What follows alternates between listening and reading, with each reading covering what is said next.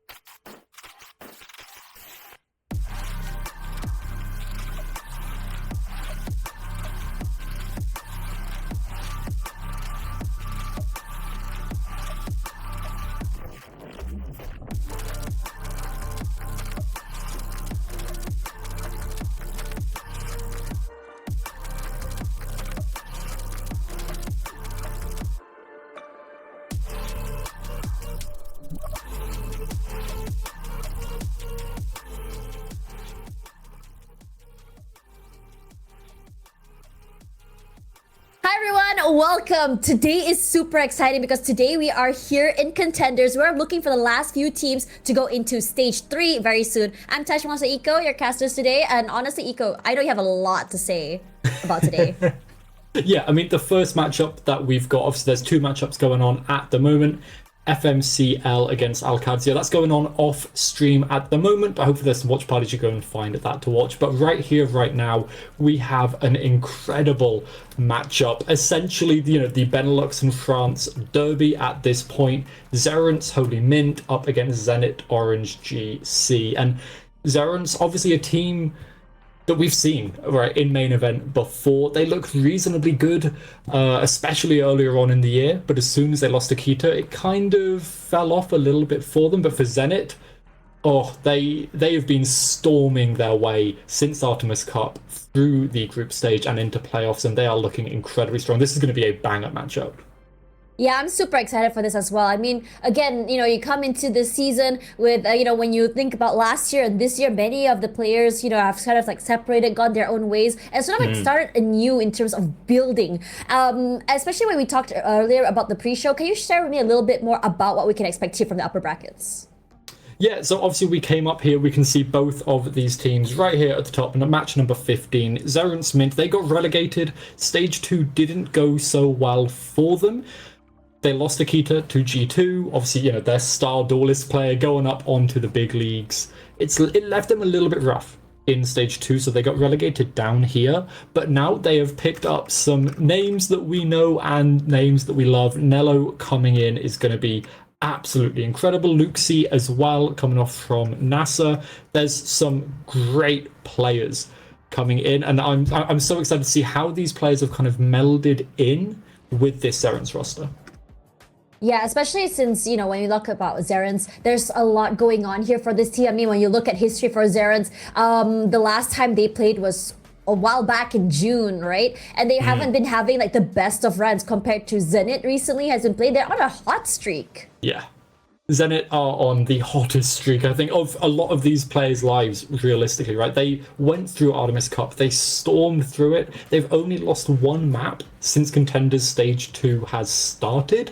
They are looking almost unstoppable, I think, at this point. And, they've had a couple of roster changes as well. Obviously, it was only really EQ came into this team relatively earlier on in the start of this year, and they've been looking very good. But this feels like for this roster, their chance, the time for them, for a lot of these players to make it back to main event. Yeah, speaking of main event right now, I think for today, this tournament, I mean, especially today, it's just super important because coming into stage 3 very soon, this is like the last chance for you to be able, for many of these teams, to be playing very, very soon as well. So make sure to follow Dive Esports on X as well to know when the tournaments are happening, what's going on, the updates as well. Super, super important stuff. There is where you want to look for. Now, if you guys didn't know as well, the tournament for stage 3 will be happening at the end of September. So you guys want to mark that on your calendars. Please share your support here for Game Changers, because we know that in order for this scene to grow is for you guys to tune in and talk about it. And on top of that as well, we're going to be having a LAN final. That's incredible. Yeah, it's so exciting. Obviously, the LAN finals, they've been popping up, over the last couple of years, and they've been so fun to watch. The energy and the hype that we get, as we can see down there, Istanbul is calling, and yeah, the energy and the hype, it's so electric, leading on into Game Changers Champs as well, right? There's, we kind of get that little bit of a build-up for EMEA. Getting the hype online feels incredibly good. I cannot wait to get there, but we've got to get to main event in the first place, so that's where we really start with these teams. Right, so for now, our first matchup that, as Eco said, is going to be Zerance up against Zenit, and it's going to be super exciting. Zerance, you talked a little bit about Zerance. We know some of these players. Lilo especially has gone pretty far. Luxi has had incredible plays, but overall, as a team, as a unit, we know these players are all individually brilliant, but how are they as a team? Excuse me. Yeah, and I think that's the biggest question, right? After you lose out on your star player, you've got to start looking at some of these other pieces that might be open. And for someone like Nello, who obviously, a little bit of a stint in G2, looked good, but kind of didn't reach the heights that G2 were hoping, this is the perfect team, I think, for Nello and for Luxi coming in as well, to really prove their worth. Because Zerance, they've got a big fan base behind them. This is now a little bit of pressure to get them up to main event. And then that's really where I'm expecting them to shine. But this roster, Zerance overall, they've been very good this year. Kickoff was an incredible start of a run for them. So we'll just have to see if they can find some more of that magic. Yeah, and I think the first step is to just be able to find that synergy, find that trust to be able to play together as a team. And a lot of these teams as well. I mean, when you played in a previous roster, you're not too sure what's going on. You're not sure about how to play off each other. Right? Sometimes when you have played with teammates for quite some time, or if you just have that chemistry, playing together, swinging together, moving together feels like breathing, right? And you want to be able to, I would say, replicate that in your games as well. And I think after this, when you look at it as well, when you talk about Zenit, we talked a bit just now about how Zerans was on that, low. They're still trying to find their way up again onto the mountain. But for Zenit, they already had a great start very recently as well. Contenders Series 2, coming through from Artemis Cup straight to groups, now playoffs, and now finals. They're looking great. They're looking hot. And on top of that as well, I feel like this momentum would really, really push them forward. Yeah, and I think it's going to be the momentum that this team is relying on, right? A lot of these players, they Matrix, for example, has played with Nello, with Luxi, with Lupiet on the other side, right?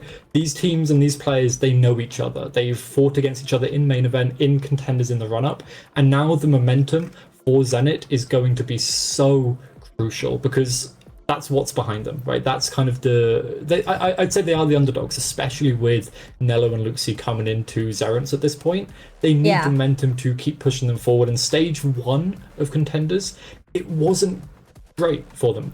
I don't think they made it past the group stage in Series 1. And now they're here right at the end of playoffs, in the finals. They've got to prove themselves with the new momentum that they found that they didn't have before. So that's what I'm really, really excited to go for. And this team, this roster, they've played not just scrims. I'm sure Zerance have been scrimming a ton to make sure they can get up, to that good synergy. But Zenit have played scrims and they've got the officials behind them. So there's no nerves, right? They've kind of got that over and done with. Yeah, I think there was that conversation about, going straight to playoffs. What's it like, the upper... I mean, okay, I think the best idea is like the upper bracket curse. I mean, we saw that happening in Toronto, right? All the Seed 1 players just struggling, cannot find the momentum or even, get hot compared to the teams that had to play from the beginning, from groups all the way till the end. You're a coach. You know how it works. I mean, what's your opinion about this? I mean, when you look at these two teams, it's stark contrast, right? Zerans last played in June. Meanwhile, Zenit played very, very recently. Thoughts? Yeah. I really think the nerves are such a huge component. Like, looking at Zenit, they've not only played a lot of officials recently and against a lot of big names, they played a finals in the Artemis Cup, right? They've been in the highest pressure scenarios that they can, and they've evidenced that they can make it through, that they can win. So I do think they've definitely got that behind them, but I still think some people are going to view them as underdogs, and that's going to relieve maybe a little bit of pressure from a team like Zerance, who are going to be able to kind of exploit any weakness that Zenit shows. Yeah, and I think that, when it comes to Zenit, while they had played a lot more games, I think in terms of experience, I would personally give it more towards Zerance, just because they've played a little bit more further. Their plays have gone pretty far. But anyways, let's talk a little bit more about this map veto. We had a conversation in the pre-show about how important map vetoes are, how some teams will lose these map vetoes. Walk me through this. Yeah, so I mean, what we're going to see here, Zenit, they've just been banning Sunset. I'm not surprised about that, and their Lotus has been a great map for them, so this is expected. Zerance is going to be a huge question point, because we've not seen them for so long. Are they practiced on Corrode? They are practiced on Bind, right? We didn't see this from them in Stage 2, so this is a new look, and they're hoping to bring something, hopefully with a bit of firepower behind it. Zenit going to ban out Haven, Ascent as well, so we will be going to Corrode if we go to a map 3, and this is very exciting, because Zerance, they've not played the officials, they've not had the kind of stress of, finals and tournaments and group stages and all of that kind of thing, but they've had the chance to kind of sit and cook, and being able to cook, especially with Bind, especially with Corrode, can be so useful, and they'll be able to have watched the VODs. Zenit's been playing on stream most of the time they've been playing, so there's VODs of them that now it allows Zerance to try and play around with. So I think going to these two new maps is very fun, and it brings a bit of a question point for me of, are Zenit capable of taking it to Zerance on both of these new maps? Yeah, I mean, when you look at, some of the history as well, right? Both teams, especially, Zerans, they have like a coach, Maski, who had played, who was the coach of Nasser Ignite. And I think that Nasser Ignite had an insane run back in 2024 as well, which means that in terms of experience, in terms of leading players, they definitely have that. Compared to, like, say, Zenit, I don't feel like, they have that staff behind them so as well. So, I mean, there are moments, especially, I mean, I'm going to just relate back to Southeast Asia because it's a region that I'm more familiar with. We have seen moments in Southeast Asia where teams without a coach just go completely nuclear and just catch everyone off guard, taking down teams that do have, that support staff. But I have to say that Zerans, as you mentioned, the VODs, the information, cooking quietly behind the scenes, this is something that I personally think that they definitely have. We should already anticipate they're going to be doing, especially since they floated Corrode. And recently, this team did play Corrode. And on top of that as well, Zenit had a pretty good run on Corrode as well. I believe they played against Lost Puppies X Leo, 13-5, dominating on that map against Burbaloni Luli Lolly. You can do it. Why? Why? Going 13-10 on that map. Yeah, no, and both of those teams are pretty strong, right? Like I think they both made it to playoffs. Lost Puppies X Leo as well. They've looked incredibly strong up until the point that they got knocked out. And 13-5 for Zenit, it shows that they know what they're doing. They've got quite an interesting comp. They're going with that Yoru and the Vice for the Sentinel. Now, this is something that I'm really interested to see how it works out for Zerans, is they only played the Vice on 2 maps, maybe even just 1 map. I think it was maybe just Ascent, and that was back in the Tejo meta. So much has changed for Zerans Mint that are they going to be able to keep up with the changes across the board, but also are they going to be able to keep up with the Vice and the stall that she can bring out on maps like Corrode, where Zenit are looking incredibly strong with her.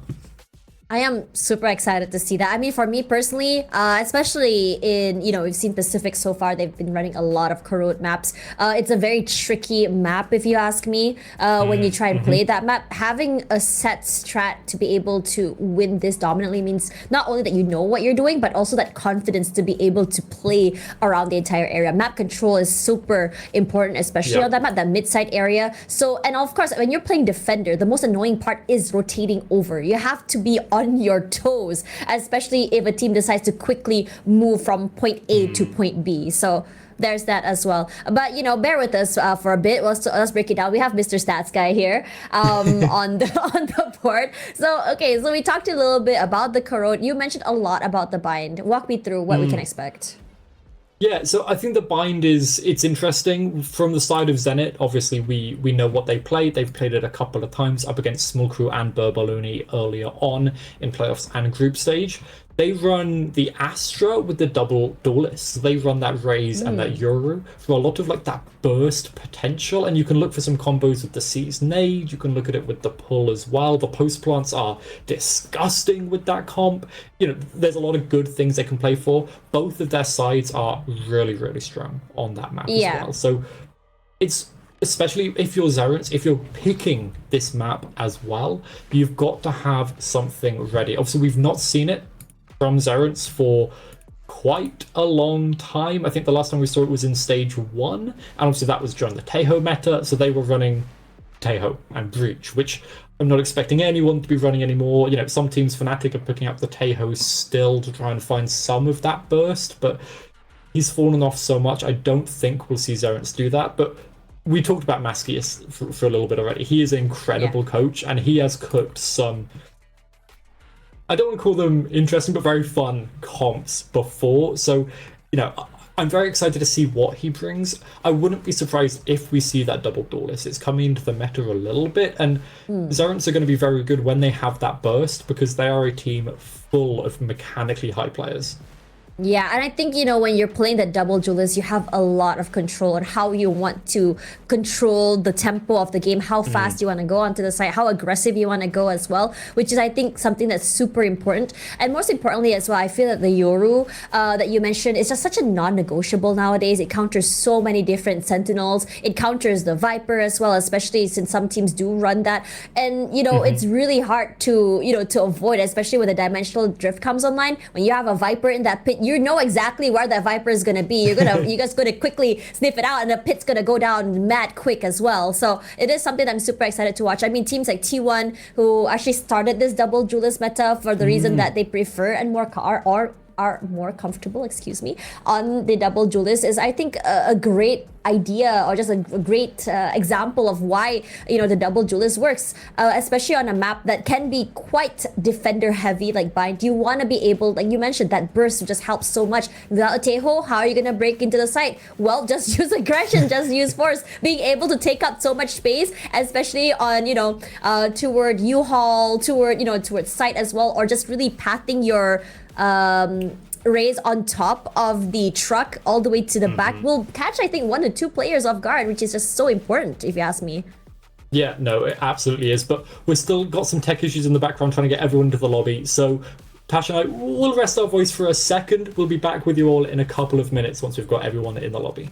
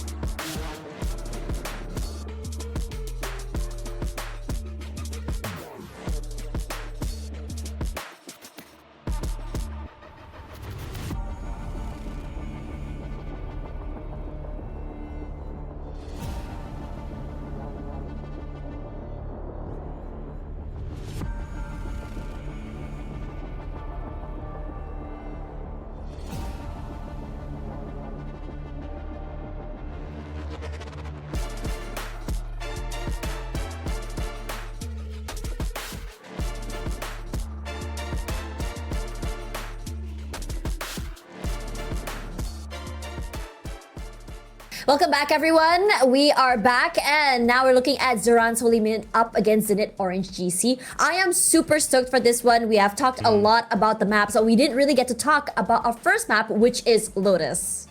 Yeah, I mean, Lotus, it's been Zenit's kind of home ground, essentially, throughout Contenders. They absolutely loved the map as well in the Artemis Cup. It wasn't necessarily their first pick, but when they got it, they were just unstoppable. And they run a very interesting composition. They have the Chamber in play as their solo sentinel, so they don't run the Vice for the additional stall or the Cypher or the Killjoy for that extra info. It's just the Chamber. But with how good they are at just supporting EQ to just pop off, she's just non-stop clicking heads when she's got the op or the tour de force, non-stop clicking bodies. Incredible. And that's something that, for me, at the very least, we're going to have to really see how Zerent deal with it, because we've not seen their Lotus obviously for quite a while. I mentioned we didn't see it in stage 2 whatsoever. And back in stage 1, it was Teo meta. It doesn't really count for much. Who knows what you're going to run now? So I think how they deal with this chamber is going to be the most crucial thing for Zerent, because it can be a powerhouse. Yeah, I mean, for me personally, when I think about, Chamber on Lotus, I think about Mary a lot. Now she's moved to Pacific. And, there's a lot of control you can get with that agent, especially on toward Mound, especially on toward Rubble as well. But at the same time, I don't think that it's such a... I mean, you can be good on that Chamber, but there are so many different ways to, to be able to deal with it. And I think it's so important. Like, I mean, we said, okay, how are we going to be dealing with that Chamber? Obviously, you want to either shut them down, a flash, a smoke should just really displace them from their hold, and I think that's a main mechanic perhaps that we would be able to be seeing coming into this game. And I think coming into this first map as well, I mean, let's be real here. Do you expect to see a chamber? I know AQ ran that, but do you think they'll be still running that anyway? I think so. Like, they've stuck with it most of the last month, kind of since AQ joined the team for Artemis Cup. It's kind of been their mainstay on the map. I'd imagine that they stick with it, right? And from the side of Zerents, I think I'm not expecting Zerents to run anything like that. I'm expecting them to run the more kind of like standard Sentinels, really, to kind of like just maximize all of the info they can get across the map for the stall they can get across the map. Yeah. Which I think definitely kind of shows that the fact that Zerents is starting on defense, it does put the Chamber at a little bit of a disadvantage, because you really want to be making the most of the Chamber on that defense side. So Zerent starting on the defense means that the Chamber's on the attack. That's a really good thing for Zerent, because yes, okay, IQ still incredibly strong on the attack side, Zenit overall still very positive on the attack side, but it's still not as good for Zerent. Yeah, honestly, personally for me, let's have a look at the agent select as we talk more about this. Personally for me, I would love to see a Fade. I think Fade is just so good on this map. The re-clear you can get both on Mount and Rubble is just phenomenal. I'm surprised we haven't been able to see it. There we go, there's the Fade. I think it's honestly, on this map, such a great agent to work with, and should just really displace that Chamber. Yeah, the Fade, the pure util there, the Horn, the Prowlers as well, push that Chamber off of the line, get the line for yourself, and it makes it so difficult for them to come back in. Obviously, Matrix is there on the Yoru to be able to flash, to support IQ, to pop off again, get onto the good lines if she needs to. But big for Zerents. Absolutely huge. Nello on the Neon. And this is going to enable her to just run on in. The stuns and the fast lanes are going to be so difficult to deal with for the side of Zenit Orange. They're going to have to be so careful to watch out for that util.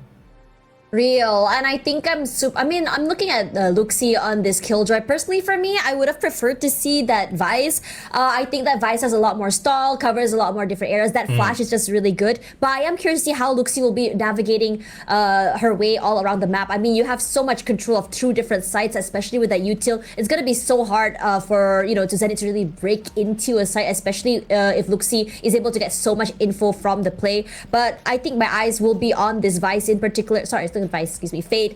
Just because, like you said, displacing agents, being able to get that info, the re-clear is so good. And Nilo as well. I think from last we saw, Nilo on this agent has been phenomenal. She's quick, she's fast, and most importantly, she's aggressive. And that is what you want to do, especially if Chamber is not able to really shut down Nilo early. That could be disastrous. Yes, and I think that's really the key thing. Obviously, it's going to help Zeren starting on the defensive side. They're able to kind of control the tempo of the map, use their, the paranoias, use the snakebite from Toy, using the stuns and the stall from Luxie.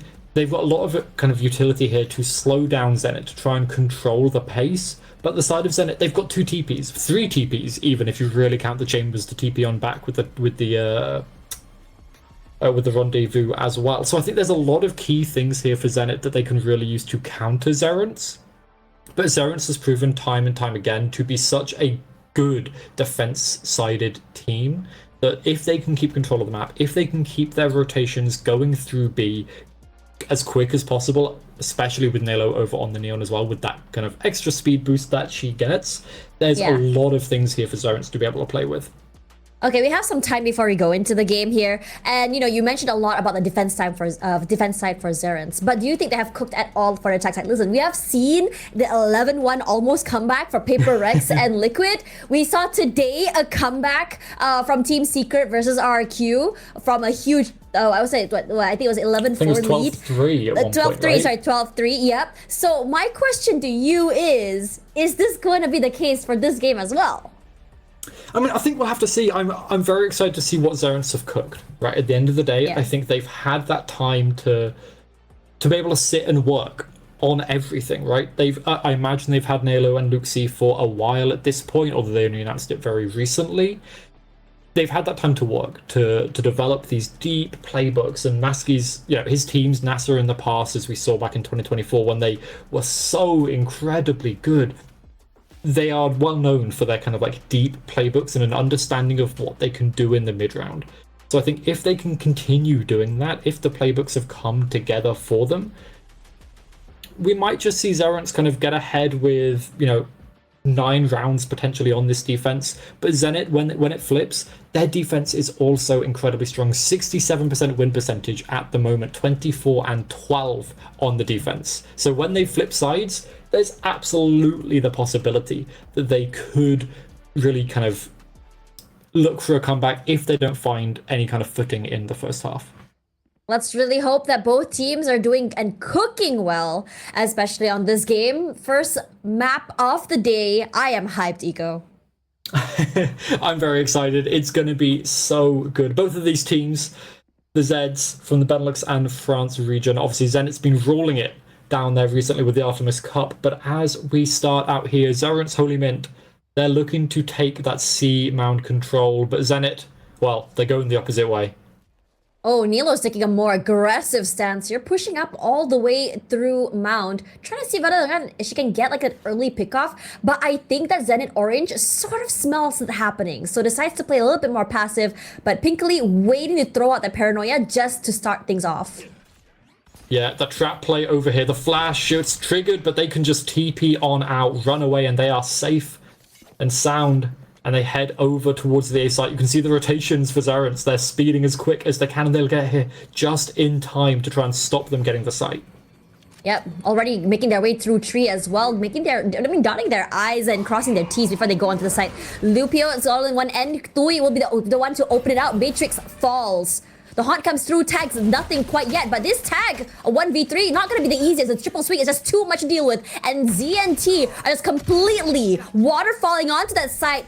Nice hit from Lupio, but is it enough? You have a 2v3 as well. Numbers disadvantage for Zerence. Gets that plant. Yeah, Zenit getting the plant here. The post-plant position's not amazing. 2 over towards tree, but a good pick from Juliet, and it's just Luxie, the Sentinel player. She's good for these, but this is a tricky ask.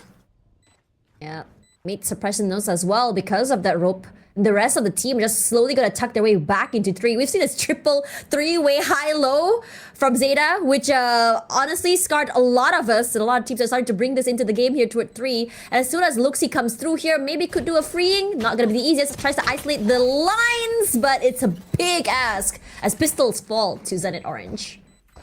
Yeah, and it looked a little bit rough for a second there. Nello managing to slide onto the site on the defense just in the nick of time, but got shut down, and we see IQ. This is why she's on the chamber, right? She's got the Headhunter to get the first couple of picks, to get herself on the board, and the Ghost picked up from a fallen teammate to close it on out. And now on the attack side, the Chamber's gone for that scope. The Marshall, it's essentially an op in her hands at this point, and she can no-scope with it too, as we've seen some big shots from her in the past. But Zerans, they're starting out slow. No big aggressive plays. Just a trap on the B site with 2 there. Otherwise quite empty, quite weak, and Luxie does spot someone. Lycian took a bit of damage there. Well, took me turret falls. Can't hold on, but it's still enough info. And Luxie decides to play a little bit more passive, just putting a util playing off each other. Matrix walks in with the decoy. A tap onto that all orb, seeing whether or not someone's gonna peek out here, but Luxie not taking the bait. Breaks it. I think we all seen the Durka fake. I think it was a lot of trauma that came from that, as well as Lupio ate a lot of damage from the initial skirmish. 20 HP left, barely alive. We can see that Zerans are still have to take a more passive approach, deciding to just play together as a team, wants to try and win this eco if they can. But for ZNT, this is a great round. They've managed to make so much space. Presence onto A, broken into B, plant already, broken down baby door. And instead of going aggressive, they decide to just play these crossfires. Yeah, they've got the guns. They don't need to give away any kills here. They've just got to hold the line, make sure nothing can happen, that Zerans can't find a way in. Oh, rushes forward here. Nilo tries to open things up, but it's a meat grinder on this side. Anyone that dares intrude will fall. Last 2's try to hold strong, but not much you can do here. And a flawless round from Zenit Orange. And Zerans, okay, this is where things get a bit more interesting here. You're gonna have your rifles.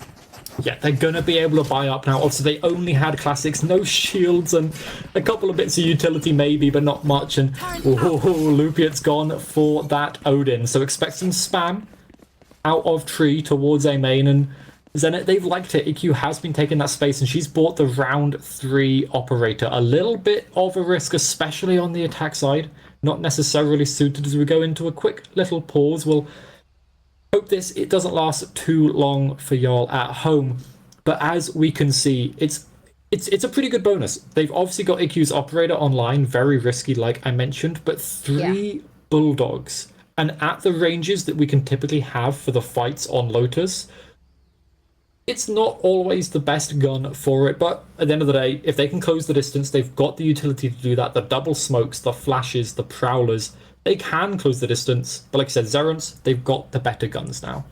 Yeah, which allows them to play these long-range fights as well. They don't want to go too aggressive. They can go for a more aggressive approach onto Mound and a more passive approach onto Rubble. They can fight for one side and go a bit more passive the other and still have that advantage because they have the Vandals, the Phantoms as well. And on top of that, when you have these smokes, I mean, in a lot of situations, you have those Phantoms, you can just spray through and still manage to get away with a kill or 2.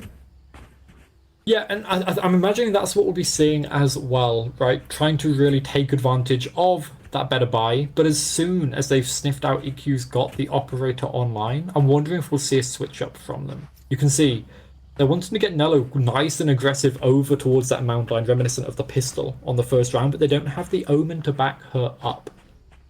So how long she's going to survive, what space she's going to find there, it's going to be very interesting to see, but this is a must-win, right? Zenit's defense is their better half. You need to get as many rounds as Zerans on this side now to secure yourself a chance to win out on your opponent's map pick if they can, because they need to. But timer ends, round starts up, and Nello taking some space over towards A, and look at the Odin spam. Chip damage as well onto some of the players here. They peek and they take a bunch of damage, so it is enough to deter all of them. It pushes back the other members from trying to contest onto that Rubble site. And meanwhile, for Zerans, this is great. They have a nice one-way smoke set up already. They have a bit more space toward Mount. They can go for a more aggressive approach. They can swing off each other as well. But for them, deciding to step away is wise, especially since a Prowler did come online and clear them out. Yeah, clearing out that space, it's so crucial, but you can already see Zerans. They're aware. They've sent Nello, okay, you know what, you got spotted there. Head over towards the A site, that's where they think the call is going, but it's going to be an EQ's on this line, ready to receive the Neon, but no, they heard footsteps outside of B. I tried try and pivot through in front of B as well, and opening the door means that it's all, you know, red alert coming towards C. It pulls a lot of the rotations from Zeran's onto the side, but honestly, the players of Zenit were not interested there at all. They have already set their sights onto A side here. The only one holding is Tui. Hasn't been spotted quite yet, but Q, I'm pretty sure, is aware that there is a Viper close by, so decides not to press the issue quite yet. They're gonna try and waterfall and just push that way out the side. Matrix takes a lot of damage from that snake bite as well as the orb finds nothing. Pushes all the way to backside. Quick spray, double swing, but Tui wins her fights. All the way to the backside here. 3K before anyone could come in. Lupio with the Odin just sprays them straight into the face. Juliet does get that plant. Plays a bit more passive. A lot of respect given here. Do not want to give this isolated fights, but here we are. Zeran's 1 point on the board, but a lot of economic damage to get here. Yeah, a lot of damage done by the side of Zenit. 3 lost for Zerance, and there's a lot of guns off the board, a lot of ult orbs over to some of the Zenit players. A great hold there though by Toy, being able to get 3 as a solo Viper to then enable the rest of your team to flood on in and keep the site. And crucially, this operator that was bought up by IQ, it was a risky purchase and she lost it. And now it's in one of the most famous, I think, GC players' hands of Nilo, and she's out towards the A site, looking to find some damage. There's an outlaw against her, but she's got full shields. She's fine taking that fight. I would love to see Nilo get a bit more aggressive, walking in with the utility as well. EQ crosses. This off angle could be phenomenal, honestly, if she does catch someone by baby door a little bit more aggressively, or even stairs. But Zeran's receive a more passive approach here. We did see some aggression come through toward Mountain just now, but this time around they're saying, you know what, this is not working. Let's all just play a bit more passive and then decide how we're gonna approach the game from there. Yeah, and I think IQ just missed the barrel of the gun, but here we go. Yeah, she's gonna peek into it. Gets taken down, and now Zerance. They're sending Nalo off elsewhere. No, there we go. She's going to take that stairs angle, but Zenit Orange, they've chosen to take the battle to the operator. Can the Fade push her off? They have no clue where she's repositioned as well. You can hear all the gunfire coming through from that Odin, which means that it's going to be so hard to cross as well. Jump peeks abound, nothing seen. I think they're still thinking that she is still playing on that A side itself, but it's going to be smoked off, and Inilo just resounds a gunfire, and I think it does keep the rest of the team at bay. With only 30 seconds to go, they have to push this issue. Sends the Nightfall, onto A side, but pivots onto B, and Matrix, nice off angle held. But the other members of Zerance don't want to go super aggressive quickly, especially since you know TB turret fell. You have no clue where the other members are. But ZNT goes a bit more aggressive. Matrix wins hers. Tui goes for the 2. That Guardian pickoff is just so amazing. And Nilo rushes forward, gets that tap. In fact, decides to just stick it. Elysian spots it out, gets it, but at the cost of a lot of her HP. The high-low health, Tui is just a sharpshooter for this game. A 4K this round, and she's just going massive. Yeah, absolutely huge. 8 and 3 on the Viper. Feels so comfortable with her, whether she's anchoring down a site alone or if she's retaking with the rest of her team. Poor player, and now she's got the Viper's Pit online as well. We're going to see the Phantom buy. I was half expecting a judge there, but none of that fun gameplay just yet. Is she getting a lineup over towards C? And now the op over towards Mound. EQ only has the Headhunter. A full eco here for the side of Zenit Orange. They're going to have to make this work for them, but the one way. EQ's deterred yet. She's going to walk away. Yeah, you want to be able to at least get... I mean, you can go a bit more aggressive, especially, you know, if you have that Tour de Force online here. But Nilo is not shy to show her position. Here's the TP, and Luxie tries to challenge, rushes forward, gets EQ, and also Elysian as well. But Luxie, what the heck is that? Hasn't fallen quite yet. There for the A's, not happening. Valone decides to just completely deny. 15 HP left. One swing from Pinkley means that it's just over here. And that is how you anchor. Holy crap. That was something else. I do love that Valone shows off that GC Sheriff, the classic that we always see. Well, not the classic, the Sheriff, I guess. But, you know, we always see that kind of coming on through. And now Zenit, after winning those first 2 rounds, decide to call a very early timeout. Now, I want to go back to Luxie, because it feels like I remember seeing her up in main event previously, and she's a player that consistently can get these 4Ks, but that 5th, it's so elusive. I wonder if it's a bit of nerves coming on through for Zarent's. First time for a lot of these players up in the spotlight in a couple of months. It's been a while, right? At this point, yeah. It's been a long time, and now, well, they've got a chance to talk to their coaches as well. It's not just Zenit, so anything could happen from here. Yeah, this is cute. This is good. I mean, we're starting to see the whole team just start to get a little bit more hot, and most importantly, starting to understand how Zenit plays this map. You're starting to see how they're just reacting to the plays. Yeah, it's a Rubik's Cube, but once you figure it out, it's going to take a while. And my question is, okay, Zenit, you have this timeout. Are you going to be changing up anything? And as for Zarans, what changes are you going to be doing? Are you just going to still be playing your game? Especially since these last few rounds have been working very well in their favor. Tui is 8-3. Come on now. She went phenomenal with that Guardian just now. She's tapping away. Yeah. Like, she doesn't even need the better guns. Sure, the Phantom's great, but the Guardian, she's fine with it. Like, yeah, forget the rifles. Who needs those? You want to play? Let's play. Oh, here's the change. You know what? You hear the Tour de Force online, and instead of allowing the Chamber to come online, we just push them off. And Matrix here, oh, jump shot, that was very risky here. Tui decides to play a bit more of an aggressive angle alongside Nilo as well, which means that if you want to try and go aggressive on B and pick one, that's going to be denied. Yeah, but now the entirety of B main's denied as well, so this looks like Zenit. They're pushing over towards C as, oh, this B peak. Oh, that was very, very aggressive from Nilo. I love seeing these two players just really duke it out, especially that op versus op battle. You have no clue who's going to peak first. But ZNT, eyes on C side here. You have the Dimensional Drift online. You spot out where the Killjoy is, and immediately, instead of Valone coming up huge, Luxie wins every single one of these fights. Hello! She's a definition so of an unstoppable. anchor? Yeah! You can't do anything against her.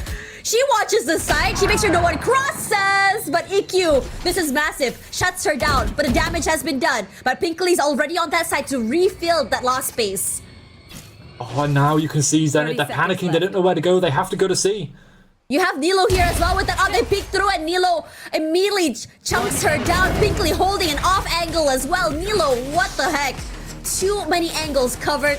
And honestly, at this point, Zenit Orange have no clue what to do. You go B, you're getting stopped. You go A, you're getting stopped. You've tried to force C. You have this one anchor just completely chunking down your teammates.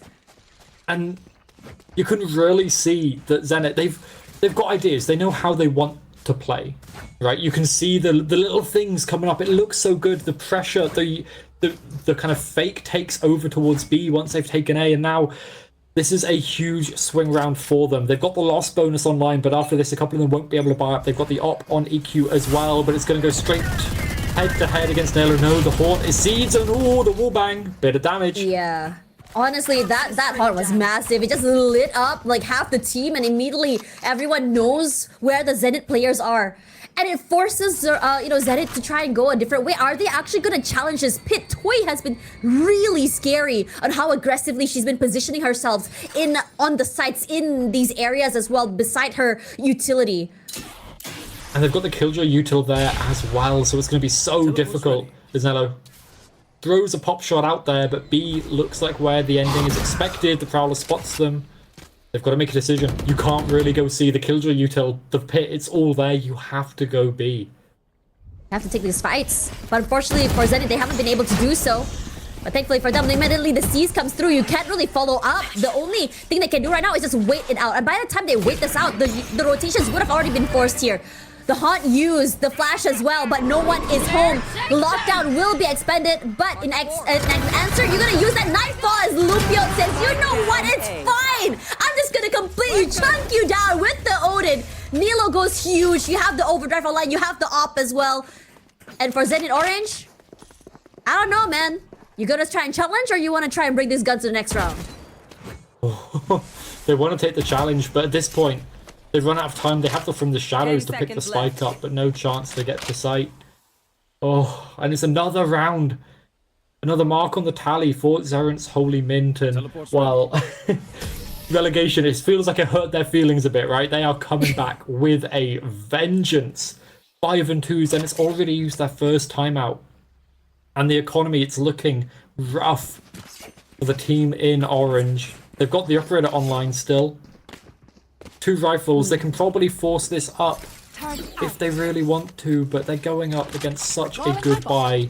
The only real positive there for Zenit Orange, as we go to another tech pause, is Zeron's used 3 ultimates in that round. So that's something. If you're Zenit, you're relatively happy that at the very least some of those big power ults, they've gone. You don't have to worry about them now moving forward.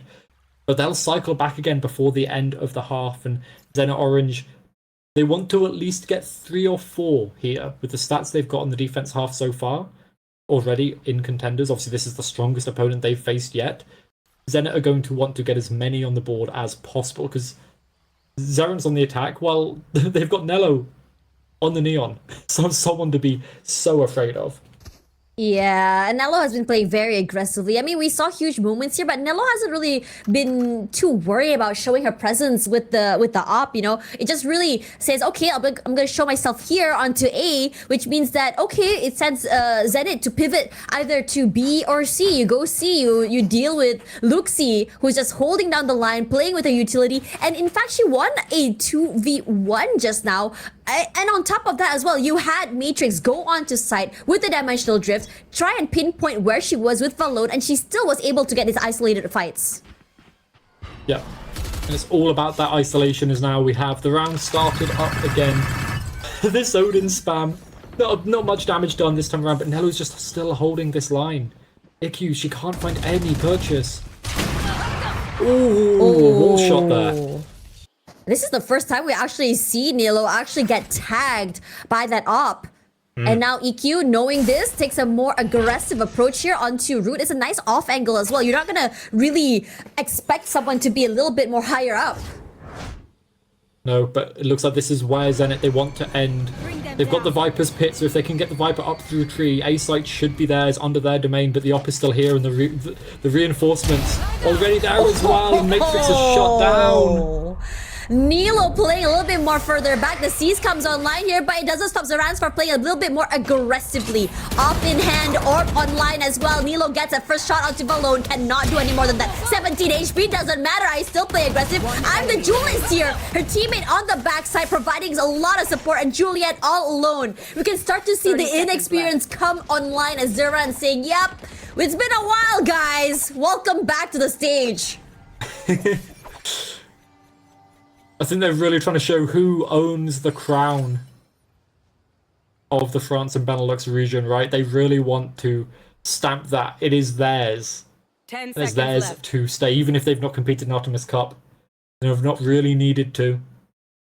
They want to make their way back up to main event, and you can really see that coming on through already. Zerans, regardless of the maps coming in, they've had a chance to prep, they've had a chance to watch the VODs. They are looking so strong. Okay, not many big ults coming on soon at the very least, but it's kind of the same for Zenit. If they can't get Elysium to a site, they can't get this Viper's Pit down, and it feels impossible for them to get the spike down at this point. True. I mean, you have what, 6 in a row already for Zarans.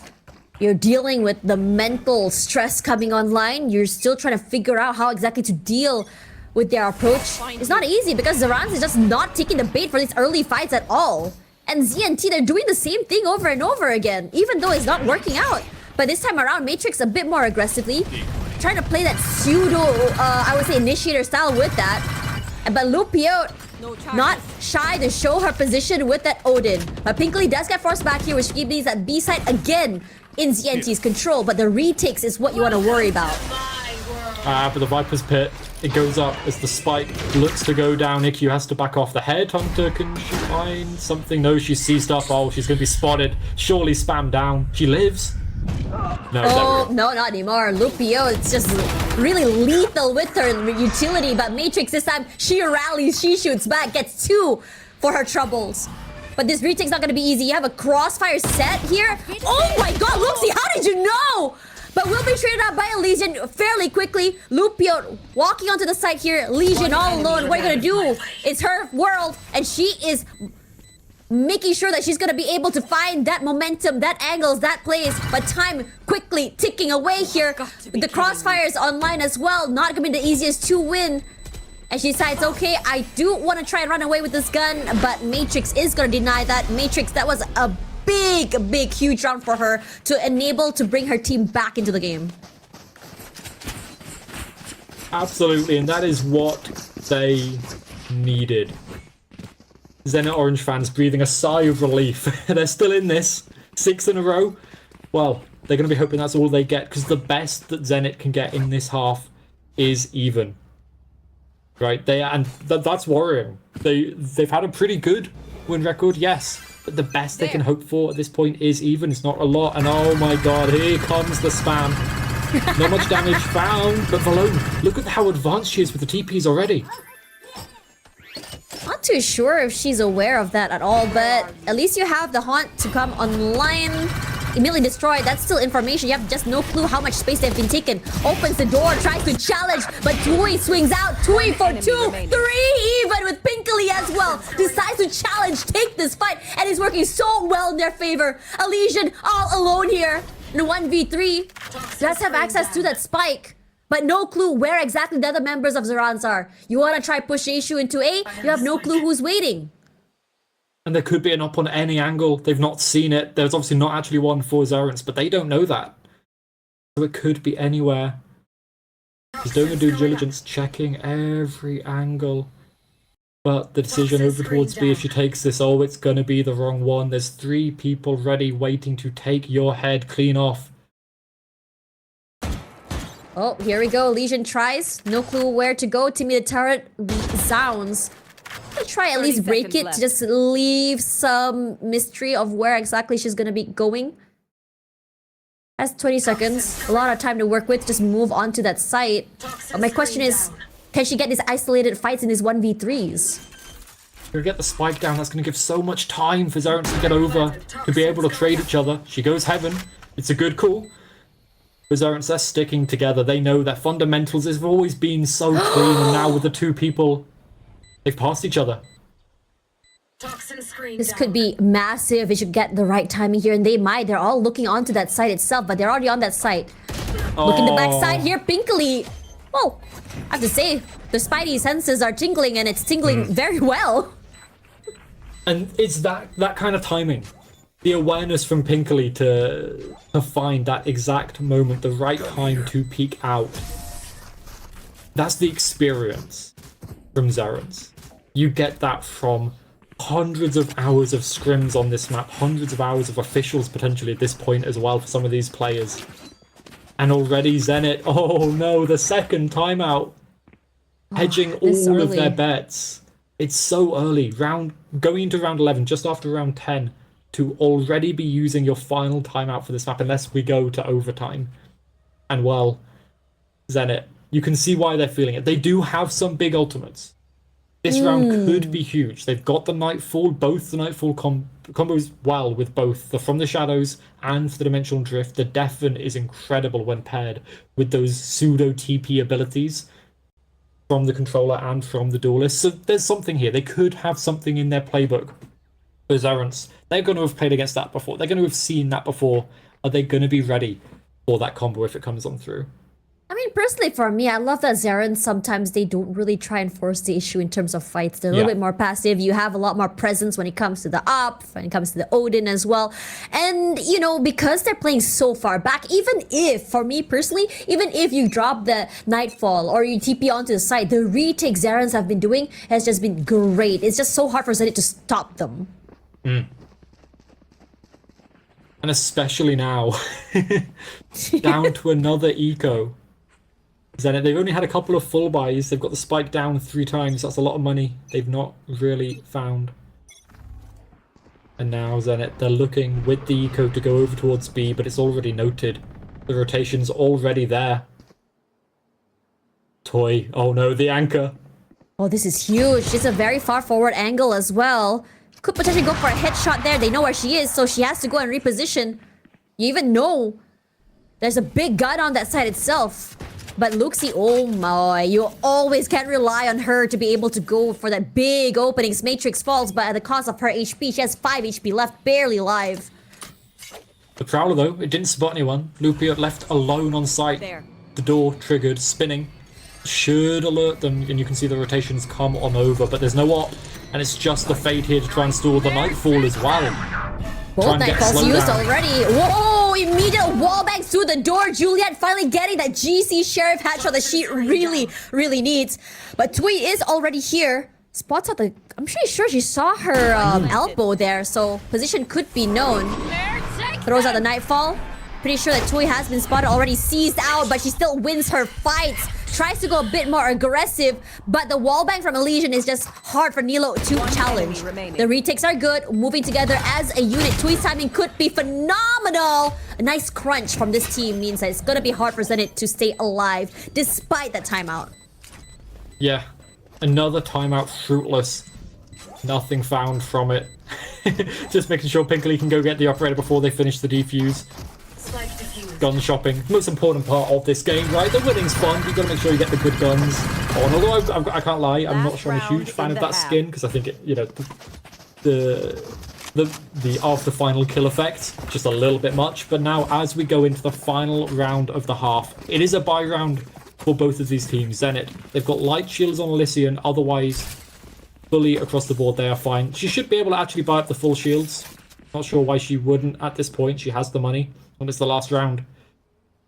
But Zerents, they are feeling strong, and they've not even really been relying on Nalo to pop off with the op. They've just been allowing her to find a couple of impact kills. Other than that, the rest of the team has been holding the line, and they're looking for their 9th round. Yeah, very patient self-play. Honestly, as someone from Southeast Asia, this is a very refreshing change from the very aggressive W gaming. So different to me. But it's working out very well for Zeran's favor. Through the door, sends out the problem. At least I have an idea that no one's actually pushing yet. So for ZNT, okay, let's try to find a different way onto that side. It's gonna be C. But personally, every time they try to go a bit more aggressive onto C, you spot out where Luxi is, but Luxi has been doing phenomenal when it comes to the gunfight, winning those aim duels as well. You've spotted 2 players already, C's thrown out. You are gonna try and open up the side from the corner, and Nilo shoots her straight in the face. Yeah, but B is open. Yep, here we go, Pinkley. Oh, took a lot of damage from Elysian Snakebite. Punished for trying to challenge that. Falls.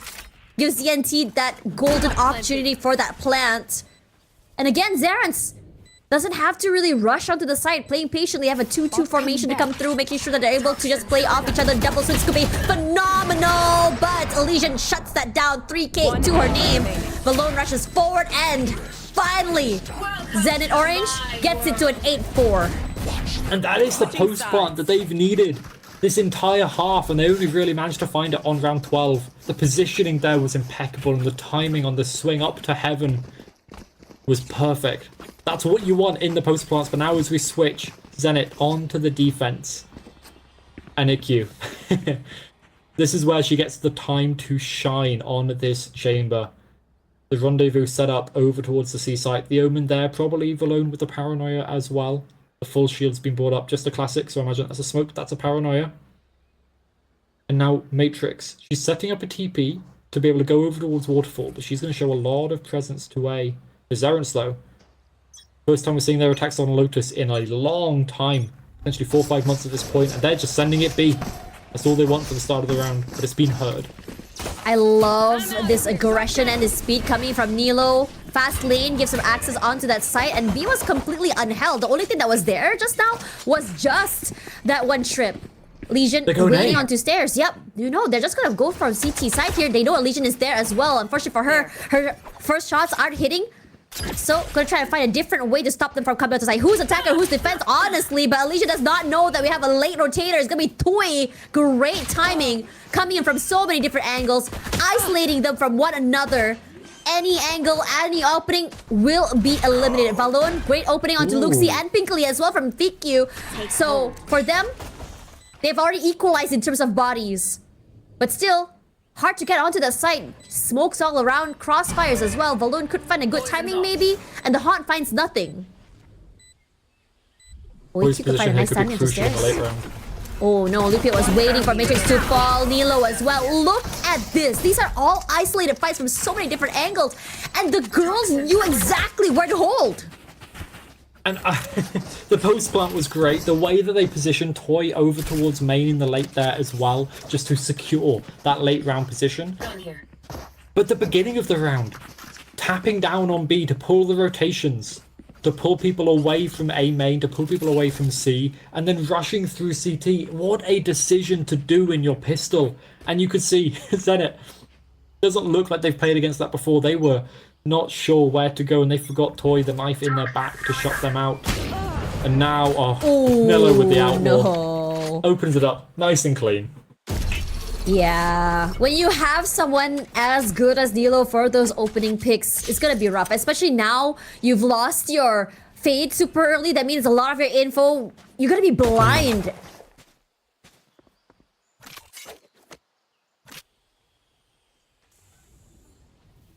Peek? No? Maybe so? No. Zenit don't want to give any more kills over. They're worried about this outlaw, and I would be too. It's Nilo. Okay, here comes Luxie. I mean, for her, she's been anchoring the site very well. She knows how it's going to be played. She slowly made her way onto this site as well. Nice strafe, but she's going to be caught out with the crossfire from the backside, which means that they have an idea that A side could be a little bit more open for them as well. Toy's late timing has been just phenomenal at 2k from the backside. Do you expect her to be watching flank? No, she's waiting for that late rotators here with Nilo. Nice off-angle health. Matrix should fall here. Yep. Only one more player to worry about. It's going to be Valone as well. Look at that nice angle health. Nice headshot. Tap to the head. Toy, come on. This is crazy. She only needs the Guardian. That's it. And up to double digits already. Zerent's Holy Mint feeling incredibly happy, incredibly strong with their position. Toy 17-5 on the Viper. The Outlaw online again as well, and Zenit, a lot of them forced up. A lot of them had Sheriffs or Shields online last round, so 2 Light Shields, 1 regen. That's a 1-tap to Nilo. They've got to be so careful about taking aggressive positions against the incredible Neon player from the side of Zerent's. I would love to see Matrix just get nice timing, push up a bit more aggressively. But not gonna be easy as well. Look how far ZNT is trying to challenge, going aggressive, trying to really take away control of Rubble. The paranoia, the utility use just displaces EQ as well. Can't hold, can't fall. And Juliet barely survives. If you think about it, she nearly got picked off here, but Elysian will go huge. That's a big opening onto Luxie as well. Really denying her from being able to just really wander on the map and take a bit more control. Yeah, and now, okay, see, it looks empty, it looks open, but the Euro TP is there to be able to come and support Valone on site. As Nilo picks up, slightly better gun. Lupiot, though, still only has this Guardian. There's a lot of noise is being made over towards C, but I don't think that's where they're wanting to end. No, it is. As the TP's been taken, the Yoru looking over towards B, but there's still 2 to anchor the site. Nice hold here, but stunned as well. Lit up the site with that haunt, but Elysian is there to cover up the tracks. But Pinkley will take down her counterpart. Chip damage about here. Elysian has been sharp. But Lupiot somehow still wins it in the end. Elysian using this pillar as a way to isolate these fights. It's working out very well in her favor here. Gets that spike. Pinkley running away with her life. And try and rendezvous with her teammates here. Timing is crucial. 10 seconds to go. Decides to go for that beat plant. They'll get it down, but the doors can be swung behind. They're going to be pincered here any moment now. As the spike is down, but this is surely it. This is going to be so difficult in the post plant for Zerent's. Yeah. Prowler catches Pinkley as well. They know exactly where she is. Sense one sees out, but Tui is there. Sharp as heck with that Guardian. Just like she was in that previous half. And now EQ all alone. Vulnerable as well. Playing with those smokes, but a crossfire set her up. Not for success at all. And somehow Zorantz turns a moment where they should not be winning into an advantage. What the heck, man? A 2v3, getting that spike down, maybe even be the 2v4 at one point. I mean, Toy, the standout player, up to 19, not had another death yet. Incredible. The Guardian, the one-taps. Oh, this is the mechanics that is going to help a team get all the way up back to main event, where these players, I'm sure they believe they belong, and that the way they're playing right now, it looks like they do. Zenit, they don't want to let their opponents get up to match point. There's no more timeouts, so they're going to have to rely on these slightly lower weapons to get them their 5th. I love how Zarantis has been doing a great job of displacing EQ. The Prowler, the utility, the smokes. EQ can't really catch a break. Just shut down. No chance to show off why the Chamber is so good on this map, and I feel like that's a slight veto advantage Zaren's got by being able to pick the defensive side to start with. There's now the pause from Zaren's, letting Zenit make a mistake, but this Prowler is going to spot them, going to find some info. But Zaren's, they have the time to just back off or to just push on over to A. Oh, what a Prowler again. Yeah, it's really setting up Nilo for success. Finds Juliet, sees as well to make sure that no one's in those corners. And Nilo, you could tell she's hot. Wants to get a bit more aggressive. And Matrix, unfortunately, positions lit. Try and find a way into drop. Spike planted. No, changes her mind. Nice angle to play, but Valone trades. Hui is still there. Shut down by Valone. A taste of her own medicine with that Guardian. Slowly makes her way onto that site. But Lupio's timing a bit better. Too many angles to worry about here. Elysian, once again, the last person standing. Has an idea where Lupio is. Finds one. 2 more to go. Where is it gonna be? A double swing to deal with. Too much to ask for. Way too much, and we're seeing now the duels of the ex-teammates. Matrix versus Nilo. Going the way of the Neon. Zarence feeling that little bit stronger, looking to put an end to the hot streak of Zenit Orange. Obviously, it's only the first map, but this is Zenit's map pick. They should have been feeling comfortable, should have been feeling confident. They've got guns. Couple of ults online, a couple of ults as well, though, for Zarence. And yeah, Zarence thinking, you know what? Let's just go B. We've got the Neon ult. Let's get the spike down. Yeah. I'm out of here. You're already feeling this great, this hot. You know there's a Legion playing very aggressively. She's already taken a lot of damage, but here comes the overdrive as well. But Elysian shuts Nilo quickly down, disallowing her to put more damage onto her team. But Zeron's not deterred. They're saying, okay, that's fine. We can just try and go and pivot toward B. But Elysia's not done quite yet. She gets curious, and she's rewarded for it. What a shot there as well. To shut down the Omen. The 2k already incredible, but now the Prowler from Lupiet. Not finding anything close. As the Omen and the Euro, they back off towards A. It's silence towards C. Zarence maybe finally shut down. They've got 2 people towards the site. IQ though. Oh, not being able to see anything. It's just Elysian again. Sharp as heck. Luxie at least gets hers. No clue where EQ is. It's a lot of noise for her footsteps, so EQ has no clue where to look. Timing could be massive here. Tries to find a way forward. Has to go through waterfall. Okay, this is massive. Lupiot as well, a bit more late. They're trying to check this fight against Juliet. No, wallbang to death. Lupiot alone. Hon is online, but against a 1v4, man. If she wins this, I will yell. I will Surely yell. she can't. I'll wake up the entire house here. It's not planted for her too. Yeah, she's not planted in a good spot. She didn't have the safety to do so, and now as 4 people bearing down on her, she's gonna have to find something massive if she wants this.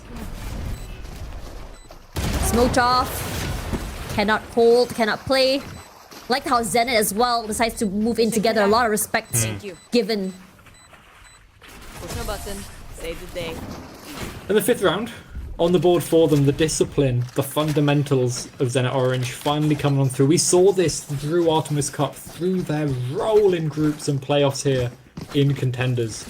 Their fundamentals are what can carry them through. Yes, they've got some star players on this roster, some incredible names with talent to back them up, but it all comes down to the teamwork. That's what Zenit Orange, they've been good at, and if they can keep focusing on it, well, it could be good, but now the operator online for IQ on the defensive side, and she's positioned over towards C, and that's where Zarans are heading.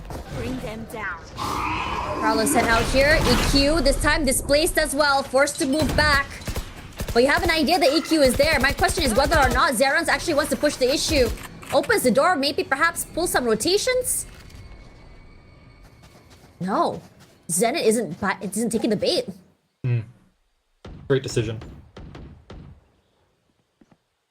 Portal closed. Or position as well set up. Haunt comes online, it's broken, has an idea that someone is close. Matrix has been fairly quiet. Unfortunately for her, has to get crashed away. EQ finds hers. Legion does fall though.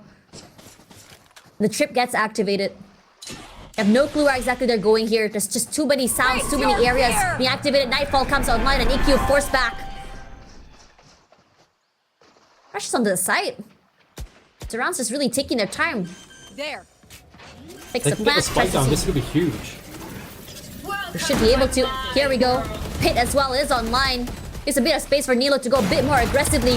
Catches one off guard. No, Juliet will win that fight. Gives him a bit of space to work with. The Haunt finds nothing.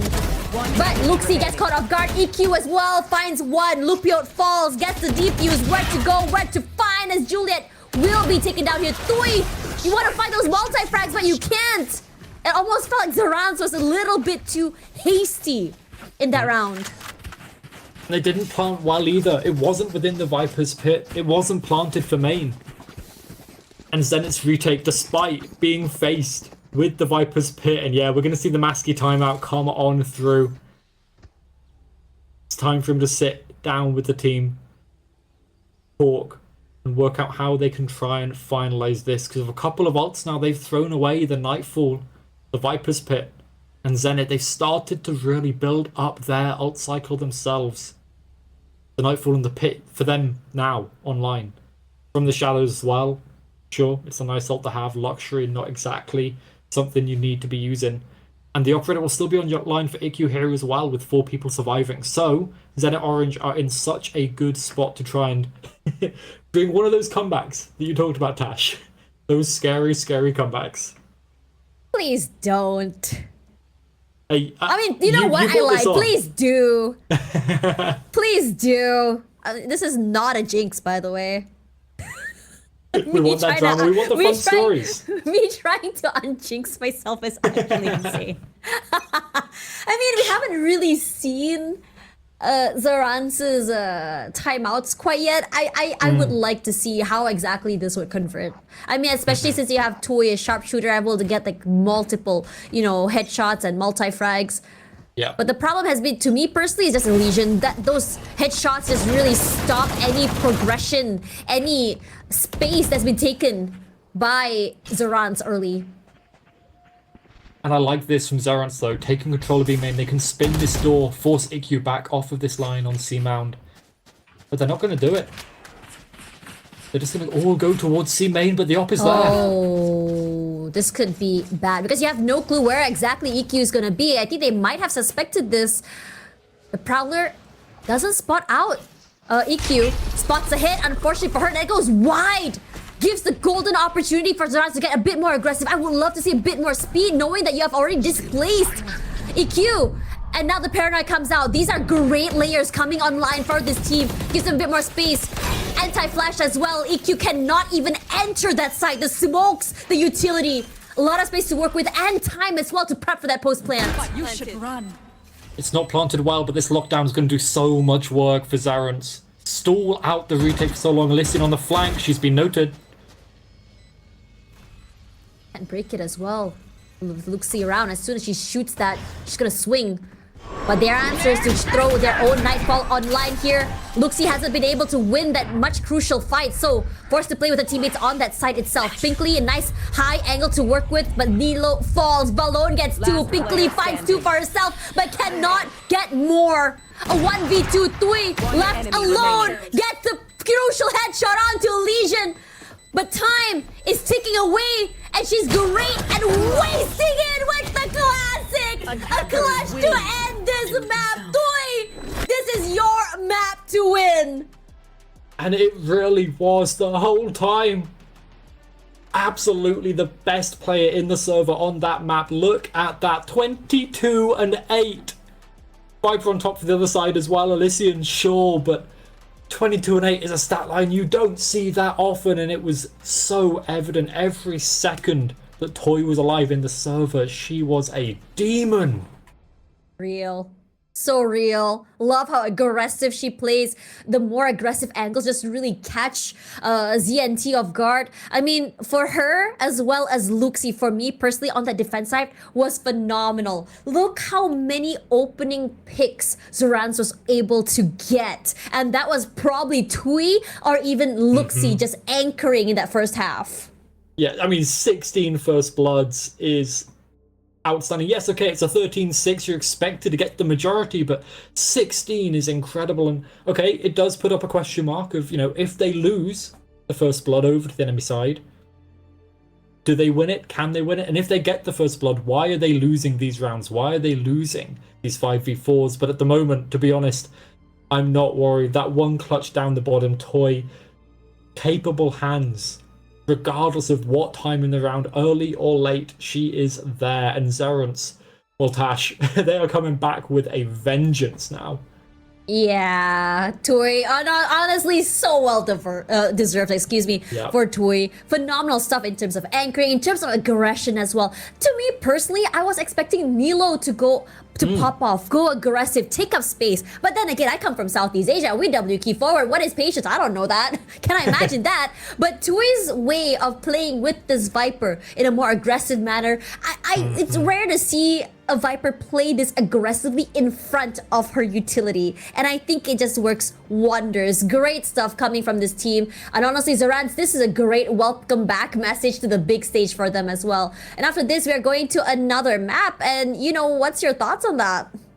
Yeah, I mean, at this point, especially considering that was Zenit's map pick, they're going to have to come on strong on Bind. I talked earlier about Bind is good for them. It is a good map for them. Both sides very strong, over 60% win rate. So they absolutely have the chance to win it out and send us on to that map 3 of Corrode. But Zerance picked Bind.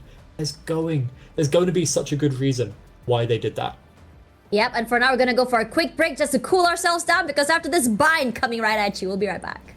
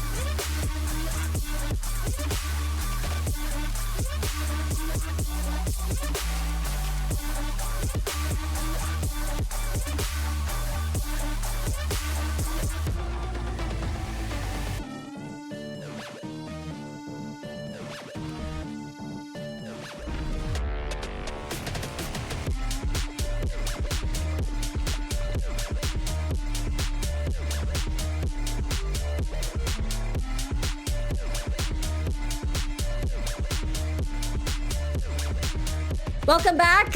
This is hot stuff. Zarant's showing us dominance and insane statement on how they wanted to start their game. And now we're going to Bind, which you said is a better map for them.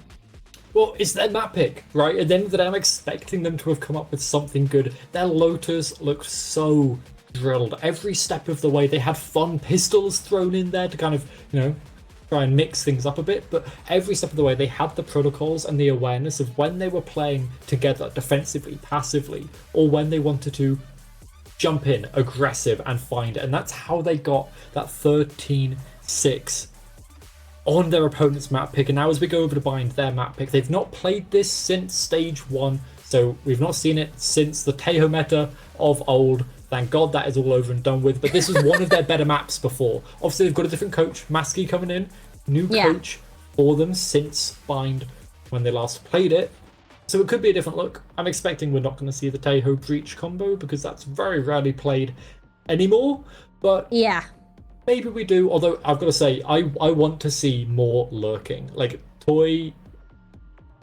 let her lurk. Let her do whatever she wants at this point.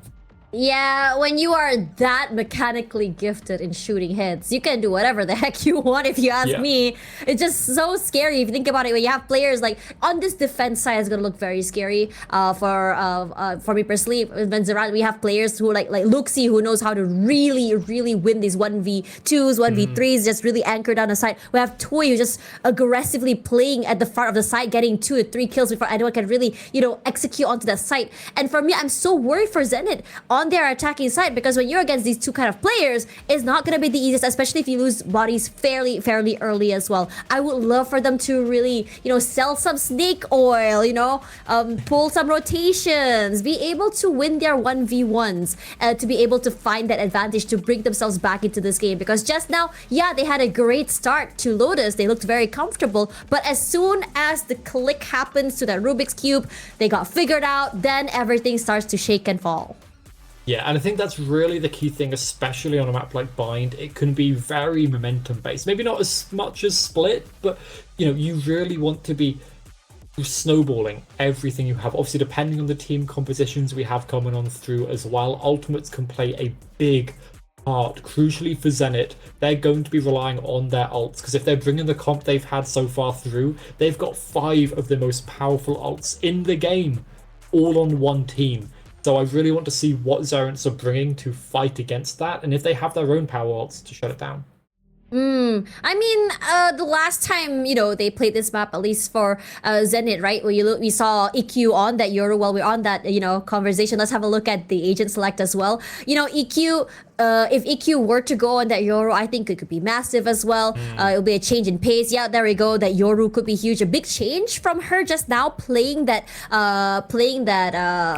chamber. But at the same time, I feel like it gives EQ a lot more freedom to play how she wants to play, as aggressively as she wants to as well. But at the same time, you want to go against someone as equally as talented on that Euro as Nilo. And it's not just Nilo on the Euro. Incredible, great, we love to see it. They've got that flashes coming out from Luxie on the Gecko. An incredible agent on this map, especially when paired with a flash to kind of allow the Dizzy to get that extra value. But the key thing from Zarant's Holy Mint, we've seen this pop up a few times over the last 2 years, is this double dome composition. They've got the Astra and the Omen. No Viper for the lurking. Toy can still lurk on the Astra, absolutely, still absolutely fine to be doing it. But there's no Viper, right? So the stall is that little bit less, but they've got the Omen TPs to assist Nalo on the attack side. Pinkly incredible on the Omen.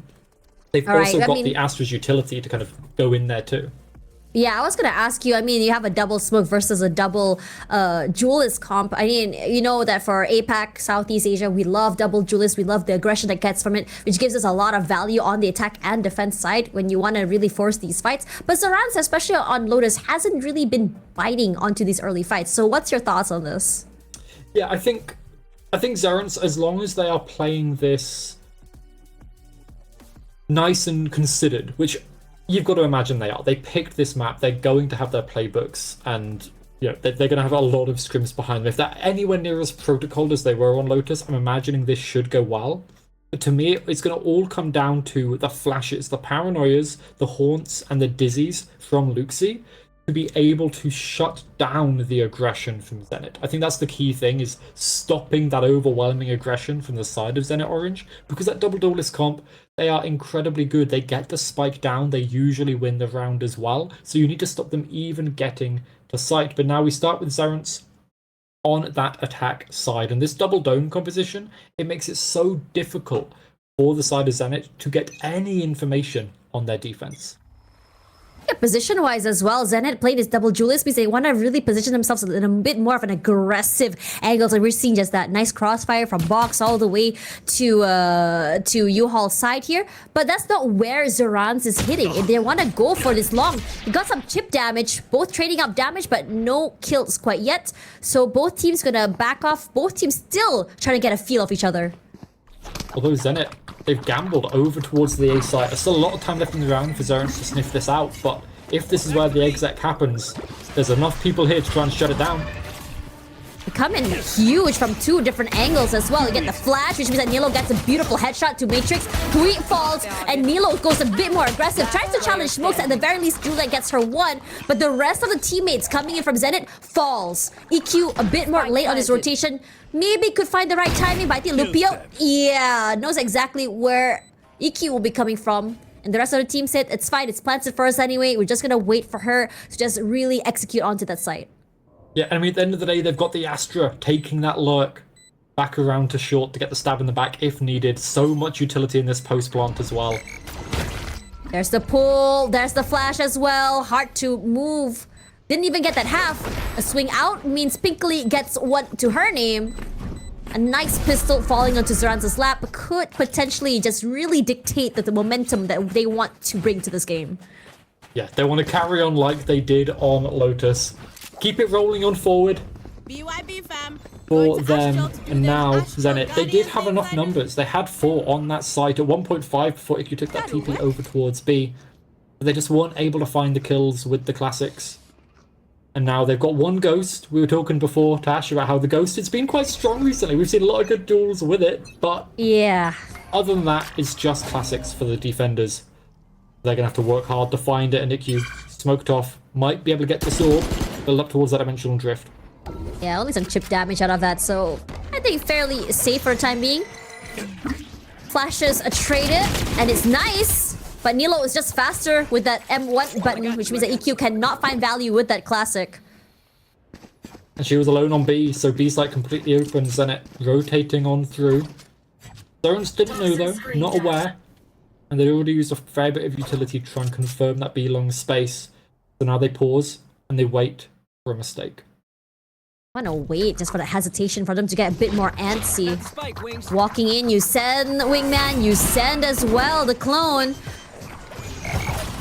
Breaks everything, but still Flash and Nilo breaks through, playing so perfectly with all the utilities. Gets the dig to the head, but it doesn't really matter when you're not getting those kills. One by one, Zenit falls like flies, gets the plant as well. Does get a bit of a delay with those pain shells. Gets one kill as well to her name. Matrix, gonna be a safer plant inside of Tube. 30 seconds left. Satchel sends out, Pinkley sprays, gets one shot to the head for Balone. The other one member still as well, can't do much than that. Very clean round by Zerance. 4 alive as well, so they bring a lot more of their weapons into the next round. Yeah, they only lost 1. They were faffing around a little bit too much on the site, trying to get the spike onto Nalo to build up towards that dimensional drift. She died for that, for her sins, with that Matrix nade thrown up over, a little bit of a lineup. And now we've got guns online for Zenit Orange. Couple of light shields, regen shields on the board, so some good damage could be done. But Pinkley, the Bucky on the attack side on the Omen, what can she find here? That's an interesting gun pick on this side.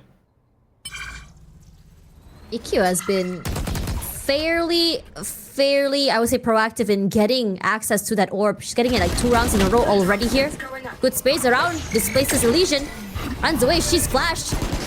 Juliet finds her one, but the other members all stuck inside of Octagon here, so site fairly open for Zerance, but you have no clue where exactly this retake will be coming from. Yeah, that's the crucial thing. 3 people over towards long. Surely not noted, actually 1 rotating over towards Hookah.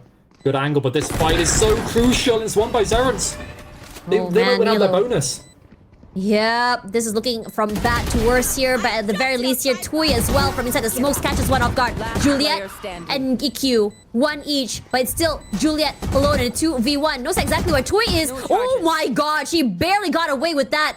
Gonna throw down that smoke, finds nothing quite yet here. Haunt tags her, time ticking. You see all the util dubs, everything in the kitchen sink, and Lupio gets her in the end. Juliet hoping to bring the gun forward, not happening. What a round. Zerents, they're looking so strong, and you can see all of these little pieces. One of their team died pinkly over towards Belong. So as they flushed the defenders out of hookah, they put the utility outside of Octagon to lock them in there, to lock them over towards that angle so sight could be theirs. They took the fight over towards CT, then went back to Long to finish it off. Zenit starting the same thing as before, looking for the odd tour, but Zerents, look how patient they are. Yeah, I mean, especially on these rounds where you don't have those guns, you can anticipate your enemies are going to go a little bit more aggressive. Nice flash out, finds nothing. Zerants, you see them for the last map all the way till here. They do not want to take early fights. And it's smart.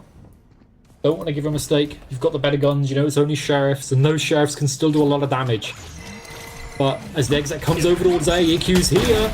Ooh, Oh, what a that's shot. nice. EQ was just so Huh? patient, and I love this. You know the advantage you have in terms of these sheriffs. You land those headshots, and doesn't matter what gun the enemy has. You just gotta find that golden opportunity to be able to really land those perfect headshots. Legion's here.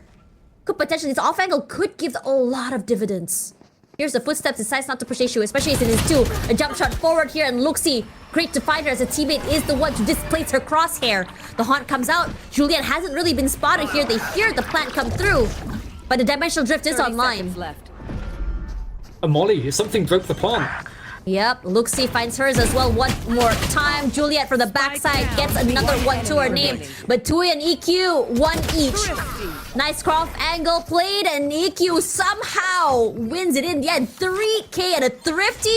What a way to bring yourself back onto the board. 25 HP for those Zenit members alive at the end. 25 total between those two players, and they win it out. What a thrifty to keep themselves in this map, in this series.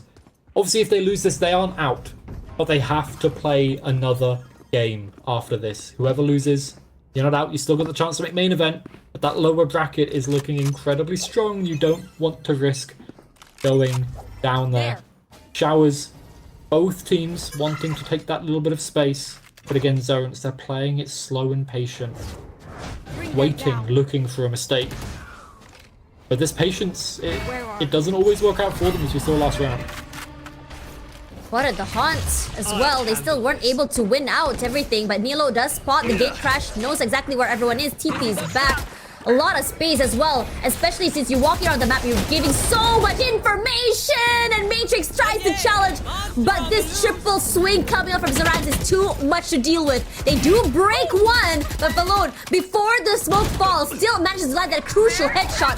Tui as well, still sharp, bringing that aim from the last game here as well. The Nightfall falls. The rest of Zerant pushed back, but it doesn't really matter to them. You have the crossfires, you have the ways to play. Lupio's timing could be huge, could go for a big backstep here from Heaven's side. Valo, do you know that Pinkley is close? Yes, you do. You get that tap. You're not able to hit. It doesn't pull her away. Oh, finally does. Displace her in the end. Finds Juliet. One enemy remaining. Lupio as well. Crossfires are huge. Gets a tap. Still, Haunt destroyed. Knows exactly where she is. Balone, 3. But still, want to try and isolate these fights. Playing a bit of a ring around the rosy. But where is everyone? Where is the time? Wins the shots. Gets a 4K. But time is not on her side. On top of that, so Twit's late lurk, will still catch her off guard. Oh, and Taj, that was so close, and oh, I imagine this is a momentum timeout. Zenit, they knew they were so close, and with a 4K coming on through from your Astra, you're expecting to win. But Zerents, a couple of solo duels given away, lost. The side of Zenit Orange, but they still win it out. And now the timeout for Zenit Orange. As they know, going into round 6, they need to start to get some rounds on the board because they picked this side. They chose to start on the defense with this double duelist comp. A little bit of a risky move, and we can see their retakes. They're maybe not exactly as good as they need to be yet. Honestly, I have to say, you know, the timing Zarans has with those lurks, those rotations, you think that you have killed one rotator? No, there's going to be another one. There's so many layers to this team. You just really have no clue where to look, where to go, where to play as well. It feels like a 1-2-3 you swing, 1-2-3 my turn moment coming in from Zarans. And Zenit is just getting, you know, caught off guard by these situations. No, absolutely. It's getting rough. And as you say, there's so many layers to this. This was a map that Zarans wanted to play. They picked into this. And they've got the playbook. IQ. The hero rifle online. As an A short push, it's being watched by Toy. Oh, there we go. No chip damage, but still presence noted. And Toy says, that's fine. I know that's 3 pushed. All I have to do is just back off. And because of that, the other members of Zarans, quick to go for that rotate toward B area, tries to go for long instead. But Pinkley all alone here. Oh my god, still gets 1 to her name despite that 3-man push. But Valone will at least get an upgrade here. Yeah, the upgrade's good. The retake, when it comes on through, will be that little bit more powerful. And now Zarans, they're favouring long. They like this in the early rounds. Nightfalls can reveal absolutely no one towards sight, but they have to be careful of Hookah. It's open, they could still... Oh! My god, Nilo, that's huge. Finding Matrix fairly early as well. You use a lot of utility and ults, and it gives you so much value here. A lot of respect sent out. Legion cannot land that crucial headshot, and Nilo repositions, plays on the site. Matrix at the very least finds that value with that Guardian, but quickly traded out here. Alone needs that 1 headshot. No GC Sheriff this time, as Tweet quick to shut her down. And as much as Zenit wants to try and ride off momentum once again, bring another thrifty, Zeran says, yeah, we did it once, we're not gonna give it again. Yeah. And now you're really seeing Zarans feeling so strong. They are just looking almost unstoppable. There's an operator now for IQ. The big kind of chance, the ace in the sleeve for Zenit Orange. If IQ can find some damage, she's going to take a duel here over towards B-Long. Zenit, this is their chance. Wiki with the op here as well. Unfortunately for her, will be displaced.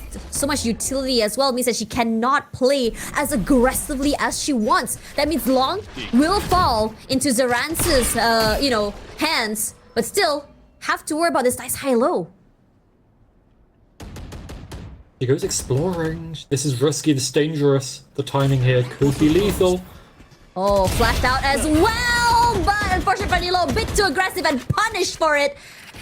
Knows there's a lot more bodies onto that B site. So Luxie don't want to challenge this, don't want to push the issue, gets her util back and decides to find a different way onto that site. Yeah, looking elsewhere, over towards A. There's still 2 there. So it's not exactly easy, and this Prowler's gonna note Luxie still here. Oh, and IQ going exploring again. I really hope they don't push the issue. I really hope they don't. Yeah, like, they know the op's probably still there, the Prowler, just to allow the op to get back on the line. A site is where it's ending, and you can see already the Viper moving on to reinforce the A 30 site. seconds left. Get those smokes you hear from the shadows online as well. Pinkley, a very aggressive push onto the backside, has an idea where one of the members are. Wingman will get that plant eventually here. Quickly breaks it. Elysian, nice headshot onto Tui. Shuts her down fairly quickly. But Luxie pushes all the way to backside here. She's alone! Does not do her due diligence there. A bit too aggressive. But Zenit Orange, this is huge. You come back online in a more dominating fashion. Enough to really reinforce the fact that you still very much are in the game. Yeah, and despite the consistent wins, 5 now. 3 in a row, then 2 in a row from Zarans. They still don't have a bank behind them. They're down to an eco Tash, and they've still got on the other side an op to face up against. Okay, regen shields. Maybe someone could find a headshot onto IQ, but she's going to find your body quick. We know she's good for it, as A short already in control of the defenders. Oh, EQ has been finding these nice openings with those ops 2 rounds in a row already. You could tell that she's starting to get very comfortable. Yep. But she's moved away, the gate crash. A's kind of open here. Yeah. And the thing is, you don't even find anyone with that flash as well here, but Juliet gonna try and find out if anyone is close. The Prowler does tag 1 here. All they have to do is just spray.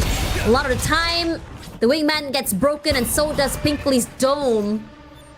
Really hard to pinpoint where exactly she's gonna be holding with that op. There. Lupiot will be going onto the side as well to go for that plant here. The C's does come out. She's caught.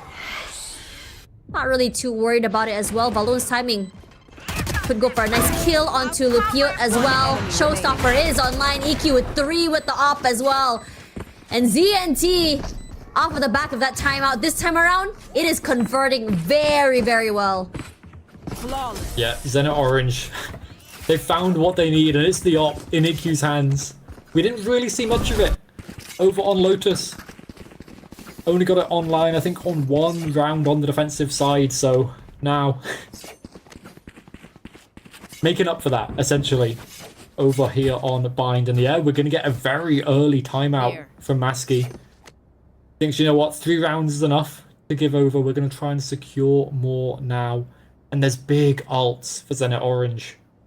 Astra, Yoru, Viper, these are power ults. These are something where you can shut down a site, but you can retake it just as well. And Zenit Orange, if they can continue this,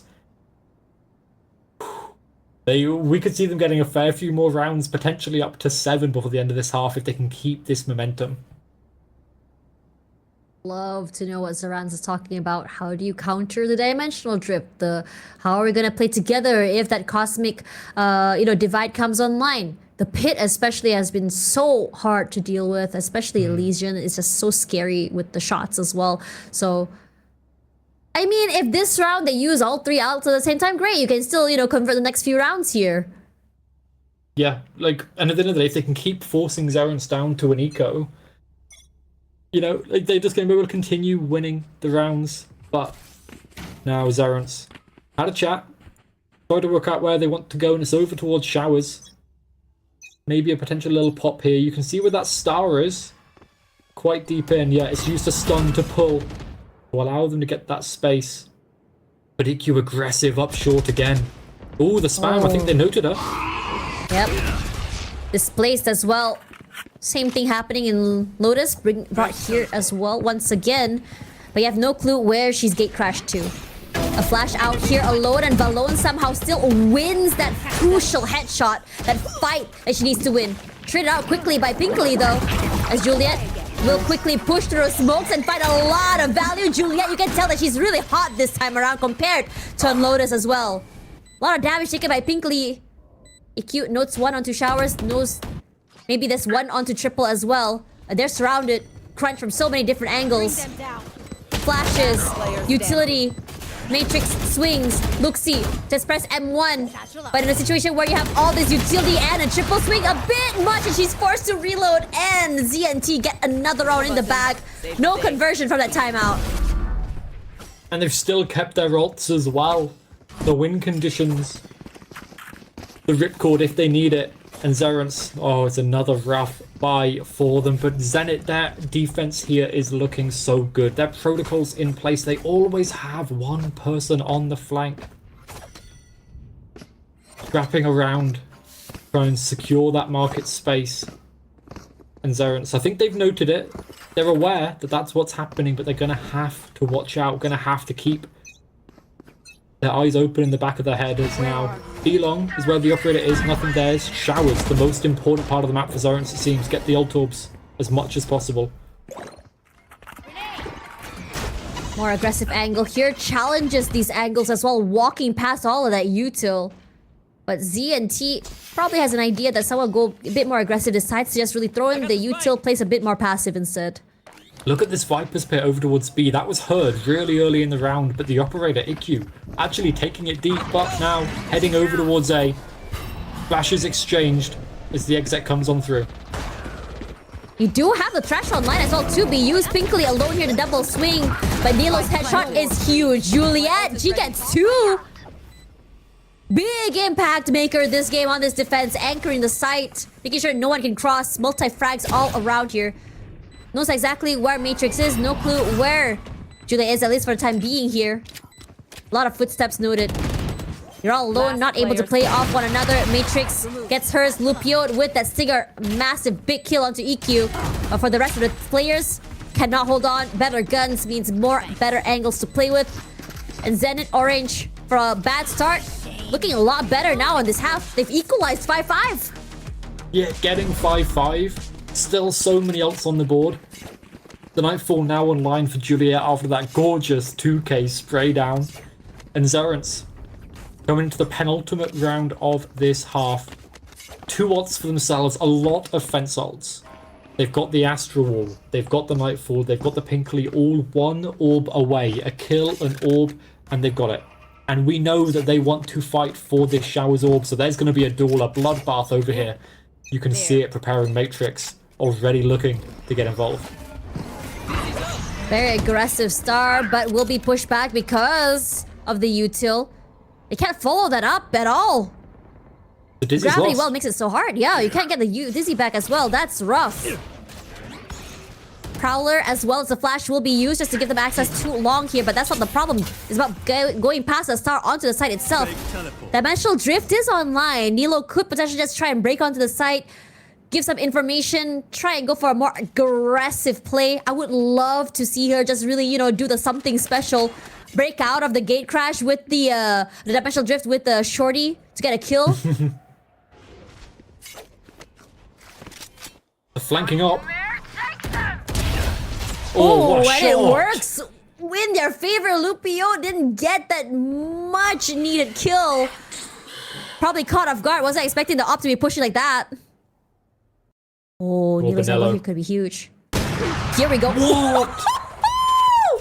What a play. EQ probably had an idea as well that someone's going to be playing these close angles. Dots her I's, crosses her T's. Wingman's planting. That's a plant. Cannot push as well because of the mosh pit. But once again, the wingman gets shut down. Flash as well. 10 seconds to go. They finally get the plant down here. But Legion's off angle. Play goes for 2 as well. Pinkley and Tui cannot hold on. Yeah, you get Valone in the end, but Juliet trades. Oh my god. Whose map pick is this again?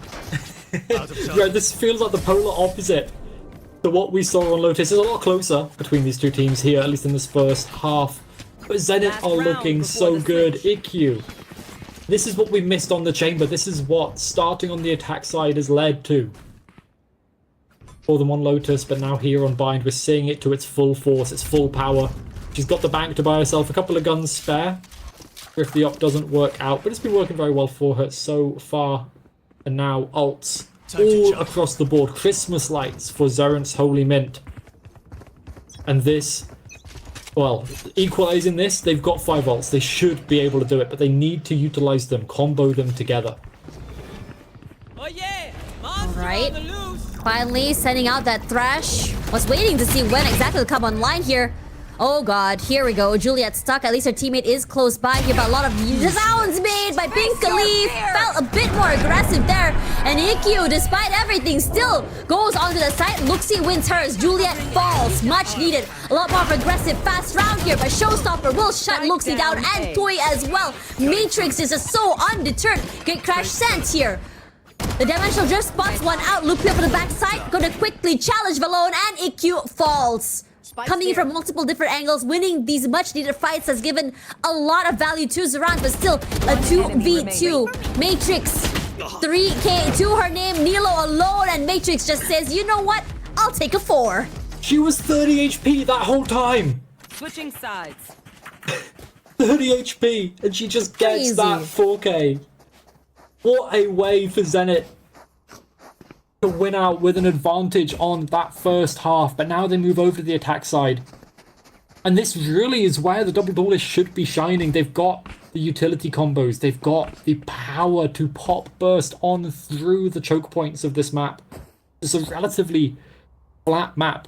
You can just kind of see there across the line all of the chokes basically lined up against each other.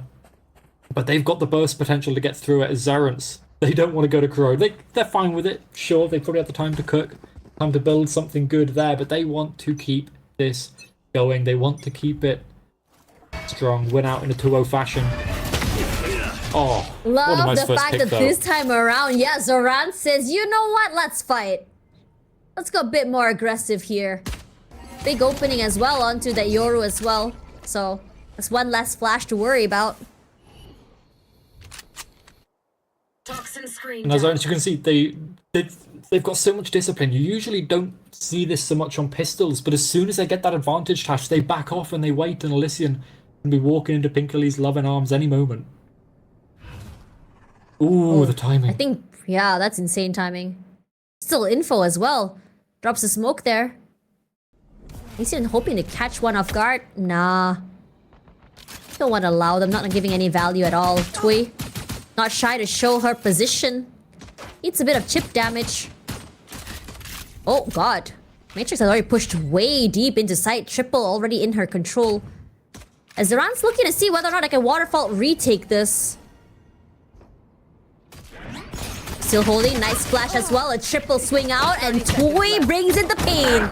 2 to her name, Elysian does get 1, but forced to go for that push back as well. Nilo traded 1 for 1 there with Elysian as well. Now Elysian cannot hear anything, marked as well here. But they're looking the wrong way. Time, 14 seconds left, but the rest of Zorans are saying, okay, let's just play together. Give it that respect and disallowing this isolated fights. Yeah, and that's what they need to do. Try and come back from the disadvantage. 7-5 half, it's not awful. Zarans being down that 2 is now they've almost got it up to even. They've got the much better buy here as well, so they should be looking to secure this. But Zenit, Elysian's got the Sheriff, Juliet's got the Ghost. We know those two guns, very powerful. And they not necessarily a gamble stack, but stack a little bit wrong here for Zenit. They've got the TP for the Euro crucially, so they could look, try and reinforce the A site, but it looks like Zenit Orange, they just want to burst, get that spike down, get into the post plant. W key forward here, but could be stopped because of that Seize. You have the mosh pit, and I was gonna be traded with that Seize as well. Nah, not gonna try and push it. Smokes are scary, you have no clue where the meat grinder could be. You don't want to lose too many players. You don't want to throw away that advantage you had earlier as well.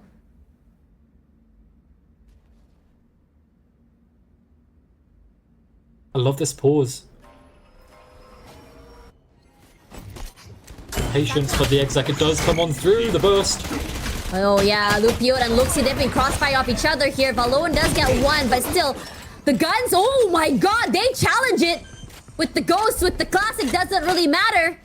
And somehow this round seems very close despite the gun disadvantage. Throws out your utility and says, you know what, there's too much to deal with, let's just go for this TP play. There is one waiting in the wings, it's Tui. Quick to take 1, dwindles out the numbers. A body less, and you also have a very, very weak raise.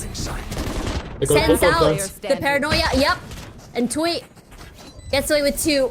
Perfect setup for this retake as well. As Zaran says, yeah, it doesn't matter if we're in a disadvantage in that half. We have now equalized. And they've been very good at their bonuses as well so far already. We saw that in the first half. Yeah, okay, it was on the attack side, but now on the defense, the bonus is a lot weaker than it was in that first half, sure. They don't have anywhere near as many big guns brought on through. But we've seen them hit shots with the Classics, with the Ghosts, with the Sheriff, so, you know, it doesn't matter all that too much. Instead of Orange, they've got the buy. They need to win this. They can't let another bonus slip through the cracks. But it's a spread start for them. They're just wanting to find some pressure. Make some noise and work out what Zarans are doing. Only the fade's been noted so far. You know, that's 1 towards showers. Very aggressive angle from Nilo as well. Hoping to see whether or not they're gonna go a bit more aggressive, challenge that smoke. Prowler stunts out. Tui makes a presence known. And because of that, ZNT is saying, okay, I don't think we want to challenge this. Let's just back off, find another way onto that site. And again, it's Zenit looking for any part of the armor they can exploit, any weakness that they can find.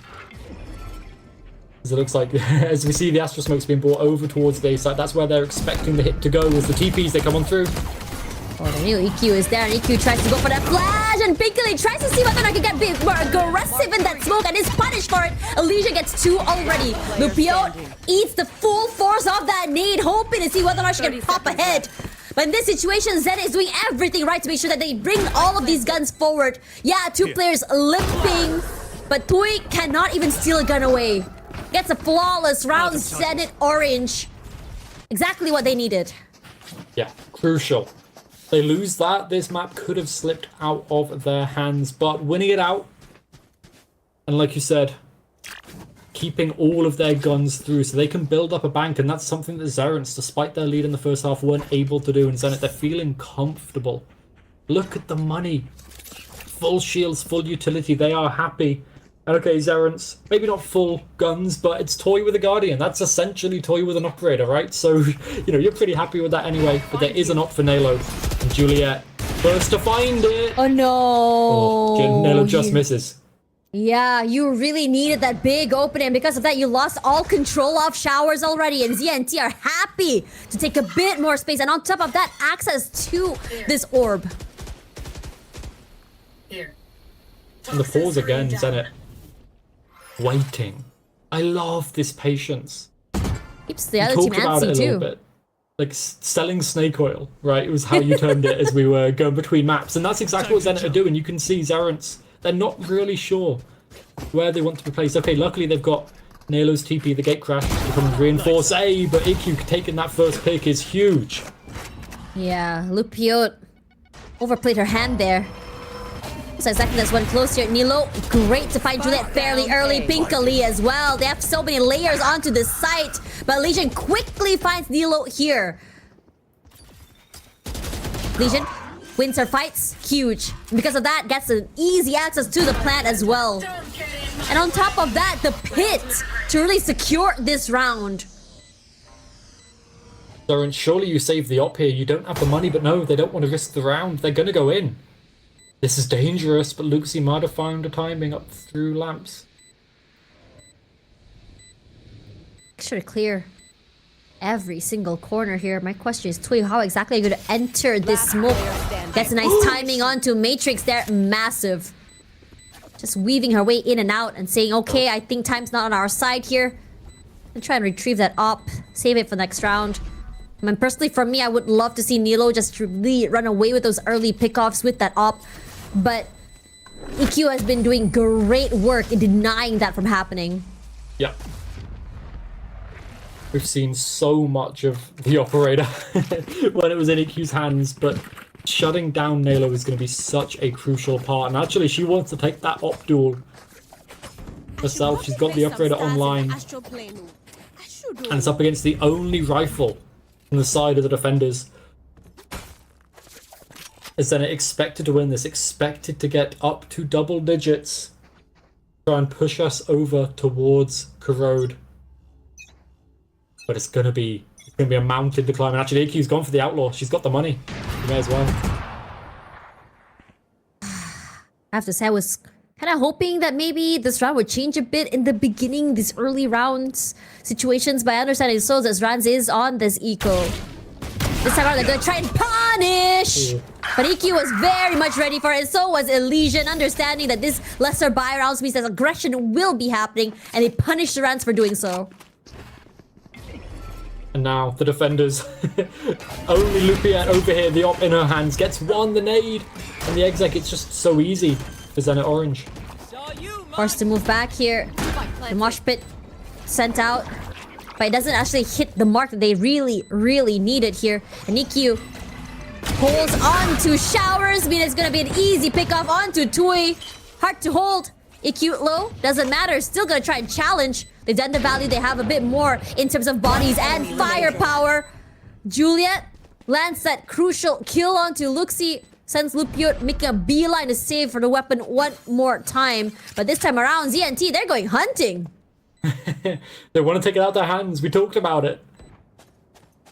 keeping the op away from the defenders is such an important part. Valone made some noise, so the op is watching the line, but Jumpy, the spam through the wall doesn't find anything.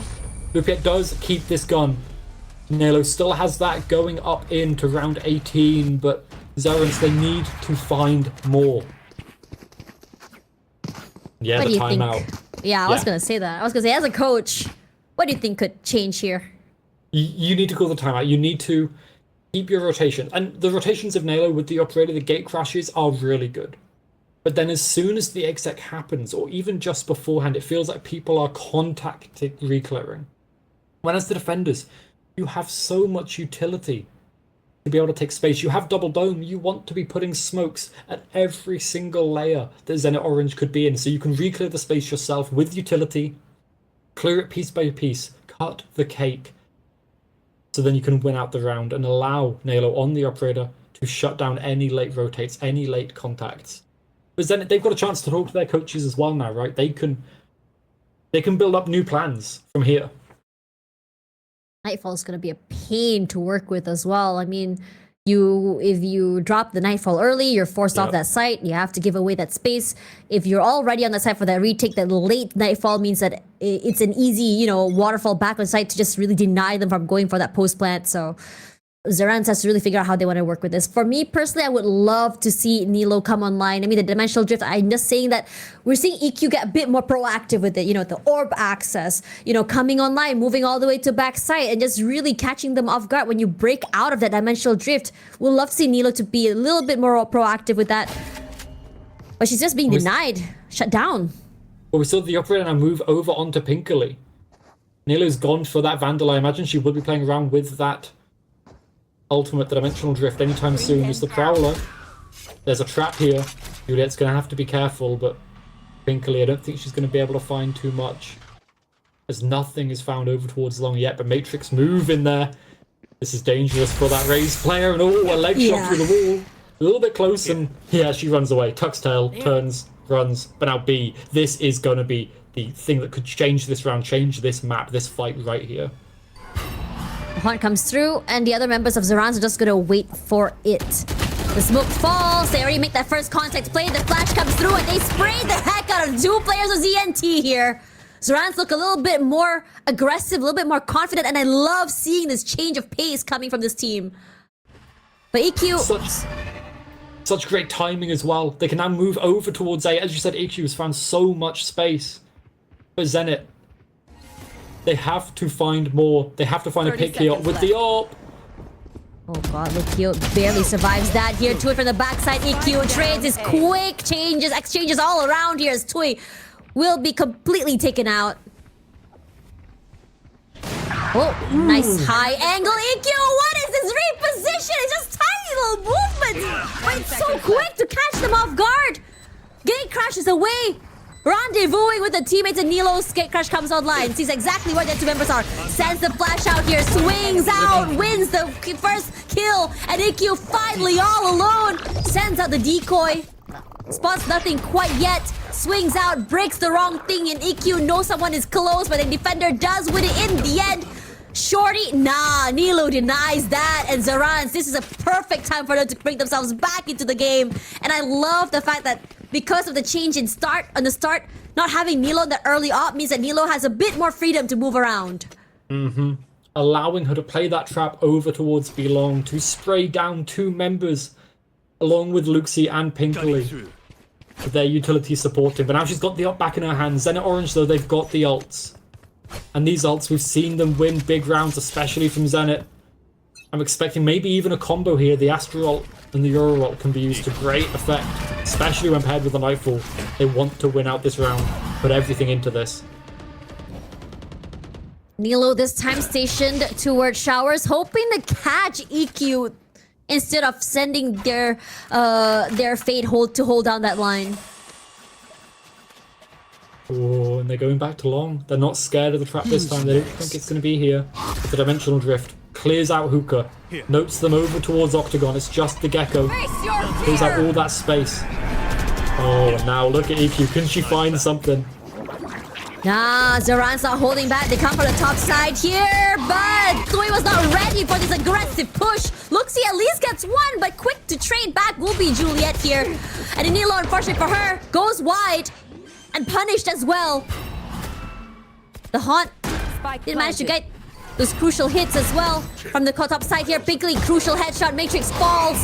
Juliet with the reposition, but Pinkley, what is that? With the Guardian! Can't use that And yet. suddenly Valone is alone in a 1v2. The Seas as well buys a bit of time. Remaining. Good headshot onto Lupio. Pinkley is low! And it's an easy retake from Valone. What the heck is that? As Janit Orange. They look so rough on Lotus, but they make bind theirs. How after that Zerance I should play some a Astro rough buy in eco, as they might be allowing their opponents to get to 12 on their map pick to secure potentially that map 3. As like you said, Zenit, they have come back. Lotus was all but a warm-up for them to come on into bind and show what they've got. And now Zerance Find you. pushing A short just a little bit, trying to find some of that pressure as IQ doesn't see anything. But A short all under the control of the defenders, and you can see the attackers, they're split across the map. Very aggressive defense here. Angles as well.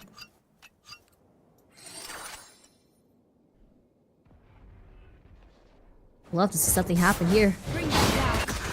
Prowler knows that's one close, and immediately ZNT just makes it a paper shredder. Everyone falls. Gets the plant. The other two members here wait for the longest rotation of their lives. Not much health really with it either. Malone's already ready for this. Spots one out, waiting for Tui. Ooh, what a shot. Gets a gun. Here's the TP. Swings out. Hoping for pre-fire. Catches EQ off guard. Challenges the paint shells. Oh my god, really gotta give it to her. Putting your stars out there in the open. That is ballsy. It's a play. Point. You can see the idea if it worked. She'd isolate yet another duel, try and win it out, but it doesn't work out. Zenit Orange, they're ready. Prepared for it, and Zerance almost Christmas lights, 4 ults on. And this didn't work out for them in round 12, the final round of their attacking side. They had 5 ults and they couldn't use them to great extent, so now they're going to have to try and use them here to stop us going to Corrode. There. Go get it. Deeper smokes this time. Hoping to catch them. Not allowing them to come even closer to the side, but EQ Want to find doesn't it. matter. Just TP onto that site here. You have a lot of utility used. The dimensional drift. Matrix already clearing out a lot of counter! And oh my god, that showstopper went a bit too wide. The very least EQ finds Nilo fairly quickly. So 1 for 1 here at the very least. But plant not done quite yet. Look, see, nice angle played. Spike down. But you gotta give it to EQ. Sharp, very quickly. Nearly misses the spike as well. But Pinkley will fall through all that chaos.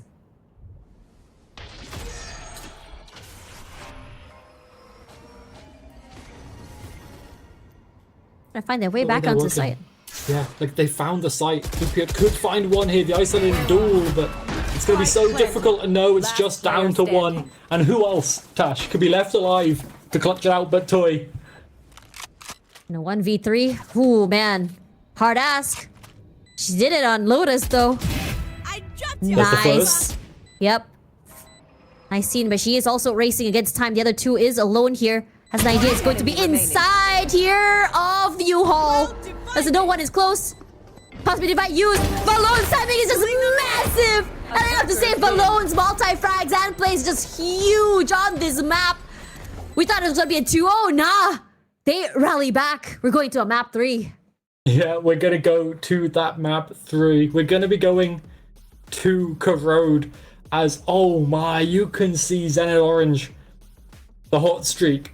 It's behind them now and they're trying to bring it back. Look at IQ, 9 first bloods. Incredible work. Okay, Nilo on the other side, 4 as well, up there.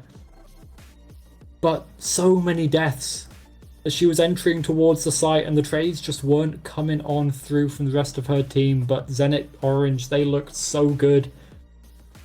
One thrifty, one clutch, but otherwise just good teamwork. Fundamentals were there.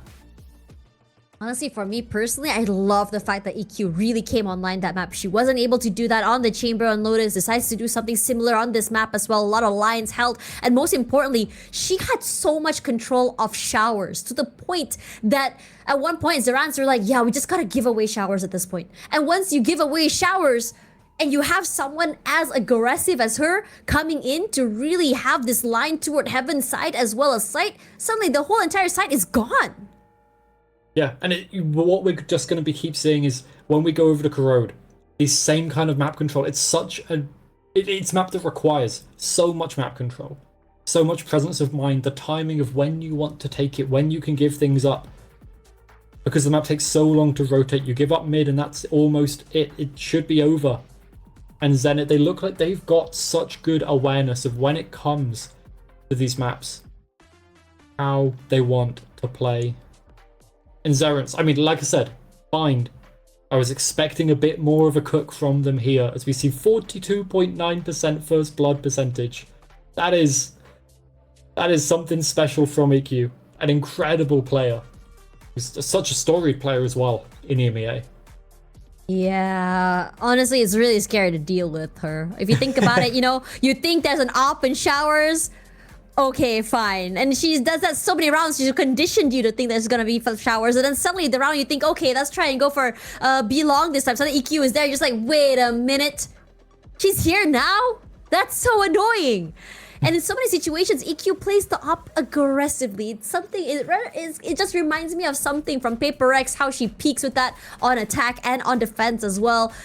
Really gotta give it to her. You gotta really tell that, you know, the first map she felt like so dissatisfied with the performance she had on that chamber. She said, you know what, let's do the same thing on another agent this time around. She has so much control with that gate crash as well. Just great stuff coming from her. And after this, we're gonna be looking at Corrode. And honestly, this is so interesting, right? Zerans has never played this map, at least in officials. But at the same time, you look at Zenit. They have 100% map win on this. So I'm really curious to see what's going on this map.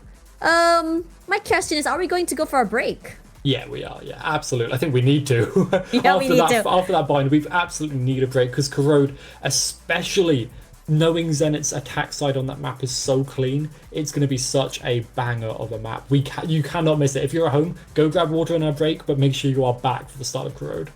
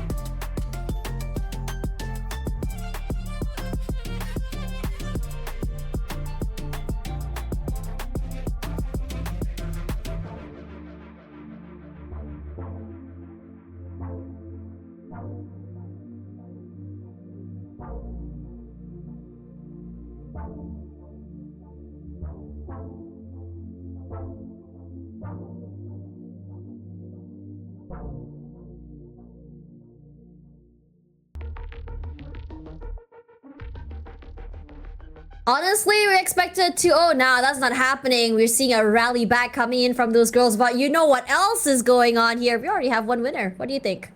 Yeah, I mean, so Frick, My Chungus Life won out against Al Kadzia in a 2-0. Yeah, I had to make sure I said it right. Didn't want to say that wrong at all, but congratulations to them because they've made it to main event. For some of those players, it's a return to form. For some of them, their first time up there.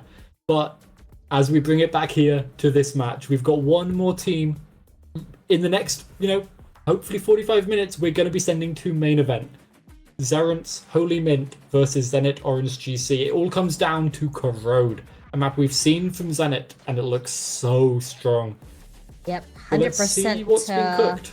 Map win rate. A lot of VODs out there hoping for Zerent's maybe to be able to cook that out. Let's have a look at the map, not the map video, excuse me, the agent select here. I mean, we had a bit of a conversation, right, in the pre-show just now about what to expect from this map. In APAC, I said whoever chooses this map loses. But in China, we had some teams really cook on this map as well. For you personally, what are your thoughts about this map? Because personally, for me, I hate it. So, I hate playing the map. I'll make sure that is clear. But casting it, I think this is a very interesting map. As soon as we see, the spammable walls, the Odins, be a little bit nerfed here, I think it's going to be a great map overall. What I love from Zenit Orange is they're playing double controller with a Vice as well. So they've got a ton of stall to just try and put a halt to either the retakes or to the initial takes, depending on which side they are on. The Zerents, I'll be honest, I want to see something explosive. Because so far, when they've been allowing themselves to take timings, to be able to play off of their own intuition, that's when they've looked the best. And I want to see them go into a comp that really enables them to do that. Okay, let's have a look at what we're expecting here. We have a Vice. Ooh, Nilo on that Neon. And EQ this time. Oh my god, what a flex, bro. Sentinel, Duelist, Smoker. EQ can do it all, huh? She is an incredible flex. You saw her flexing like this over on NASA previously as well. Focus Sakura back in 2024. She's an incredible player. She can play so many roles. But I love this comp from Zerents. Relatively similar. The only difference is whether you want that Neon or you want that Yoru. You've got the quick rotates either way. Either through the gate crash or through the Neon, just running it down through CT.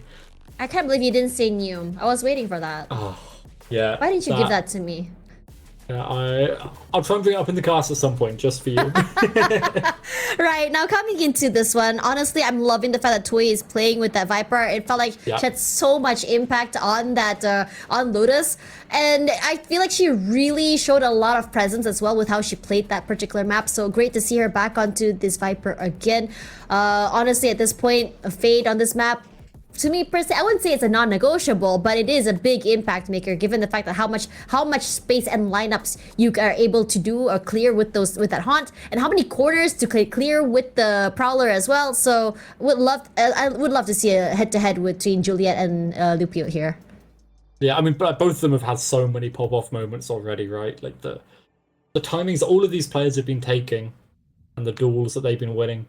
But as we open up here on Corrode, looking up towards the castle, we see Zenit Orange on the defensive side. There's stall across the entirety of the map. This is a relatively classic setup for Zenit. They put their wall in a couple of different places depending on where they want it, but they always do this lineup over towards B main with the Vice Thorns to enable the stall on both sides of the map, right? To be able to get the rotations in to flood wherever they want to. But mid, they almost always do this walk down, and it's immediately matched. Look at Nalo. Oh, look at Matrix position here. Catches two members off guard. In fact, they challenge it. Mid control, forget about it. Not giving that to you, man. It's a Zenit classic. Zerents weren't ready for it, weren't aware. B-side, okay, yeah, sure, it can maybe be taken, but they're split. The Thorns are perfect. Yeah, here, and the thing is, Pinka Lee all alone, and EQ quickly finds her out. Toy, yeah, she's still sharp for the last game here, but with so many angles and 4 different players, a bit hard to deal with. And this side, Toy said, you know what, let's go a bit more aggressive. Let's play all the way towards CT side here. Unfortunately for her, Valone is still very hot from the last game, and in fact was very much ready for her. I think ready is the perfect thing to describe Zenit there. Maybe expecting Zerence to be pushing up mid, but this is the lineup we'll see from Valone every single round. She will do this lineup in spawn towards both sides to make sure the stall is there wherever the team needs it. And now Zerence on classics. I'm expecting them to be looking just to find some rush, find some space somewhere. So it looks like actually the Thorns maybe not landed, so B is looking a little bit weak. Try and win this equalize, hoping to just, you know, snowball off that. Matrix doing a great job of just making sure mid side is just not gonna fall in their control, because it's so hard to go for a rotation. Oh, Matrix might find a pick here. Yep, she does. Catch just looks at the right timing. Gate crashes away. So much space taken. Cubby will be trying to clear it at least, but that orb is making it so hard for them to just rotate onto that site. You can see they're just stalled out at every level. They've still got the wall, it's just been popped another 7 seconds. Thorns popping after that. Slows everyone down, so much damage onto the Neon as well. Look at Nalo out in the open. Move. Stuck. Prowler is sent out here. Quickly gonna catch one. They trade back with the C's. Finds nothing. Swinging onto the side itself. Valone as well as Juliet just makes a meat grinder. Timing not quite there when it comes to that reload. But still, 30 seconds left. Pinkley with the only thing in hand is that classic. We try and steal away a gun one more time here, coming in from elbow. Juliet is quite low. A nice crossfire means that Elysian will stop that from happening. Yeah, clean. The nature of the game for Zenit there. Keep as many guns as possible. Matrix opening it up as well with that outlaw shot. Exactly what you want to be seeing. He's got it again here. Full shields though for the side of Zerence as they get their buy up. Looking to try and find more than they found before. As this is, you know, the Zenit setup, we'll be seeing this exact same setup almost every single round across the board. The specifics might change. The position of the flash, the wall, over towards A might be a little bit different, but it's usually something like that. As mid control again from Zerence Holy Mint. Oh, EQ ate a lot of damage here. Ooh, nice. Milo this time around wins it. With EQ has less firepower as well to worry about. Matrix off angle here is massive. I don't think that she noticed that Pinkley had actually crossed here. Swing out. Matrix patient as heck if you ask me. As the Legion falls back, stalls with a snake bite. Nilo does have a bit of space to just quickly wiggle her way into the site itself. Oh, this time around, Toy punishes Matrix for getting a bit too adventurous. While tripped here, Elysian wants to try and go a bit more aggressive, but Luxie deals with her fairly swiftly. Post plant done, gets that plant this time around. Spike planted. More dominant as they retake the site. Stalled as well. Yeah. This is what Jinx. the Vice does. It's... Oh no, okay, never mind, I can't talk now. It's all good. Gonna at least try and dwindle, take away some guns here. Luxie is alone on the site. Gun barrel spotted, strafes forward. No, she can't play, she can't hold. Goes for a tap. But that wall is very, very well bangable. Everything in the kitchen sink, so just thrown in. Juliet goes for one, but not more than that with the snake bite and haunt. Not the easiest take. But Zerance bring 1 point on the board.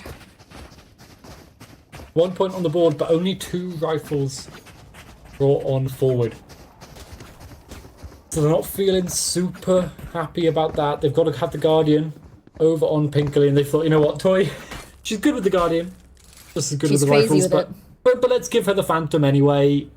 Let's let her just pop off. And now, mid control again. Zerence really trying to shut down mid for the defenders, not allow them to use this in the late round. Still, mid-side control is what they want to go for here. They take up so much space, but this time around, Matrix swings and Luxie trades. The other members of Zenit Sin? Yeah, they're just saying, okay, we've traded out. No need to push the issue. Let's just back off, play the site itself. And now mid is kind of this no man's land, right? You can see Zerans, they're trying to re-clear it back out again. Trying to find what they can. They know where Juliet is. If they've done their research, they know Juliet just holds down Link. This is her place. And the spike, it looks like it's edging over towards the B site. They've still got the thorns, still got the wall. And they've got 2 people holding it. And look at this push out from Zenit. A main found. They might come across this vice wall though. Alert the attackers to where the defenders are. It's an idea where they are already just because of that push here. They set up the flash, they break it, the Arc Rose is gone, but Legion has been flashed out. So no vision. The same could be said about Zerans. The wall, the util, the smokes as well. They're pressured, they can't push through. Gonna try just burst onto that site. As soon as the TP happens, yep, quickly falls, but Luxi trades, but we also have the Steel Garden coming online, but Luxi still managing to steal away another life. Spike planted. Plants down. Now it's down for this retake here. A nice crossfire as well set up with her teammates Tui on one end. Luxi here, the high-low, throws her off. Knows where Balloon is, but you cannot able to win those crucial fights. Taunt sends out, and the Steel Garden steals away her rifle. Pushes through here, hopes for the right click, cannot happen. Balloon, this last 2 maps, you were stellar, and you're not stopping. What a crucial Steel Garden as well there.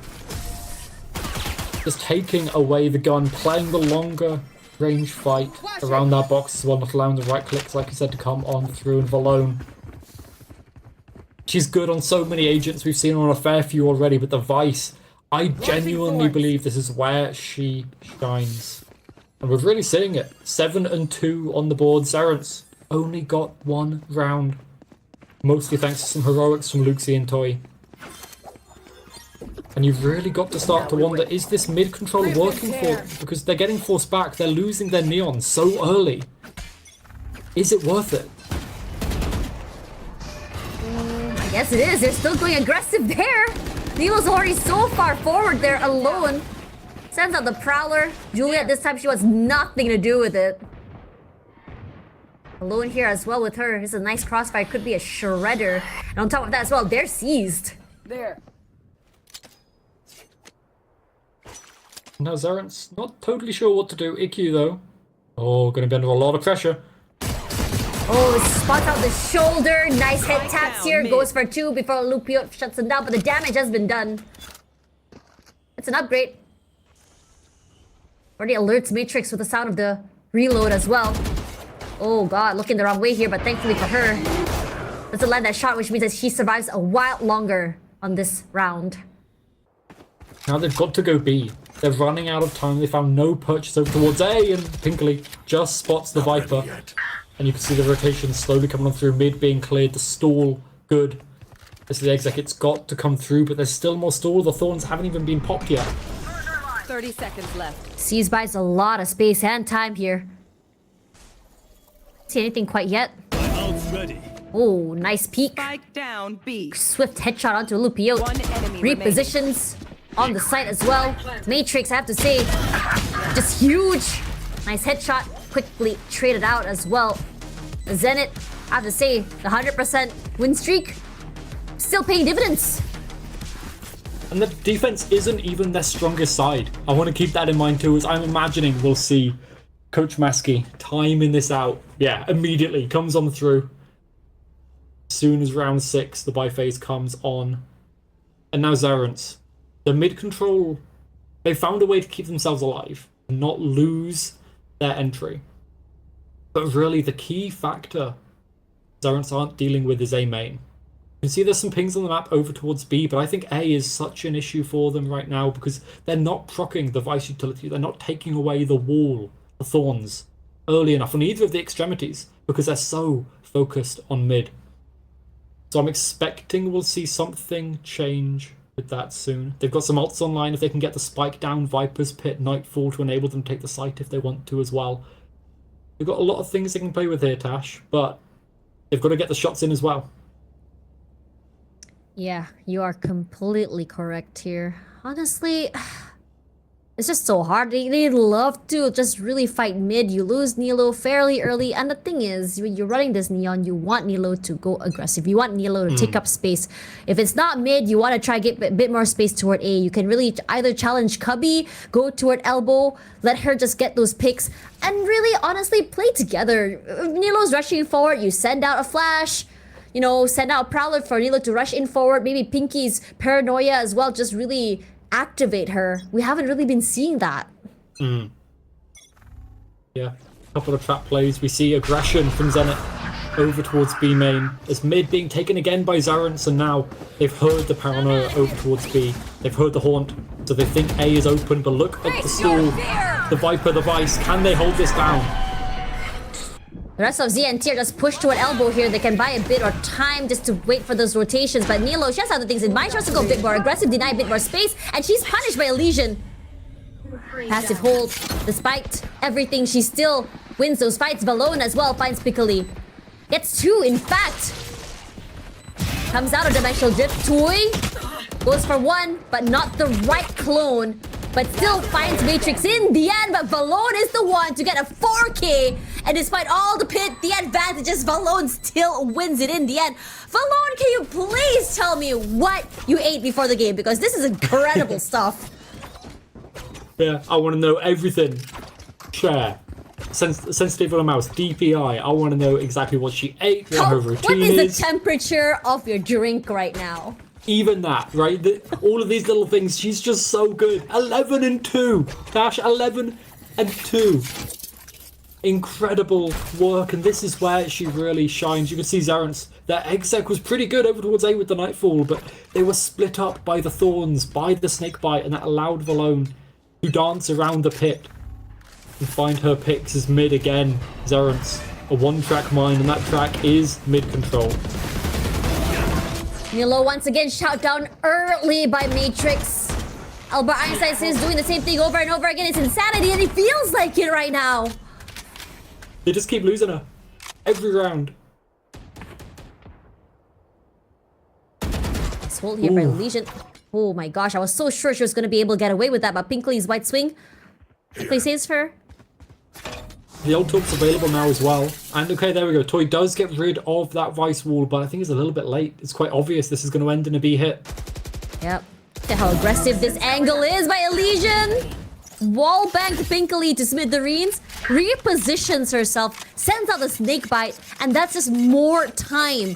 And Zarance is saying, okay, let's try and pivot and find a different way onto that site. They cannot seem to find a way in to break and find a chink in the armor. But look at Matrix. One enemy remaining. Oh man, it's a mid grinder at mid. You go mid, you have a teammate getting knocked down from different angles. You try and go A, you get denied by his Snakebite as well. And you go B, there's that wall coming in from the Vice. What can you do? Where can you go here? You've got to start to really threaten A earlier to get rid of this Vice wall. Like I said, the setup, it's almost always the same. But they don't have any utility that can really take away the Thorns. No shock darts, no nades, nothing like that. So they have to do it with their bodies. And the Vice wall now, it's down to stop the A-Link push, but it's only one person. It shouldn't affect Nalo. It's a very early overdrive as well, just to give a bit of space. But Zenit, not worried. Gonna take up that space here. We're gonna play a little bit more of an off angle, but the flash will catch her off guard. Swings through, displaces the crosshair from EQ. And this is what I wanted to see here, but Matrix, despite everything, undoing every single space they've taken. But the very least, they do get a bit more of the inner sight. They get tap onto the plant, but they don't fully commit to it. Yeah, they gotta go B.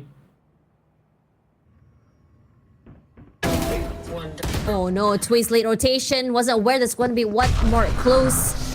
Have to really take note of the fact that this team loves to have a buddy system going on. Spike planted. Cover going out. And the retake, it's possible. The Nightfall, the Viper's Pit. They've got the tools to do it, but they need to find the timing. They need to find the shots afterwards as well. Then they've been good for it. This 7th would be incredible, but for Zarence, if they can find it, it would be an eco of 50. Oh, Lupio spotted out. Coming in from main as well. Haunt thrown out as well. But Lupio taking a lot of damage from that snake bite. Legion wins it. Pinkly all alone. Position noted. Cannot hold. The double swing is a bit much there. As Zenit makes sure that they extend the round even more. 6 rounds for Zerans to play catch up here. That is rough. And that's the advantage confirmed in the half already for Zenit Orange. And they'll be going to the attack side afterwards where they are 14-4 overall. Oh my god. In Contenders so far. Their stats are absolutely incredible on this map, so the fact that this is map 3, oh, it's a bit rough for Zerans. It looked like the entirety of Lotus that they were coming back to prove themselves, to take themselves back to main event, where they feel like they belong, but they've got to get through Corrode. Otherwise, it's the lower bracket again, and insanity, right? Mid-control, taken again. Utility thrown, another kill, Nalo dies once again! And Zenit are just so happy to take this fight to mid here, but this time around, Lupio will be the one to go big with a 2K. But still have to worry about these corners and angles. Legion waits. Gets one kill with the shorty! How is she able to do that? She was actually chunked in from main as well! Matrix timing is huge. Finds the head. Catches Luxie off guard. Tui somehow wins it despite being on top of the snake bite. But the Steel Garden denies her that space. And she cannot win this round. 8-1 Zorants. Your chances are getting further and further away. It's really slipping after Lotus. That looks so strong. I wouldn't be surprised if we see another timeout coming through this half. Coach Maskey knows that Zenit's attack side is good. And if they've done their research, if they've done their prep, they know that the defensive side doesn't change all that much. As we see Zenit Orange going for the same setup that they go for almost every single round. A couple of changes, maybe, okay, the Omen over towards A. Not towards mid. Actually, mid left are completely open, but now Zerants, they're not sending Nalo to die.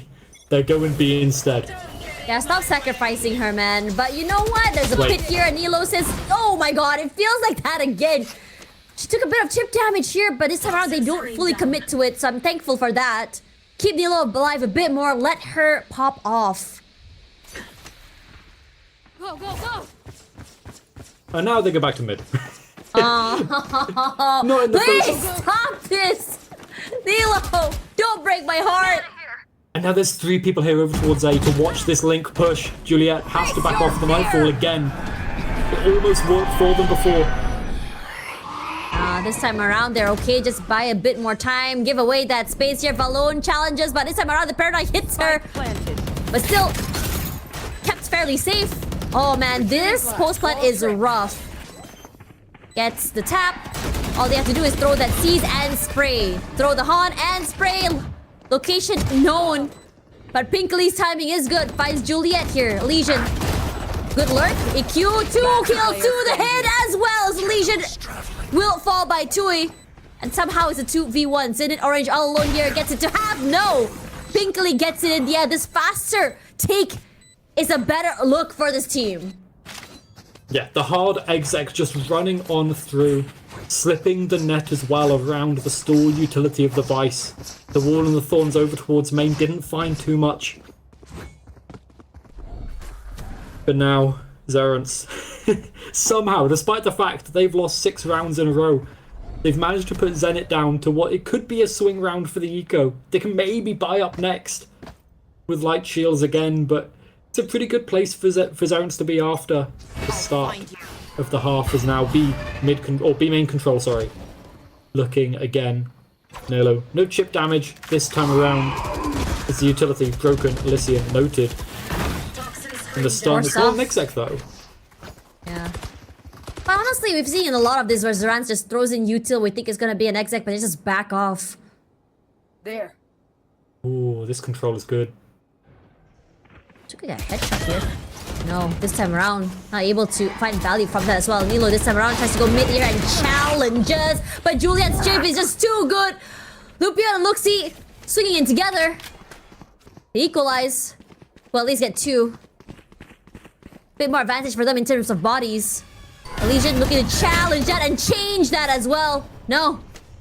Loop it quick to trade.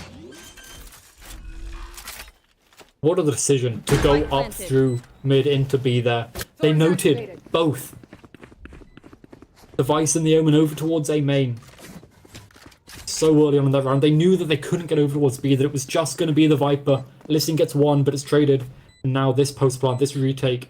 Oh, it's going to be so difficult to come back into. They've done it before, but this is... Surely they can't do this one. Paranoia hits one here, and Pinkley and Tui just played together. Layers, huge.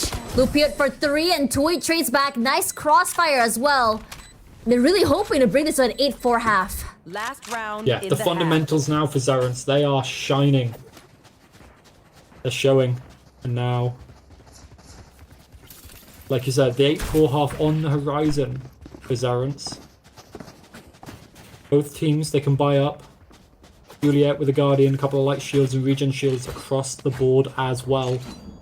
Crucially though, I'm looking at these ultimates to the side of Zenit. The Nightfall 1 away to the defenders. You can see they're looking for B main. Paranoia, Flash, try and get this ult orb. But hey, that's the target. My ult is ready. Get the orb as well. You have the Nightfall once again. Juliet has just been getting so many of those in the half. Just to find their way onto the site. Gets the gate tripped as well, and Legion looking to wait for someone breaking onto that side. Finds nothing quite yet. Slowly again, Zeran says, you know what, we tripped, we made the noise, we pulled the presence, and now let's just rotate straight onto B here. Pinkley from the shadows onto the area of Elbow already, hoping to catch someone off guard this time around. Look at Nalo on the lurk. Oh, EQ will be there to meet her. Pinkley does catch one. That mid rotation, huge. Same place in terms of plant as well. The question is whether or not they can actually hold on to this post plant. This round 12 has been so good from Zone so far, but like I said, it all comes down to the post plant. They've got one in mid, the rest over towards site. Oh, Luxie, timing, angle, held, very aggressive, it's good. Catches one in the mid of rotation from mid-side area here. Pinkley waiting for the right time to swing, and it's massive. Dimensional drift sent by Matrix. At least finds some form of information. Gate crashes, opens it up. Luxie was waiting for it. One more play to worry about. It's Elysian. We've seen insane multi-frags from this player, but in this situation against the 4 and time against her site, don't think that's happening quite yet. And Milo quickly shuts her down. And 8-4, yep, in the horizon, and now finally here. I mean, after losing 6 in a row, you're 8-1 at the end of round 9. To come back to an 8-4, you're pretty happy. If you're Zarans, it's not what you want. You wanted that even score. You wanted an advantage, ideally, to go into Zenit's better side. But they're happy enough with that. And Zarans typically good with the pistols, but Zenits have put up some pretty good ones too. I'm really hoping we see something like that Lotus pistol on the attack side from Zarans here. Something a little bit special. A little bit weird to really confuse Zenit. But Zenit mid control. Same thing that Naylor was doing time and time again. We're going to see it here. Prowler sent out first as well. Spots out Nilo already. And Matrix says, okay, well, let's just make my presence known and just gate crash away here. A lot of utility used so early as well. And Tui doesn't want to be caught out here in the open. Decides to be a bit more passive. But Matrix somehow catches her quickly before she's able to run away with murder. In fact, Nilo's timing is caught off guard by Matrix.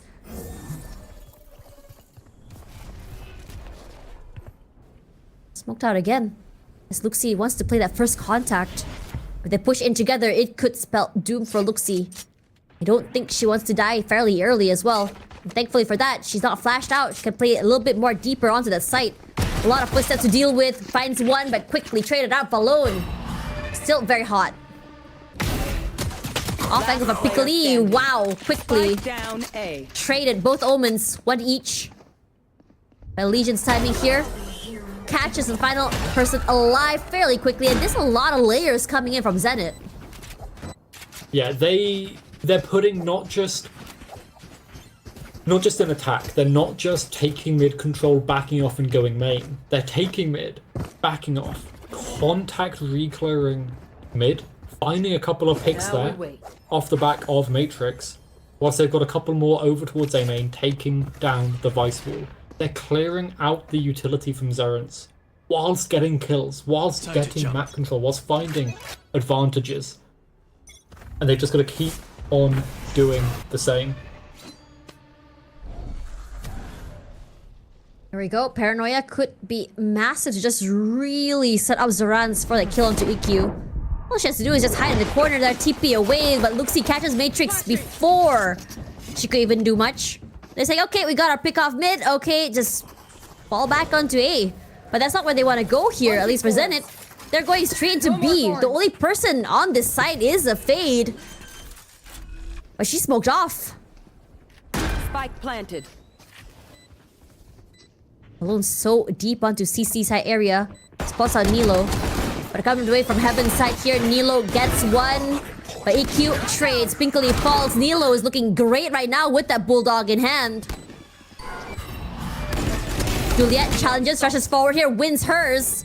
Where are you? Sends out her own utility, runs away to the back. Last player No double standing. swings. No, Luxie makes that classic look good. Elysian finds one more to worry about. Buys some time with the snake bite, not allowing that tap to happen. Only 20 HP left, and Luxie, they ring around the Rosie here. The headshots are not good. Changes the weapon, but Luxie gets it in the end. But time is not there. Gets the gun, runs away with her life. Nope. Not gonna be able to bring it forward. But they only had classics. They only had the free gun. No shields. Not really any utility. So Zerence taking down all 5. It's so good for them. It means that they should be able to get the 5th round on the board here. It's then Orange. 1 gun. Well, 1 rifle on IQ. 2 sheriffs, Can 2 you do stingers on the attack side. Oh, go Can you on. do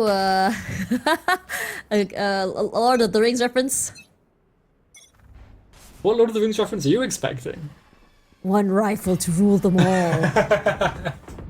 Oh, wait, that's pretty good. I like that. That's quite fun. And it's EQ. She could do it too, right? Yeah, she can. Oh, there's a sheer wall there. Oh, you know what? 3-man push forward and just shoots them in the face. I like this. Luxie cannot deal with the avalanche. Double ears forward here. Pinkily as well. Noting 3 decides, okay, I'm not going to push the issue. In fact, I'm going to play a little bit more back. But ZNT said, you know what? Who cares? All we have to do is just rush forward as a team, shoot you in the face, catch you off guard with your utility in hand.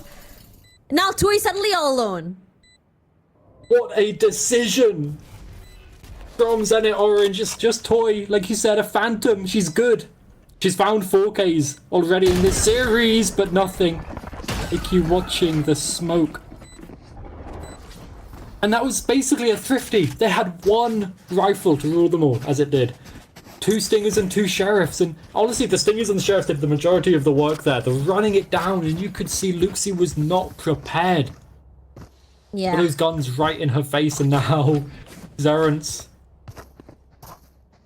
They do not want to let Zenit get up to 11, This but they've is only got when you sheriffs. want to see the GC sheriffs. Yes, exactly. You need the GC sheriff here if you are Zerence Holy Mint, and well, there's only 1 sheriff over towards the B site right now. It's a good one. It's Toy, but it's still a lot of work. Here's the footsteps. No clue if actually someone is in or not. There. Upio does come in to provide a bit more support. Nightfall set, a flash as well. The rest of Zerans are pushed back here. With the snake bite and everything else in between, it's gonna be hard.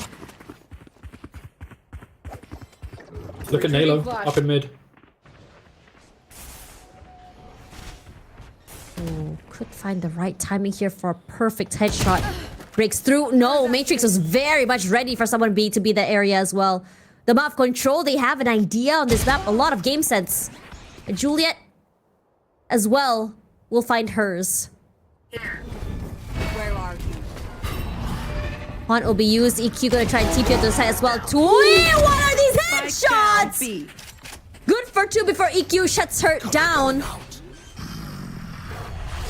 Still, body advantage for Zenit compared to Zerance. Balloon spots one out here. Good spray onto Luxie, but where is the other? Looking the wrong way. No! Huh? Quick reaction time. Balloon, what is that? That's why I said, man. This is 90th where I return. asked. Yeah, I'm telling you, it's the water temperature. What's your water temperature exactly right now? How many ice cubes are in your drink? How sweet? How many sugars are in there? We'll tweet out to her after this, because I've got to find out, right, at this point. And now we've got Zenit. 1 round away. This team who's come out this year, winning Artemis Cup, looking so incredibly strong. The entirety of Contenders 1 round away now, Tash, from making it to main event. From shutting down Zerents, and that would be such an impressive feat. Zerents, they have an okay buy. They have rifles. They saved the last, so they're okay for it. But there's 2 ults for Zenit. Good guns, good rifles, and now the wall, the shear has been popped. Here comes the Steel Garden, even a Dimensional Drift, and this is how exactly you counter the Vice. Pointed out where exactly the Viper is! And 3 can hold! Elysian and Juliet makes this site so easy, opened, broken. Spike planted. Pinkly Shadows travel. and our teammate last 2 standing against a 3. Paranoia sent out here. The other members just play these corners to perfection, and EQ just makes it so hard for them with the sprays as well. Domination is the name of the game. And I have to say, Lotus, just a warm-up map. Yep, just a warm-up, as now we are going to see another new team in main event stage 3. Like we talked about earlier, it's going to be a banger of a stage. There's so many good teams. There's the LAN event at the end as well. And look at this. Matrix taking down so many of her former teammates to go up to prove that they are the new queens of the France and Benelux region. It is Zenit's, and theirs alone.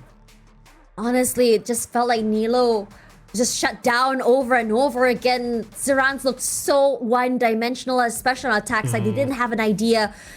You know, I talked about insanity, and they just kept sending Nilo to her death. I would have loved to see a situation where, you know, you go aggressive, you know, rounds where you really full send it from main, send one person maybe lurking onto mid to really catch Zenit off guard. Zerans wasn't able to do that at all. And I'm kind of expecting, I mean, I don't know whether this is a suspicion or not. I'm guessing that maybe they were hoping to win 2-0 that map. That's why they floated Corrode. Didn't really work out in their favor. They were not expecting Bind to go, for them to lose Bind the way they did. No, like, you're expecting to win your map pick, and after Lotus, they knew Lotus was going to be strong for them, I'm sure, going in. So the scrim experience showed them that. But yeah, Corrode seems to be a weak point for Zerent's Holy Mint, as we see there. I don't exactly want to call it a reverse sweep. It's only a best of 3. That really only happens a best of 5s, but the mental resilience from Zenit Orange to stick together after losing your map pick 13-6, winning out Bind, winning out Corrode in a dominant fashion as well. This team is something to watch out for. I cannot wait to see what they can do at stage 3. And this also means that they're still maintaining that 100% win rate on this map as well. Love how they played this. I have to say right now, looking at the brackets, we're going to be looking at FMCL just like winning a 2-0 against Al Qadsiya. Means that after this, we're going to be looking at Zerans up against who, Eco? TDB, I'm not going to try and pronounce that properly. I'm just going to say TDB, because we all know who that team is. They are an incredibly good team. They have a lot of strong players coming on up there as well, going up against Zerent's Min. Obviously, Zerent's, they have had their warm-up now. They can go into that a little bit fresh, but it all comes down to stamina. Have they done their 6-hour scrim days to prepare for this? And already, Al Qadsiya and ATN, I think that match is already going on as well. So 2 more teams can make it to main event. That sounds banger. And we're going to see one of these 2 on the stream soon to do that. Yeah, that's right. It's going to be great. I think I'm loving the fact that a lot of these teams, you have the same names coming up online. We are seeing new faces, new blood as well. And the fact that we are not seeing these one-sided matches that we were expecting also makes it super exciting, because honestly, Eco, you jinxed this. You said it was going to be a 2-0. So if you want to blame anyone, guys, it's Eco. What We can got I a good say? match. I will fully take the blame because that match was worth it all of the That was- way.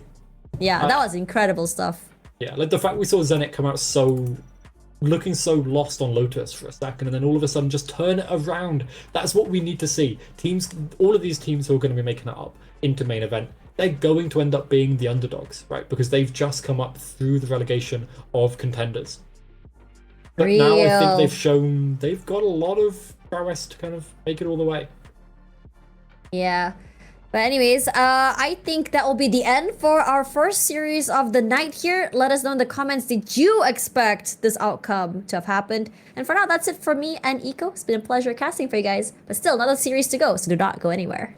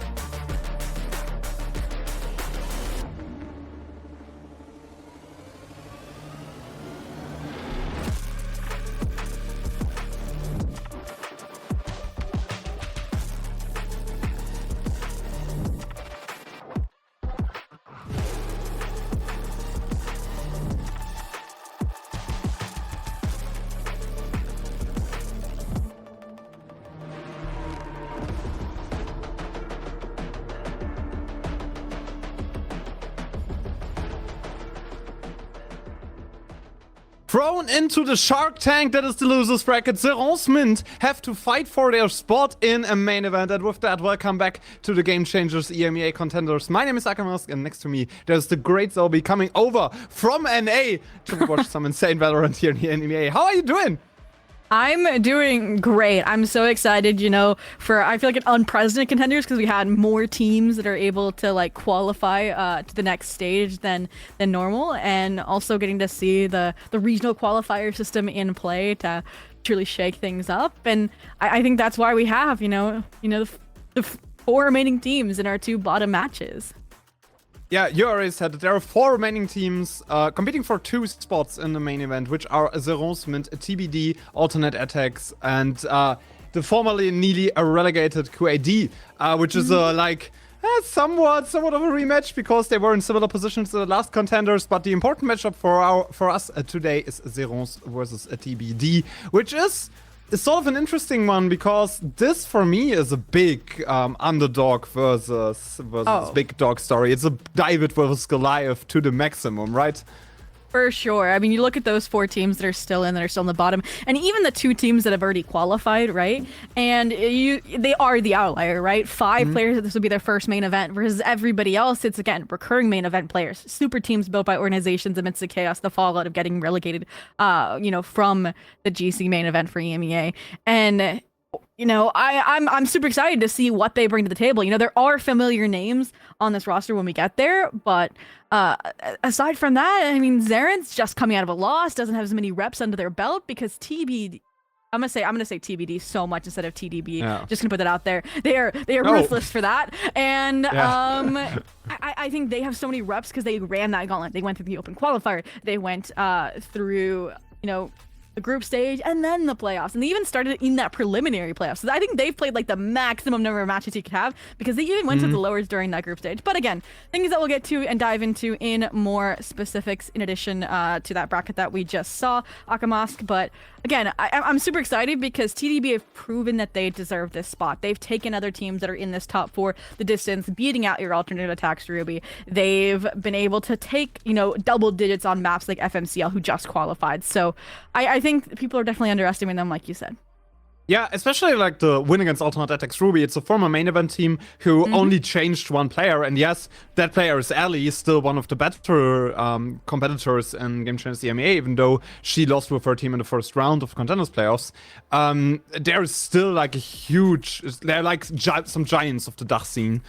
Beating them is no easy foe. And also getting to double digits against FMC, absolutely insane what they have achieved. Now they're in the lower bracket finals. And Zeron's, this isn't the sure qualification, this matchup, right?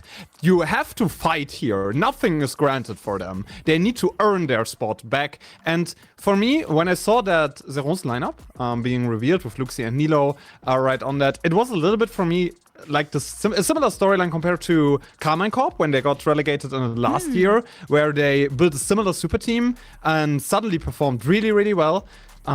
Just flew through contenders and yeah, in the end, similar storylines with Zeron's, but it doesn't seem to click as well as Carmine Corp did back in the day.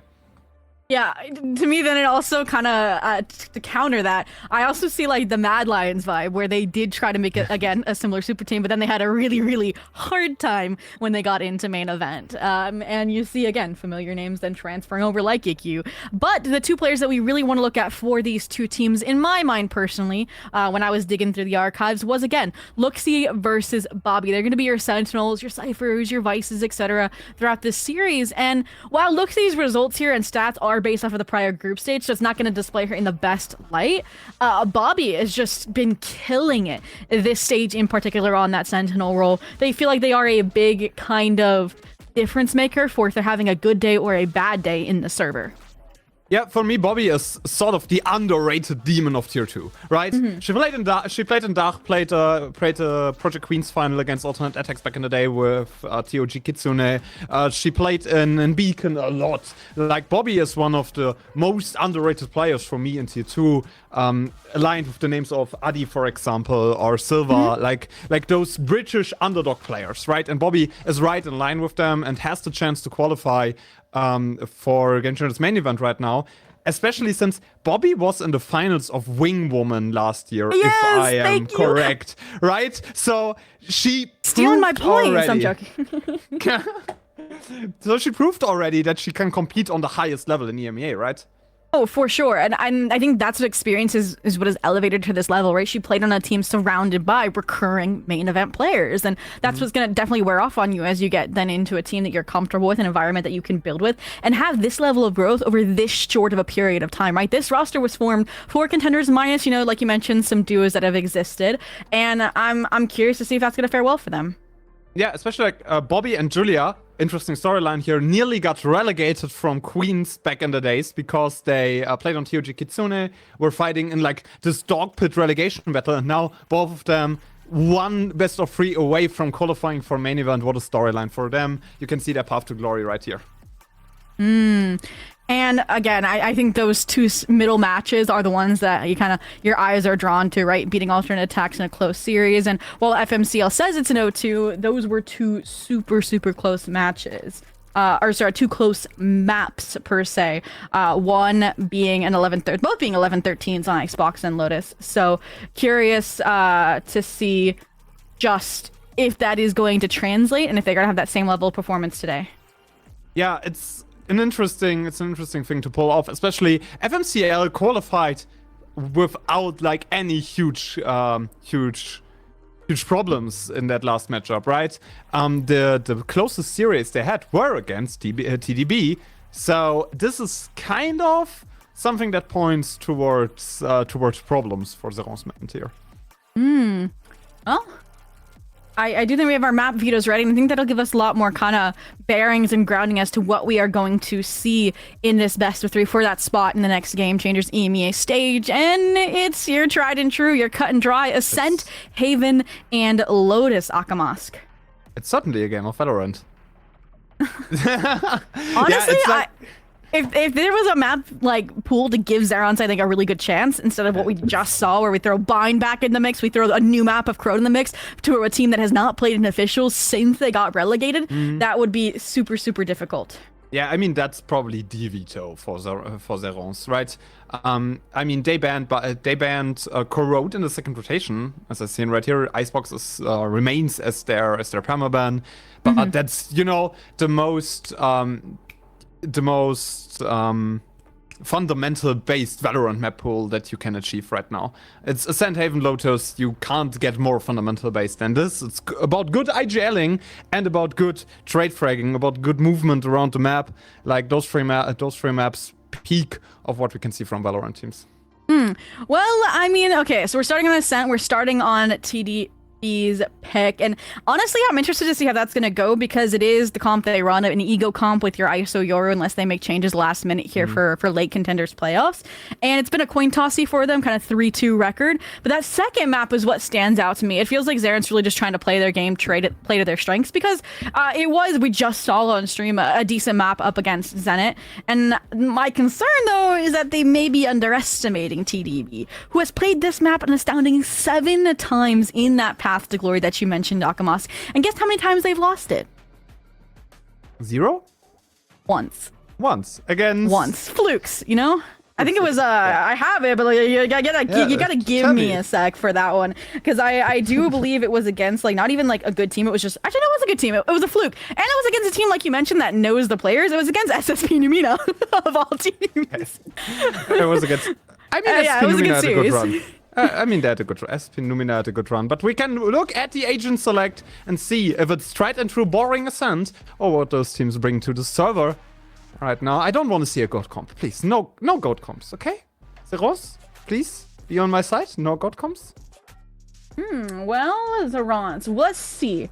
Obviously, lot of switch up in terms of the composition. So again, if you're picking safe maps, I would expect safe compositions, right? Yeah. So I would not be surprised if we just kind of get that tried and true go-to meta composition, and that's kind of what you're getting is an iteration of it, right? Obviously the Cypher over the Killjoy, because Nobody likes Killjoys nowadays. My sadness here as a Killjoy main, but we are getting that Cypher head-to-head that I kind of premeditated in the pre-show, and I hope it delivers on all levels. I mean, Luxie is known as a Cypher and Deadlock player, right? So Exactly. that's not a surprise for me. She's playing those two agents most of the time in Game Changers main event. I still think that Killjoy here would have been like the better call. You have an ISO on the other side, which always has some problems with those Killjoy turrets. You can't really use your shield until you destroy the Killjoy utility. So for me personally, I would have preferred the Killjoy here, but I get why they're going for full comfort in their do or die best of 3 right now. Because for Serence to get relegated after picking up Nilo and Luxie would be an unprecedented manner.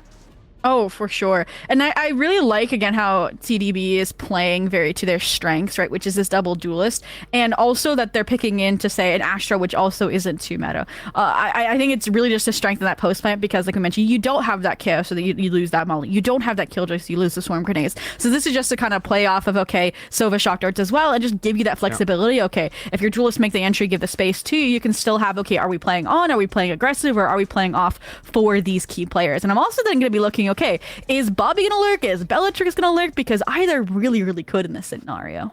Yeah, but as I already mentioned, everything is earned. Nothing is for granted. Serence, they have to fight for their spot in main event, or they are getting relegated. A new super team on the horizon, but they are already struggling. It's TDB going up against them for a new spot. Oh. They're not quiet on the side of TDB, but anything but for Zaren's Holy Men going searching towards mid, and that spy cam spots all of it, and we are having none of it. They're just going to continue their business, continue their prerogative, which is this A exec, and we'll see how they get through the Cypher utility. Luxie challenged early on. Already might have some troubles, but finds the first frag. Our head-to-head already coming down into that first fight. The KO knife already up there as well. One player shining up. Luxie gets the second one for her liking, gets traded off to the side. Up there, and Eva only able to find one constellation kill. Triple kill for Nilo in the mist at Chaos. It's a 1-0 for Serence. They are here to play. Ooh. I mean, I was nervous. I'm like, okay, you've given all this space up by having that aggressive mid play, but they play off of Luxie's delay. They buy enough time for Nella to get back to the site, and this is another heroic player that they kind of picked up. And we're going to see her swinging, even with this buy, with the Outlaw coming out. Light shields on the other end of it, tucked away in tiles and B main. It's gonna be bloody. There will be blood. That doesn't how they fight, but they're going on to B for the moment. Dodging that outdoor by Tui. Already finds the first frag onto the enemy duelist.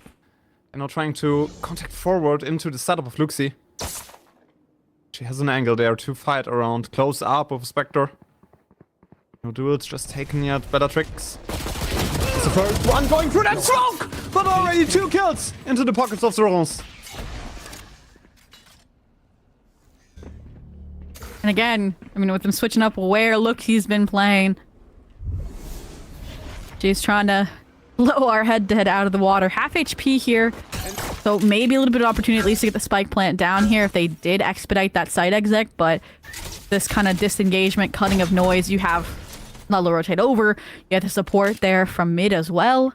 They are not going to be able to get anywhere, it seems, with 40 seconds left. At this point, they're probably just waiting for the dark cover, and Zarens is just waiting for the contact.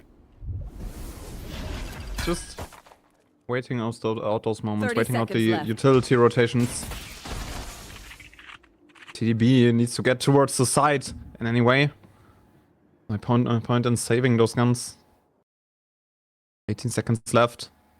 It will be a last second breather. They're just trying to clear out the patience enemy remaining. for the rolls, but Luxie is there. Luxie finds the first one. Her IGL with the second right behind her. It's a flawless one for Serence on round 2. Good start into that first map. Wow. And again, I mentioned they just had a lack of information, even ironically, even though they still had their Cypher and Sova online. And just that stall out from Cypher to then not have confidence to try and overwhelm the solo player either. I think I need to see that confidence coming out here from put away a little bit. Speaking of confidence, it's an anti-eco. Zaren's, of course, going to go for the aggressive front. Try to get behind these players, and because of how far back Bobby's playing, she's not going to be able to inform the team either that they are running in to almost every player of this team. And they're all shining onto that side, but Luto already with 2 kills! One enemy remaining. But it only stays that way. The enemy's over. Finding her with a double kill. It's only down to Luxi. Versus 3. Over low, but already still on full health. Xeno now in positioning. Already cleared. And a wide lurk. Coming there from Bobby will had a backstab onto the Rons. New IGL right here, right now. And once the lurk hits, this matchup will be decided! But you don't even need this one. TDB gets the first round for their liking. Nice, and I'm glad that even though the Zarens, you know, were going for that flood approach, we really got to see the impact of the Astra, right? Bellatrix, a really placed grab while fragment to those players, and we kind of saw, right? So we just get stuck out in the open, flushed by utility and overwhelmed by these players. But again, that was an anti-eco conversion attempt out of Zarens. Now they've only strengthened their weapons in terms of Phantoms, the Vandals, and most notably the Nello Operator, which is going to be looking again for this deep Bobby lurk, but I think that's why Bobby is so far in spawn. Feels like they understand what Zarens is going to be playing for WinCon-wise. I mean, they got to sit back and watch the last series.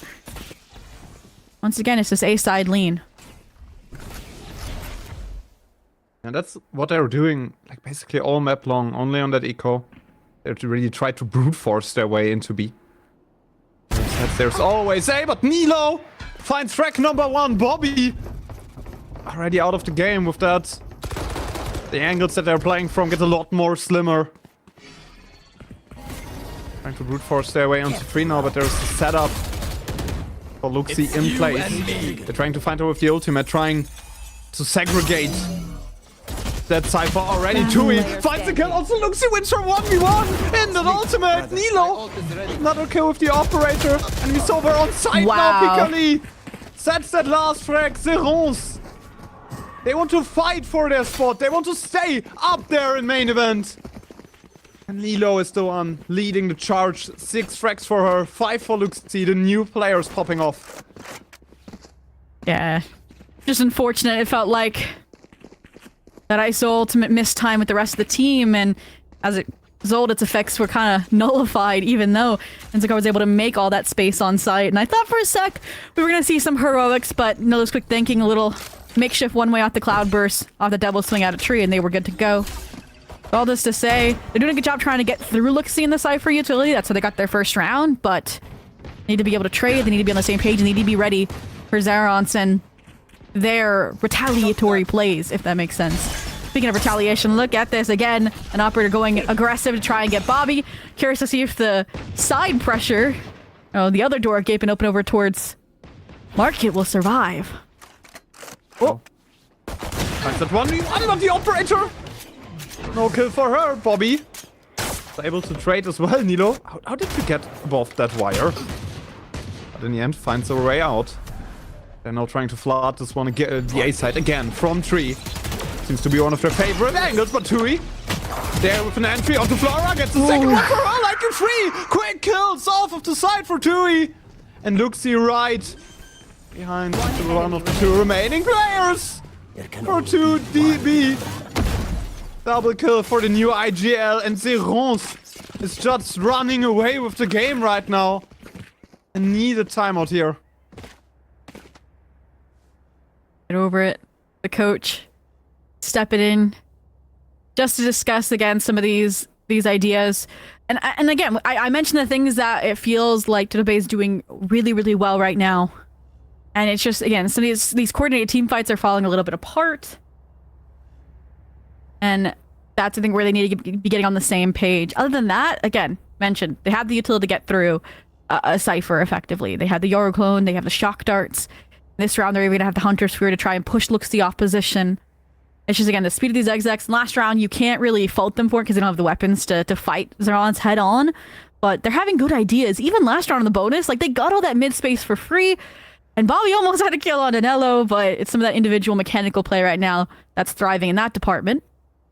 We're getting to see some of those pings as well. It looks like they are going back to what got them their first round. They are going back to this A exec and trying to work on, okay, what can we do? Can we get aggressive? Can we try to prevent this flood? If those pings are in fact cluing us in towards a fight into tree. But they're not even getting onto side that easy, right? Chewy just standing there, getting a triple kill from Boxer stack. Seems a little bit desperate from them to still That was try another to eco brute round, force wasn't their it, though? way into A. Yeah, but they're already in front of A again, right? Oh. We saw the pings. I expected no pressures made from top mid. They were going to push out of this smoke and aggress, but Flora's ahead of the game here. Trying to feign more pressure off this Clove than there actually is. And unfortunately, just now the proactivity here. The Hunter's Fury comes out to try and speed things up, but again, nobody is in, and the entire rotation from Zerons has been committed, and your B-site wildcard has been taken out of the picture. So you really don't have any more choices other than to fight forward and re-engage off the drone, which is what they're trying to do here, but Luxie will not be denied her stronghold. And now if you rotate, you've got a whole nother can of worms to open. Yeah, kind of need to fight Nilo, but spotted through that angle. He saw the shoulder. Nilo has to drop it. But now you know that there's problems right in your back, Nilo! Spike down A. First frag for her. Puts out the knives to get to another fight. Bellatrix to get on side. Quiet map for her. Up until now, Luxie decides that it stays this way. 30 seconds left. Typically just tries to stall, probably just a weapon save for the remaining TBD players. Trying to fight there, Piccoli sets the last kill, a flawless one, right after the timeout. Zerons. It's just steamrolling here. Rounds doesn't seem to be nearly as close as they should be in a decider map for a Game Changers main event spot. And it feels like, again, at the big picture level, Todobe had a really good idea there, right? I like the A split, but it felt disconnected, right? It felt like they were depending a lot on Flora to make her own headway over towards Tree, and I didn't see support from the Omen. I didn't see a Paranoia. And when they were starting to get pressured by Nello and that Blade Storm from mid, that's when you saw, right? Bobby realized, okay, I need to help, and she just gets shut down as well. So, again, going back to the micro team play to execute these big picture ideas. And on an eco round, that's exactly when it needs to be favored. You need strength in numbers, and they look like they're doing a good job off of that, but Lupite, I mean, this recon is brutal, Akamosk. Yeah, brutal recon, but an easy trade here for TDB. Next jump into logs for Nilo. She's just running circles around her enemy players, but another trade coming through here. Nilo needs to be shot down. But the round still goes into the hands of the Rosemont. The player from lane just able to score 3 quick kills. 6-1. The weapon advantage here. Just too strong, and as you already said, just do it like the Golden State Warriors. Strength in numbers. But not able to convert that round here. Nobody is negative onto the side of Zerons. Yeah, it's hard to look for the positives, right? When you're down 6-1. But again, I mean, that was a bonus round, so you can't expect to do it fully converted. And we got to see them clean up the team fights, which is the number one thing I'm looking for coming into this bye round in particular. And I love that they've dissipated from the splits. They've dissipated from the Bobby Lurk. They're trying to go all in B main, but the concern here is that it's the same time Zerons is trying to fight head on as well. They spotted 3 players. And Nilo just dashing into this one as well. Flora should have spotted it. Eva the one with the kill onto Nilo right now. There was maybe a little bit over-aggression. Eva getting another frag double kill for her and also gets traded onto the side. Numbers advantage now for the underdog team. Leon, Tui and Piccoli. Two of the more quiet players. For Zerons right now. It was a lot on the shoulders of Nilo. And her new counterpart, Luxie. Are they able to convert it? 2 numbers down. Going out. Double advantage for TDB. The drone is blinded. That's a good one. Look at the mid-wrap, though. That's good timing. Bobby! But she whips her shot. The next one goes in there. Bellatrix able to convert the kill. TDB is back on the board. Second round from them on that first half.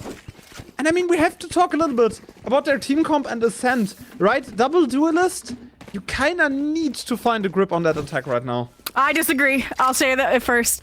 I Okay. was a believer of that for the longest time when casting, but then every single time the double duelists shined on defense because they just had that confidence and that aggression fighting forward. So we'll see when we cross that bridge when we get there. But I need to talk about the last round because again, it came down to the team coordination, the team utility, which was again that dimensional drip put the Yor in a good spot to force utility forward to keep those players contained in lane. And that's when the first kill came. That's when the neural theft came. So they had information to counter, okay, the Sova recon, to counter the heroics, the mechanical prowess that Xerath does bring to the table. And that's what I want to see them replicate, so it scares me that they've gone back to this split. I mean, it scares me that they're going back to doing the same stuff that they're Exactly. doing all the time on A, right? It's clearly not working. It's What you they're and doing me. right now. No, it's ISO ultimate catching the Omen. I mean, Tui is for sure dead, even if she wins that one-on-one. Eva on the ground, but you cannot just spray down the Omen. So Piccoli on the ground. He get picked up. Initiate a counter, but can be picked up. Outstayed. speed. Down there onto the side. Nilo doesn't get the flick. Lu with a quick double kill. The answer's Fury. Important damage. The numbers advantage for Zerons. They're trying to split it. Two players from Garden, one player from Heaven. This is pulling the hat. There, Nilo is known. Trying to find the first player under, and in the end, Lu, triple kill for her from Garden. So to save the round, that Hunter's Fury, so incredibly crucial. Zerons is up at halftime on the map pick of their opponents. They're guaranteed no matter what happens over the course of the next 3 rounds, and they're just looking to pull off some steam in dominant fashion. We mentioned again how the first series warm-up, their first official since getting relegated from Game Changers, the EMEA main events, and I think that's what we're starting to see, them coming to the forum, regaining that confidence, saying it was just a fluke. And again, Senat's a really good team. Secondary, I feel like just Toto made some crucial errors. I did like why they rotated. Okay, they faked some ISO util, they noticed the Cypher was there, and they said, we're not fighting to look-see anymore. And even, again, Eva's ult was good for dislodging the Omen, and the follow-up was good as well. It's just hard to predict a Lupite 2k off the Hunter's Fury. That's where everything went wrong. And now, Toto just, again, looks like they're trying to replicate the bonus round B split that we saw. Because again, they've recognized, okay, if Nello isn't aggressive off mid arches, then they can get to space pretty easily. You are divided. You already said it, like, going into that round, the starting moment's always looking good. That's hard to predict. Great utility coming off, great drone. The start of the round, Nilo. Over aggression here, maybe! Hard punished! From Flora. They are into that wire, but Luxie now known. They're trying to fight her, but Bobby finds her way into enemy Cypher utility. Eva only able to trade against the Sentinel counterpart ultimate. Now also ready for 2DB. Laura gets a second kill. QT already on the ground. It's a 2 versus 4 situation. We had this already earlier. Numbers advantages normally played down by the team that guts them. Eva finds the trade kill. It's only onto Pinkily, but she gets rounded around by Bellatrix. The wraparound works out. 7 and 3. TDB is not dead yet. And that round, I mean, I think that's how they want that composition to work in all ideality, right? You have Bellatrix offsite playing the util, playing for the timing, while you have Flora and Eva getting aggressive. Little slip-ups here and there, right? Particularly in Zakar fighting forward when you mentioned they had the Hunter's Fury online, which would have been pivotal for the post-plant. Shockers, that would have been pivotal. Other than that, though, I mean, they shook Zerons a little bit, particularly, right? Now look, after that drone spots out 3, feels like I have to get on side, I have to help Luxie, and she just gets shut down. So now, what are we hopefully getting a little bit more confidence here with these rounds under their belt. And I mentioned how before there wasn't support on this A split through Tree, and this time it's being provided by the Hunter's Fury. Oh, Good no. support there, but they're crashing down onto the fight of Nilo Tui. That's another constellation kill, but numbers advantage now for Zerons. They're trying to get onto the side really fast. Shut down by Nilo. Cypher trips nowhere to be seen. And all the information and all the agency on the French defenders. We up there playing for smoke. But we have some cages. Obviously all of the positions now on Luxi. Spotted out by the arrow. Numbers already equalized. Luxi needs to dance around those shock darts, needs to segregate those one-on-ones. It's a quadra kill already, Luxi! Spike down A. The only one between Zerons. And their ace rounds, and she gets it! The dance around Jen goes out to Luxi against her counterpart. Last round before Wow. the switch. They deny the Ninzakar ace, and they convert the round into an ace. I mean, I was singing Totoba's praises with the idea of the plan there, but again, when you have a double duelist, it requires both to be performing, and when Eva falls fighting main, fighting Nello there, and there's not much tradability because of that one way, that's where things fall apart when it is a double-headed attempt. So, it's kind of what we saw culminate, and they tried to clutch it out, but there's that Cypher head-to-head that we highlighted in. Fortunately, Luxi's better for it. Doesn't scare anybody away, though. Again, eco round to keep the tempo up. Maybe even try to draw rotations. Because they recognize how fast, I think, the A players have been there.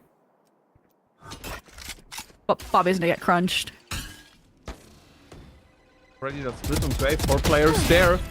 In pace, and Nello. It's the first kill into Bobby. Everything is just falling apart. But to Ready yet? be... I still have to clear that side for via Luxi. Cheeky cam behind them. They're also tagged. They're still trying to force their way into A, but Nello tucked behind them. Enemy remaining. Support from RKO as well, and it's only down to their solo player. Getting a double kill there as well. Spots 2 players and just runs away, spike in hand. At least be able to get a plant down here, but around, not so likely. You deny the ace in the prior round, it would be a 30 statement seconds to get an ace clutch here, but long road ahead of her to make that a reality. Not much util except for the regenerated recon bolt. Still 3 players spread apart just for info. She's gonna be able to isolate as a result of this strategy, this approach. But the timing is gonna be everything from Lupa Day. 10 seconds left. Scanning ahead. And Sakar needs There to they are. find the frags. No! The captain closes the round. 9 and 3. Curse activated. Can Zerons mint Team close A. this one out, especially on that map pick of their opponents? Wonderful. That would be an important takeaway. Switching Hey, I sides. mean, I said when the map veto came up, this was a coin toss first map pick in my eyes for TDB, and I think we're seeing a semblance of that now, especially because, again, double duelist requires you to be warmed up, requires you to be active, be confident. I think we're not seeing that to the degree I was looking for starters. I do think that now that we're on the second half, I'm hoping that we'll get to see Bobby shine a little bit more, because I just realized, oh my gosh, she is 0 and 10. After we saw those impressive stats from their entirety, the Contenders run so far, where they were averaging 6 assists a map, and right now they have 2 as well. So again, a way to get righted is to be a sentinel on the defense, right? And also when you have this Asher that also provides support. Now I hyped up the double duelist on defense, so let's see it. Found them. Yeah, you need to play with confidence. You need to play aggressive and especially take space off of your opponent. Every inch they're giving away needs to be yours. That was round crucial for what they're trying to do. TDB already with an entry. Another swing down there by Nello, but she just drops into 3 as well. 2 quick kills by the underdog mixed team, but 2 already on side, spotted out there. Able to destroy the Cypher tripwire as well. Here. Have a smoke for crossing. Knife slash from Pinkerly to bring the numbers back into their side, but the captain is dead. Lua on the ground, double numbers advantage Spike planted. for TDB right now. Last player Or and standing. Eva trying to get the fight going from heaven, finding the first track on Pinkerly with 18 HP and a dream. But this one goes to the mixed team. This one goes to the underdog. The comeback might start here. Got it. Very, very nicely played. I was nervous for a second when I saw that Coordinate and Mini played a fight forward in a tree. Like you mentioned, they knew they were trailing in numbers. They knew they had to trade it back, and they got the opening kill. They definitely surprised the current top Fragni Zakar from TDB, but the immediate trade backs that came, they couldn't disengage fast enough. They lost exact initiative they were going for here. Speaking of initiative here, I'm seeing a little trap play schedule set up. I'm expecting a Shock Dart vulnerable combo Akamask. And guess who's there possibly to receive it? Yeah, Luxie might be on the receiving end of this love. How fast is it? I think they're waiting For what? for some noise. They're waiting for someone to tap the ult point. Oh, it's too late. Another one who will. As you already said, too late. They also might be able to get onto side here. They're playing the split. Through market, through mid, Bobby onto the side, gets the first strike, makes a double kill. Both players from lane, that's a triple for Bobby, and you know, Zeron's hit an interesting ramp up there. But in the end, it just all falls apart into the hands of Bobby. Free kill for her. Hey, what did I say? I said give Bobby a site to anchor and then she'll shine this half. And that's exactly what she does. And it shows again why Eva's there to kind of support from the sidelines as well, even on this duelist role. So again, gives her a little bit more fluidity around that space to fight forward. Helps that you have better weapons too, but now that they realize, okay, they took advantage of our lack of mid control, we put a trap wire there, we put Bobby there, see if we can fend them off for the time being so they don't replicate how fast that happened, but in a better situation. And hopefully we'll see Bobby punish Nello off of it here. Now look at support.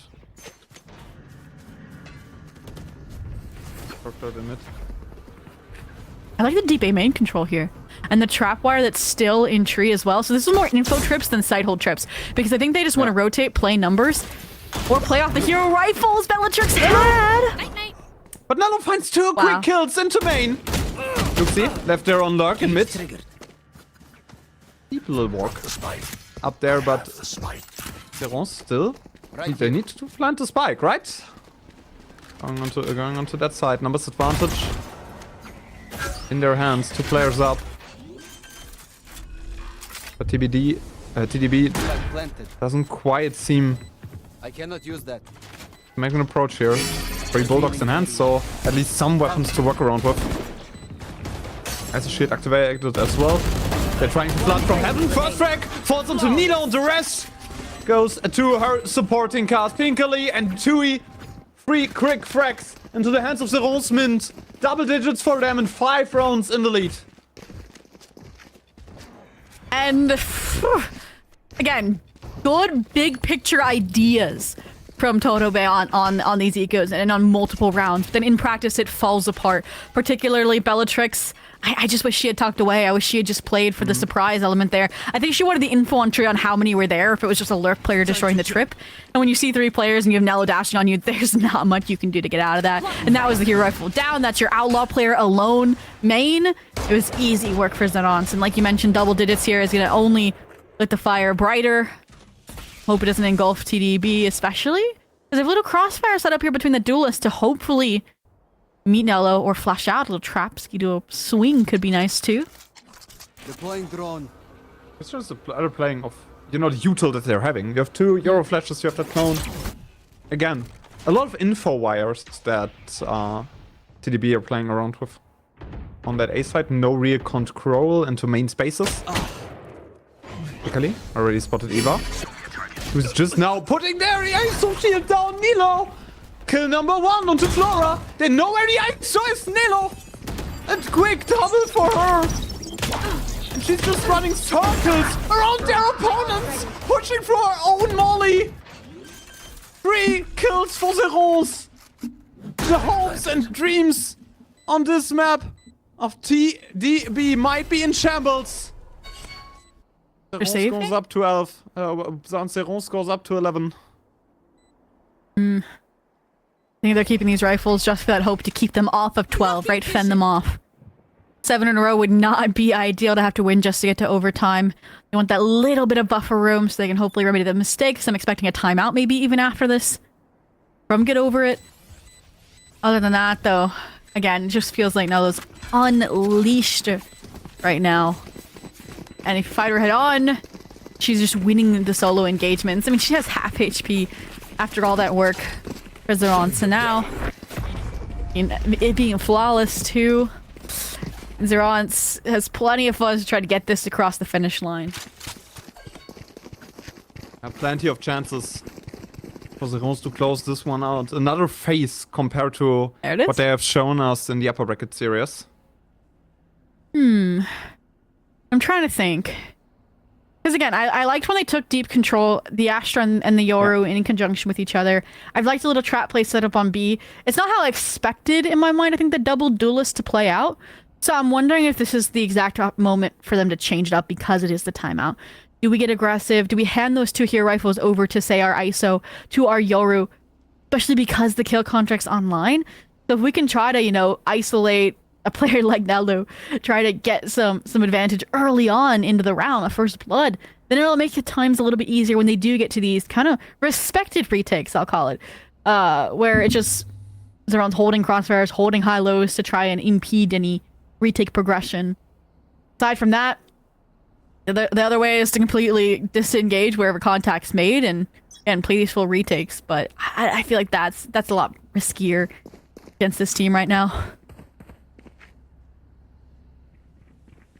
Yeah, like for me personally, the rounds where you already said it, where TDB took a little bit more space, were a little bit more active on their defense, they seemed closer compared to the rounds where they were very passive in side holds. Right, they run pistol, they want to follow up, and afterwards it was just Zerons out-aiming them and, being the better team just on a simple mechanical perspective.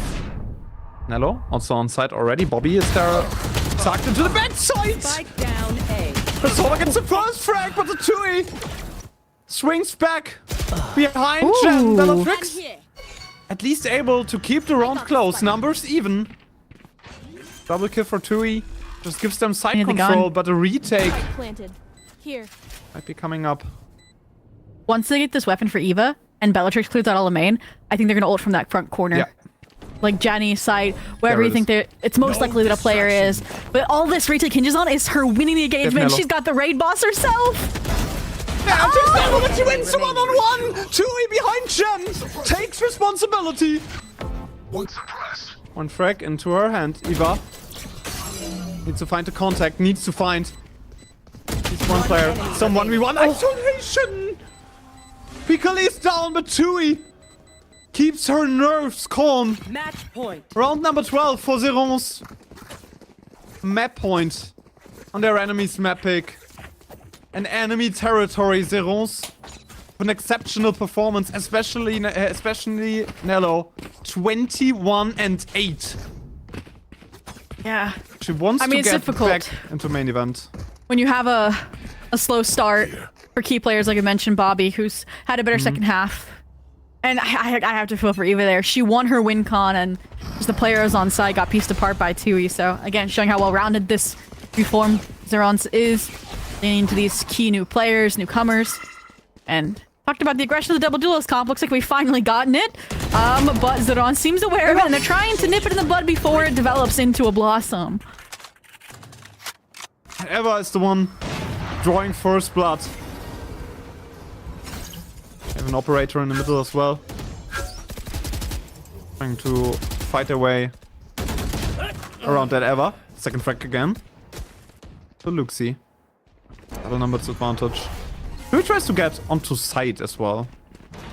They have the spike, and they have at least the minimum of control needed. That operator shot through that wall. Could have been deadly. Now you got a retake with an operator. And I mean, now you got Tui and Nello fighting forward into heaven. Bobby, you're gonna get overwhelmed waiting for your team. One enemy remaining. But she dodges the paranoia! Quick 2 kills on heaven! Can't play Hunter's And Fear it's anymore. only- It's only in LPT. Trying to find the kills. Needs to segregate. The players need to isolate all those one-on-ones. Second player found. Not like this. Not you don't close a map like this! You don't close a map like this! Not ready. No! Has This point, Hunter's Bellatrix Fury. got 1 HP! Get Hunter's Hunter's Fury. Fury! But you don't need that! Zerons! Win. Her Don't worry, captain you're with me. closes the map! for the French lineup with an absolute insane 1v4 clutch situation. Are you kidding me? Wow. I mean, I was already concerned with how Flora was gonna be able to retake with an operator, and Nello and Tui gift her the opportunity to play off of that missed paranoia, to play off of Bobby's bait in heaven, and then you run into a similar issue. Flora's post on the line, but VCT playing that so intelligently is able to clutch things out. And I mean, again, it feels like the veteran players, like the duo that we wanted to see, Bellatrix, Bobby, step up. Starting out absent there, we need to see that turned around.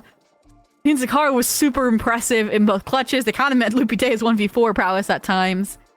And I'm surprised that the first kills were even that close, Akamas.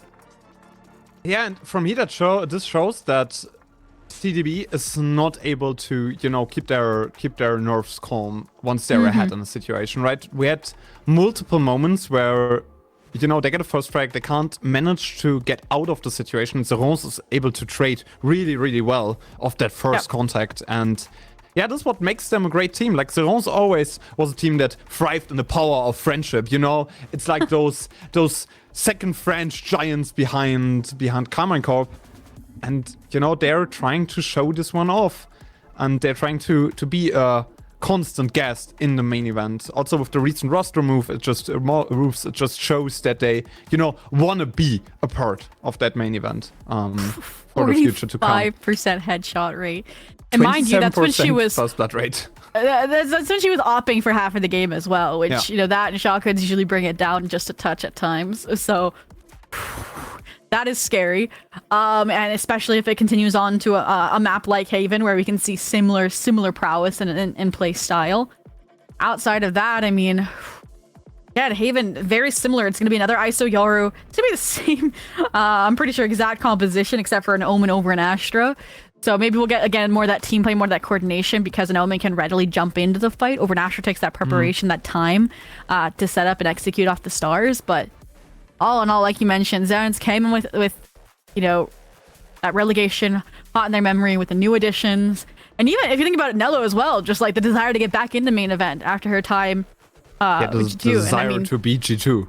Exactly. I mean, I could see that driving her, and I can't wait if they do win this next map to go into that. And like we mentioned prior, that was TDB's pick. I do. All right, for all the TBD, stands in chat though, I did say this was a 6 wins, 1 loss map for the entirety of Contenders for the side of Totobase. So I think that is where you have to hinge your hope, is that this could be Zeron's underestimating the opponent, and they might wake up after a warm-up map over on Ascent. And they kind of need to wake up, right? They're playing a similar comp right now, and I don't see them make any changes. Like, it's a mixed team. They shouldn't have pracked this much. In the end, I don't see them make any bigger changes to what they were playing before, because, you kind of need your rhythm going. You kind of need your tried and true team compositions in such a high-stake situation that your nerves aren't the problem in the mechanics of your own agents. And in that case, I'm a little bit afraid of what we're seeing up, because Zeron seemed very, very, very poised to take that serious 2-0. And that's where I'm curious. I mentioned, I could see a Haven operator come into the mix, but the comp they're running, you mentioned trying to stick with things, is the kind of classic Breach Sova with a Neon and a solo duelist. So I think it's possible to see over on Haven, but maybe we'll just see her ramp up on the Neon and as a Slayer even more. When you have a 45% headshot rate, I'm scared for what the Neon's gonna bring to the table, Akamusk.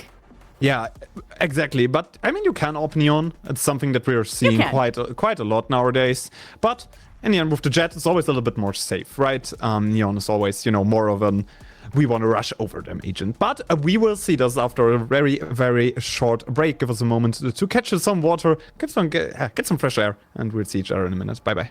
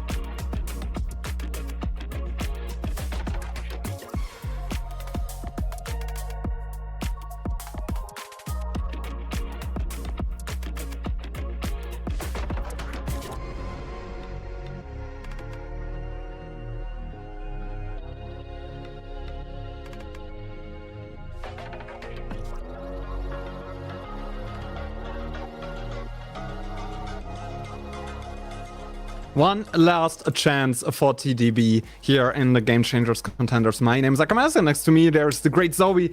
We will present to you that second map coming up in this matchup. And Zerons, they looked really like they want to take this one home in 2 maps.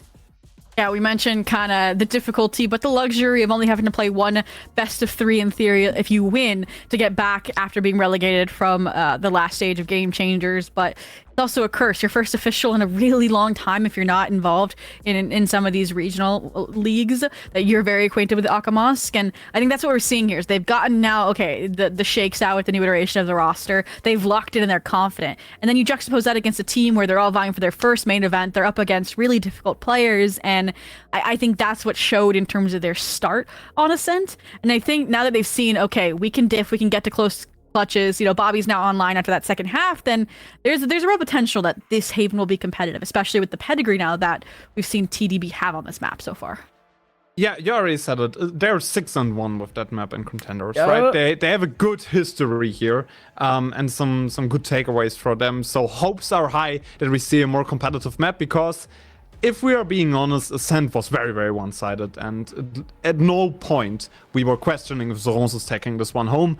I hope that here on Haven, things are a little bit different, because TDB, they need to step up with like a similar comp, like actually the same comp that they're playing on Ascent. Yeah, just the Asher of the Omen, which I mentioned, could fix some of the team play that fell apart. And I think we saw even at times, Bellatrix wanted to get aggressive and couldn't, and she often was worse off for it, right? Getting caught out in the open, even once you have the hero rifle, etc. But all in all, I think now that we get this composition on this map, it's more catered to this one, right? Versus the Yor ISO more felt like comfort on Ascent. It's not like it matches the current meta, it doesn't match the gameplay. But on the other side of things, obviously a little bit shaking up roster, but we mentioned that this has been that go-to for the side of Zerons, even with the last iteration. We mentioned how the Neon may fare with the operator from Nalo with that 45-ish% headshot rate. Like there's a lot of factors if they do decide to continue with this comp. I'm intrigued if they're gonna stay with this comp, because I kind of think Neon is now the default agent on Haven, right? It's kind of the default duelist, surpassing Jet for many teams at least. And in my opinion, they should stay with this one, because it's like the more meta-heavy comp, even though we're not seeing that many double initiator comps here in pro play right now. But still, like I think especially for a team like Zerons, play for a more default-heavy comp, because you are the fundamentally better team right now. At least it showed on Ascent, right? And if you're a fundamentally better team, then just stay with a more default-heavy double initiator comp. No, of course. I think that's exactly like you mentioned. I think the Neon stun that it brings, in addition to the Breach stun, just super oppressive for head-on fights. And, I mean, we can theorize all we want if this is what they're going to play, but I think we have Agent Select ready to go to see if, in fact, they have these changes made, if TDB is sticking with the aggressive, confident composition, and TDB is, but there you mentioned it. You said that the double initiator isn't as prominent nowadays. It's a double controller, but you see what I'm seeing at right now? It's the Killjoy over the Cypher pick. My engineer is here. My robotics engineer has come out to play. Yeah, I think, my opinion, I think that's because of the ISO Euro composition, right? The Cypher doesn't have nearly as much value compared to Killjoy on that map if you're playing against ISO Euro. The turret is insanely good against the shield.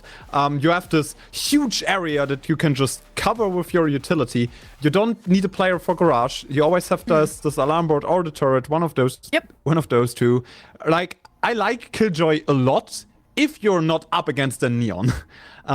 So in this case, both Sentinel picks are really what I expected them from both sides, because I think also for me, because they were running a breach prior, this feels like it's a way to substitute. Okay, we have a lockdown now, it's easier to retake in regards to that. So just keeping an eye on the old cycles with the Hunter Sphere on the other side is gonna be key in that fashion, because the Fade, it feels a little bit weaker in that department with the Nightfall over the Rolling Thunder. I am interested in the Fade pick over the Sova pick as well, for that exact reason. Post plant feels a little bit weaker, but I think that's where the Viper pick also comes in. That's where you get the KJ Swarm grenades, and with Zerons starting out in the attack as well, that's where we are gonna have to see those factors, I think, come out to play, because To be honest, it feels like this style composition while still having the neon. It feels like it's like Nello go out and kill more than, hey, we're gonna support you while you go kill. Like, yeah, maybe the Prowler will chase them down like as you're dashing in on them, but it's less scary than a breach flash, a breach stun. Speaking of scary, TDB, get this confident fighting down mid. It's a lot harder to play, for sure, and especially like a lot more contact heavy normally, but no contact for Zerons. Lello is the one with the first frag in middle. If he gets traded out.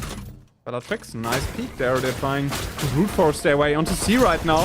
Cypher Tripwire, not checked. Nilo is blind.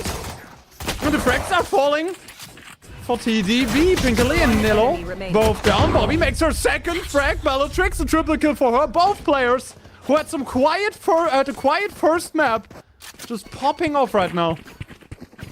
Yep, sorry for calling you out in the post show, but I mean, we got to see, okay, the anchor from Bobby in full display, and we also saw the aggression of the Omen pick over the Astra in full play there.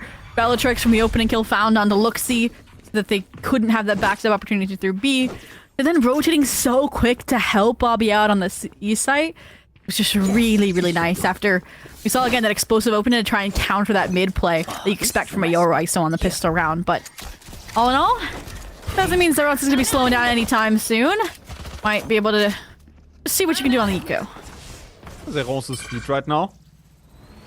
Trying to get onto side as fast as possible, but already leaving that main area. A little bit slower start to the round, a lot of contact. A lot of priority onto the old point in front of C, but it seems like they're crashing the default sites for eco rounds. Seems to be a B hit right now, Nello. Should be one to first contact against Bellatrix. She saw the weapon, but it doesn't check the high angle Bellatrix. 2 frags, 3 frags for her. B spot.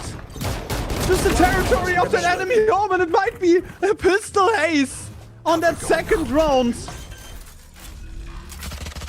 Well, giving a spike plan over as the trade. We'll see if it's worth it, see if they can finish the job. And Bellatrix, the one player without a weapon in hand on a second round buy-up, secures that level of individual performance. That is absurdity. And also kind of gifted off of Zeron's mistakes. I mean, just wait at the vulnerability. It's not that long from an ISO. And you maybe would have been able to win that fight or not get obliterated by Bellatrix. Also a huge oversight to not check the high angle, right? It's True, something that that too. a lot of Omen players abuse. Oh, maybe they just, again, oversight, small mistakes, but again, bonus round, write it off, move on. Yeah, Bellatrix, yeah, you better be picking up a Vandal after a move like that, after you're 8-0 to start off this map. And we'll see what they can do with this really hefty bonus round against Zerons. 2 Guardians, Bulldog and a Vandal. Good weaponry to push it maybe to a 3-0 here on defense with that double duelist comp. You talked about it on that last map, that those double duelist comps kinda shine on defense in the current state of Valorant. Even though you might not expect it as much. Netto already in garage, good space taken. They need to destroy the tripwire. A lot more map movement here from Zerons right now. Trying to default a little bit, trying to bait out a little bit of utility. And especially destroy that those Cypher setups to keep TDB on their heels. To make them rotate into certain angles and situations. Yeah, this is surprisingly complex for a bonus round, right? Again, I think I mentioned they made some mistakes that kind of gave the advantage to TDB last round. You're also coming out of a round where they're going to be confident, they're going to be celebrating the ace from Bellatrix, so mentioned they default, they take out util, hoping for an easier C exec, but again, you're also going to give them the ability to now play a 5v5 retake how they want to. Typically already known. Shined on that wire. Luxie spotted in garage. No 4 players around her, but she still manages to convert 1 frag. Bobby there as well, her counterpart with 2 quick frags. Zakar also. 1 for her liking from CT, and when What delay util you got? Hard. And you don't have a Sova. You might have one snake. You don't even have a snake bite. You can fade home. It's gonna stick. And Ninzakar may with a triple kill.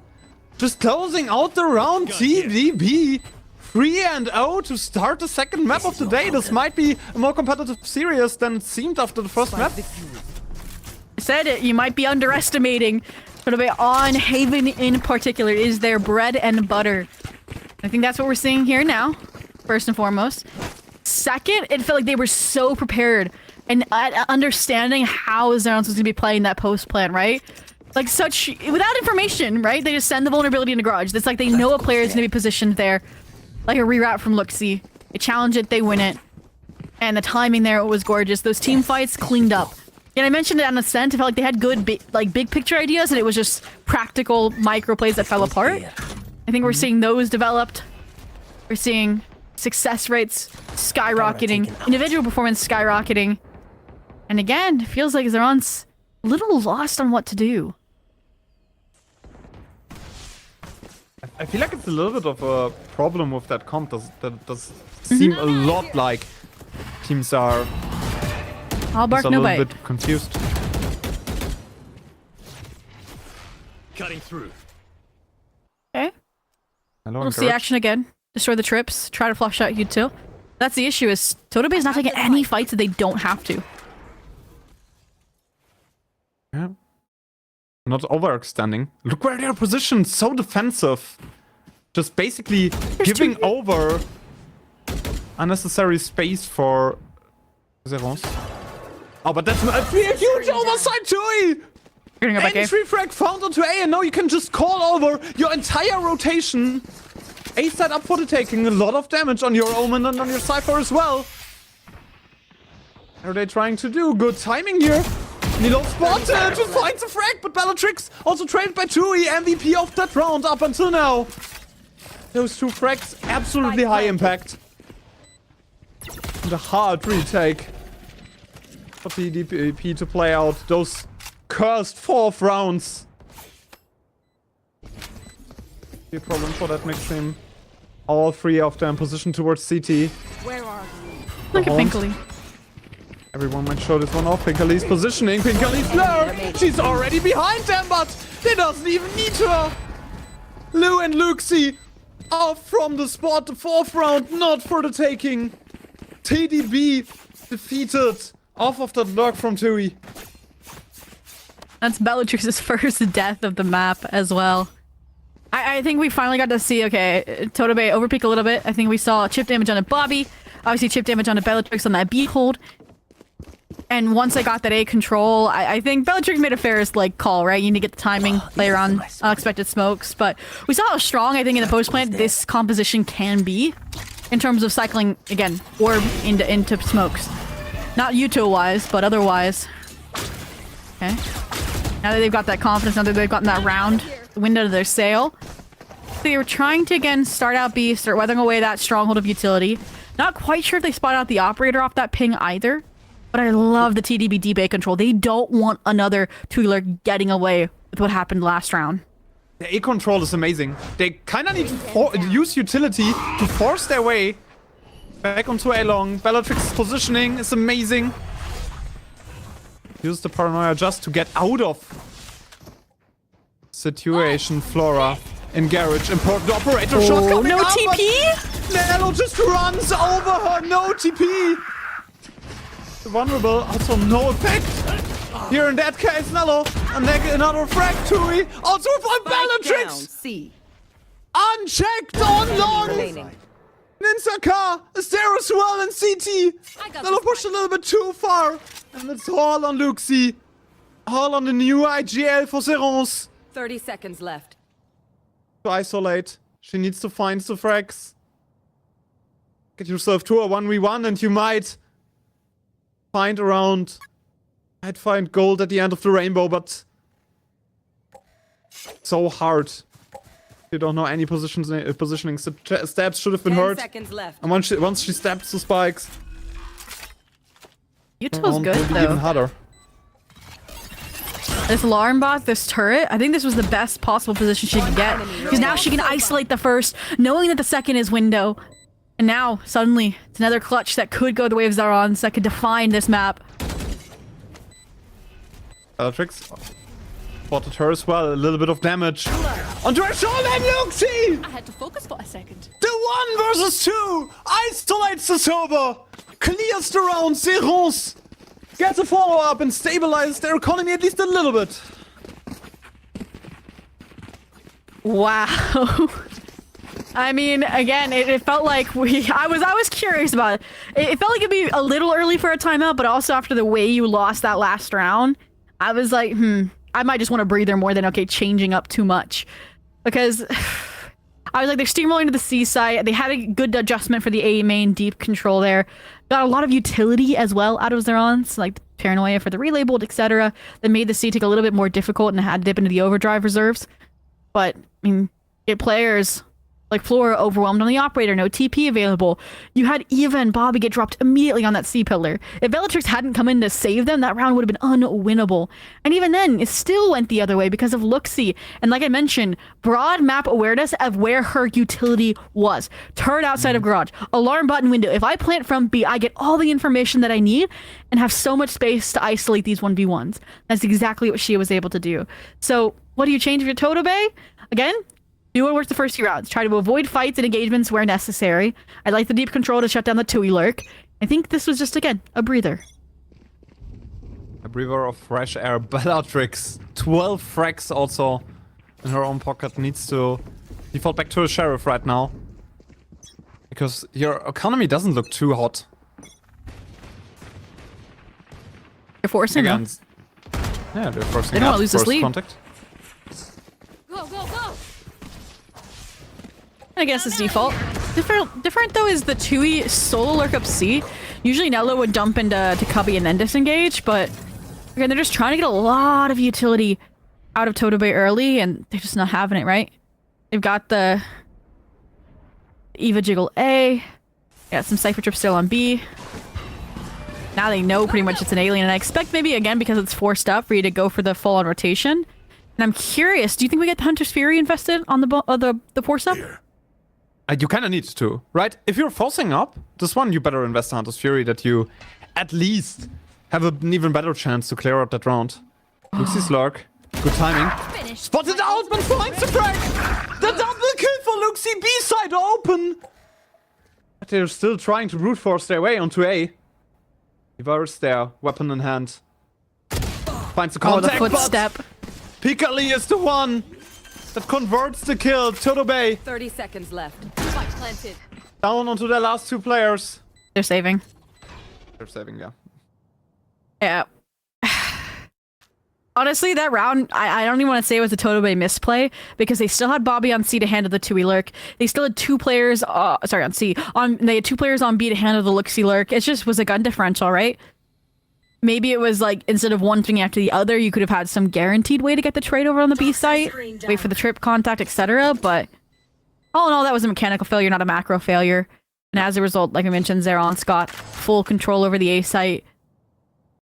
Got lurks, kills, so you couldn't play to your full strength and numbers off of it. Again, would have been like a reflood off of Hunter's Fury denial. So also even falling early, not what you wanted. Just individual kills not going their way. Set up this 3-3 tie. 2 weapons saved at least. Tui's efforts didn't find much. And now, yeah, they're just gonna scrape the bottom of the barrel again. See what happens. Anyone have funds to spare? And again, for Toto Bay, it's do or die. Thank you. That situation, you lose that map, you're out of contenders, you're out of chances to qualify for the main event. Ultimate economy by Zerons is very good.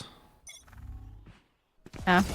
I thought Zerons would have had the early timeout here, but the fact that they didn't here, the fact that they now have, again, like you mentioned, strengthened economy and ultimates now set for an exec, does scare me a little bit when it comes to little base chances, but hung on to Hunter's Fury so that can counter the Killjoy lockdown. You can always wait out a Nightfall.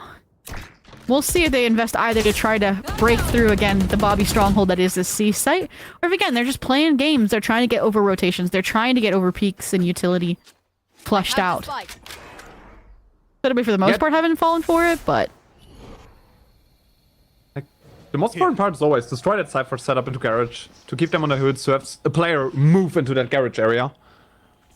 Or But now you don't have a her TP again. AXX. Both TPs are out for her. Oh, the timing. Did they not see the elbow? Nice. She spotted Luxie. Another flash. But Luke's not dodged this one. Only in trade here. But still don't side Hunter's control of Fury. the lockdown. They don't commit that Hunter's Fury, but they're ready for the retake. 30 seconds left. Ready for The Nello? lockdown, where's Nello? 2 quick frags on the Spike CT. planted. Face your Numbers fear! advantage for the Rosmond on that one quick play. Another the ball, and flank. look where Tui is. One enemy This time the remaining. Lux comes in fruition. They don't even know the shots from it because they're deafened. Fights next to the boxes. Bobby somehow needs to isolate those 1v1s, but they can peek for each other. Tui closes the round. Zeros is up. Going up. Wow. What a round. Again, it came out of... When did we use the Hunter's Fury? Number one, did they use it when Nello was peeking wait. spawn? Did they? I think another option would be they used I it. don't even remember the voice line. I don't even remember hearing the voice line. Yeah, same. Anyway, It could I'm be- assuming okay, it's like a okay. I have an millisecond idea. when Nello was picking there into CT and got the double kill. It has to be, which that is devastating. Secondary, I'm starting to see the strength of Zaren's composition because they layered you till you could not fight into CT. But speaking of fighting, you can fight down C long or Nello. I mean, shock dart into oblivion and you are gone. That's a weapon quickly collected and they got what they came for. They're out of there. Might have a timing here. Oh, spawns Bobby! What a side Bobby cage. spawns Luxie rather. Insane when she gets a second one Spike onto down Luke! A. Pushing into her own cage. 2 quick kills for Bobby. And Zeron's decimated. 3 players dead. They're trying to at least get a plant onto C. But you already mentioned no Sober into the game, so their post plans Spike are a little bit planted. heavier. Cover going out. And Tui cause chaos. Tui. That's the win condition here. They're aware. They're so aware, but they're not aware of the player just pushing into garage. Bellatrix down. And now back to even numbers advantage. Pikali makes a triple kill already. And Tui is right behind them. Pikali makes 4. Tui closes the round. The deadly duo of Pikali and Tui closes yet another round. I'm devastated by how that round went.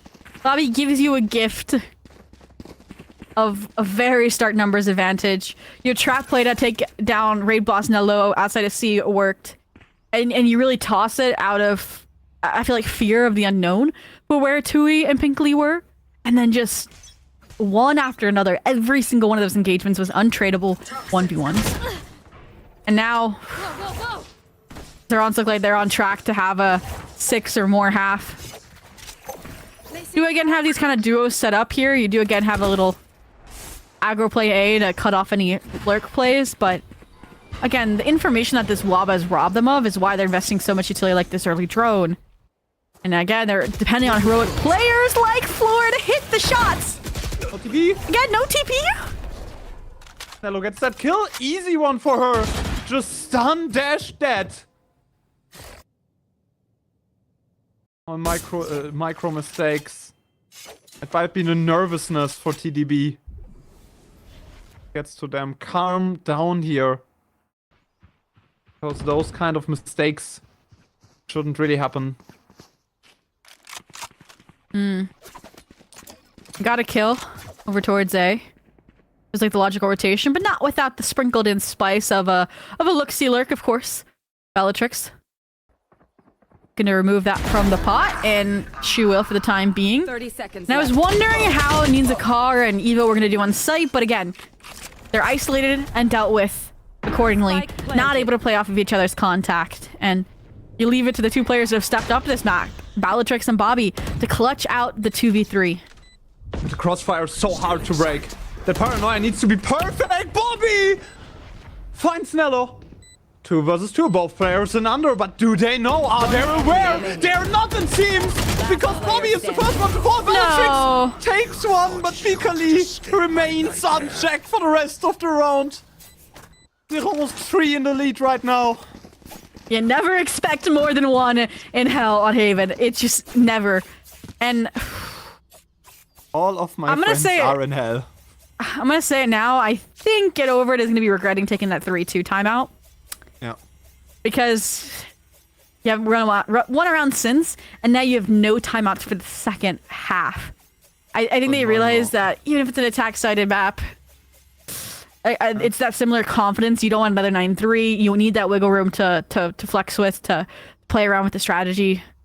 You know, right now they are trending down a path of no return, a path that divulges from these players getting their first main event appearance.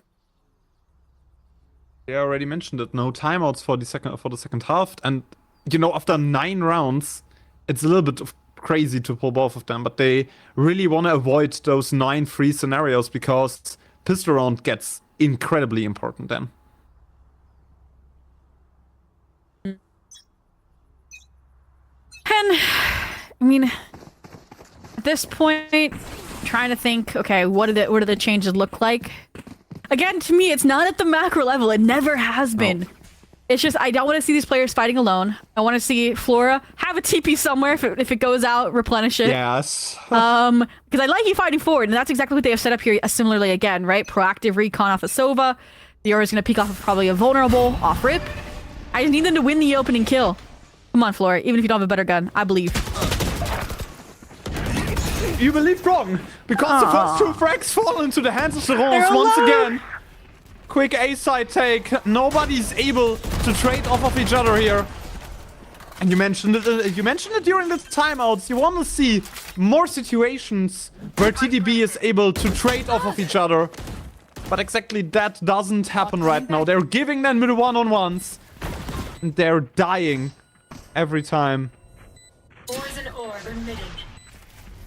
And again, it's Nico. Write it off. The true changes are hopefully to come the following round. But at that point, Zarons, with a likely flawless in the making. Okay, Bellatrix. Bellatrix isn't done. The round isn't over. But time is saying otherwise here. So is the...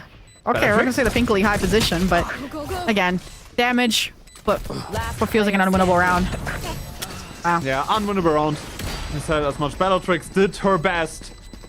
Should be an 18 frags for her in the half, which is the double the ones of Nello. It's like Dinsikar levels of performance from map 1. We just need those to like overlap into the perfect Venn diagram of Haven's success, and it's just not happening right now. And I mean, you're coming to the last few rounds of the half. You're coming out of your timeout readjustment with bye. And it's a round where you have 4 out of 5 ultimates on the side of Zarons. Like, this is the worst time to come up with a change that's supposed to save your half. And it's, you know, kind of a do or die round. 8 and 4, 9 and 3. Those standings are so hard to recover. And I have to win that pistol round, Flora! This time she has a TP! And she finds that kill on Tulu. Important one at that. The Nightfall down, no more info utility for Zarons. So might be a little bit early on that peak. You need to have get some risk involved. Once the numbers are in your enemy's advantage. C-side under control. Let's keep 3 players over towards A. Put that out there. And she's finding kills. Like this distraction play, I was gonna say, you don't from the shadows there. That was a dying play just to get impact, and that she has. I mean, Luxie has cleared all this position. Here's the player's garage. They provided a pocket away from the Viper's pit, and then literally pounced into it to find these kills. I'll handle Have a great angle here. They're actually trying to commit the Euro ultimate to find both players. Oh my god! It's so smart! They're using the Omen smoke to hide Tui, to hide the Viper! She wins that first one-on-one, but Flora wins hers as well, a quadra kill! A solo player performance to win them the 4th round, to keep them competitive on that first half. That's what happens when Flora is able to get a first kill and TP away. She, like, literally there was no other, I think... world where if she didn't get those kills, she would have the mental drift to counter the Viper's Pit in the late round, I should say, because she had that from the round start. I mean, that's literally what forces them out, forces them towards taking the engagements that they did. Time to jump. After they played that so beautifully, like the Looksee, the 2E lurks, I was like, which one's gonna lurk? Well, guess what? It's both of them. And Nello even sold a beautiful flake to delay that timer and keep players on it. Like, macro level that was so clean by Zerons, but individuals gonna 4K sometimes, and Bellatrix looking to do the same here. Looks like she's gonna get challenged on B. Challenge might be a little bit too much because Bellatrix moving off the overdrive. Also invested by Nello, and she's just running over Bobby. Entry frag taken, the Cypher on the ground. No real information about Bellatrix! Just ports down long, finds Luxie. Numbers even again. A lot of space taken by Nilo, but needs to fight onto both sides. Two fronts opening up for her. Destroys the Euro clone, but kills the Euro behind her as well. Hunter's Fury finds targets, but nobody in sight. Last player on site finds the kill. Zakar has some support from Garage, but it's still more or less a one-on-one here. From Pinkerly on the side. Bellatrix had such amazing frags on that map up until now, but a 1v2. Too much for her to be asked. 20 frags on the half, but 8 rounds for Zerons. And honestly, like the small adjustments that Zerons made in that post-plant are what really I think are setting them apart, right? You notice as soon as somebody's kind of at risk of taking a 1v1 and losing it, there's somebody immediately at their side a few seconds later to set up to trade, to take a 2v1. For example, right? You realize Nello's in window having to pivot between CT and main. Suddenly Tui's in that garage tunnel opening, right? To take out Eva. And very similarly, you'd have Nello try to fight CT, deny that Hunter's Fury pressure, and suddenly you have a player from sight holding that platform angle too. It's just what has allowed them to be up 8-4 right now, and it's that kind of juxtaposition where Totobe is struggling in those micro team interaction kind of approaches. But for now, about to say your spike not far from the enemy here as you try to default. But this has been because they have Nello deposited so deep outside of C. They have the entire team rotate over towards A. Where'd they teleport? This shouldn't have been a fake one. I don't know. You don't fake to beat this one, Nello. Go, go, go. The timing is perfect for her. Another entry kill. A lot of discipline to hold that angle. For like 30 seconds. DVD. Over onto that A side. A lot of space taken, but Tui and oh, ships in the night. Zakar just don't look at each other. She's aware of the timing that could have She's happened. so aware.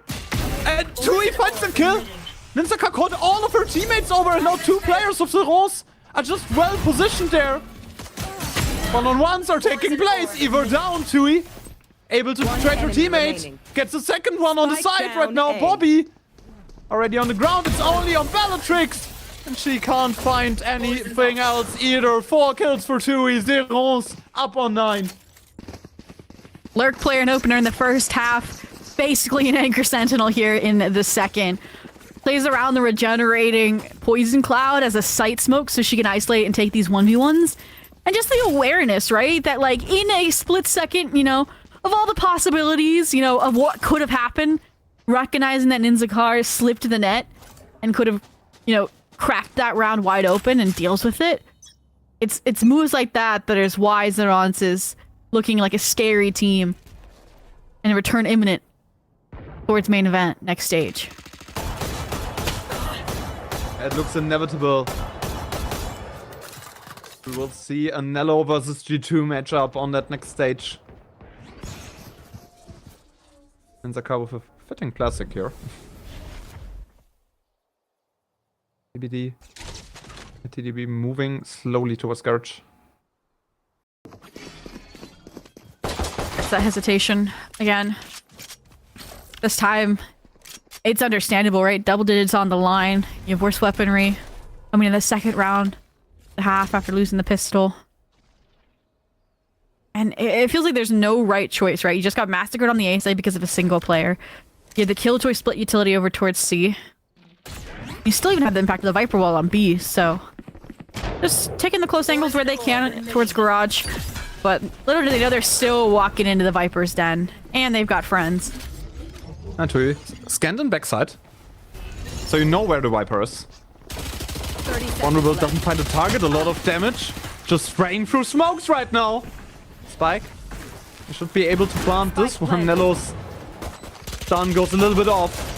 But all of the players now stacked onto side. Piccoli is the one drawing first blood. Linsaka tries to get through that smoke, tries to find some impact, to find some kills. But the triple kill for Piccoli just closes the round. Only one player on the ground, one buddy to be found on C side for Zeros.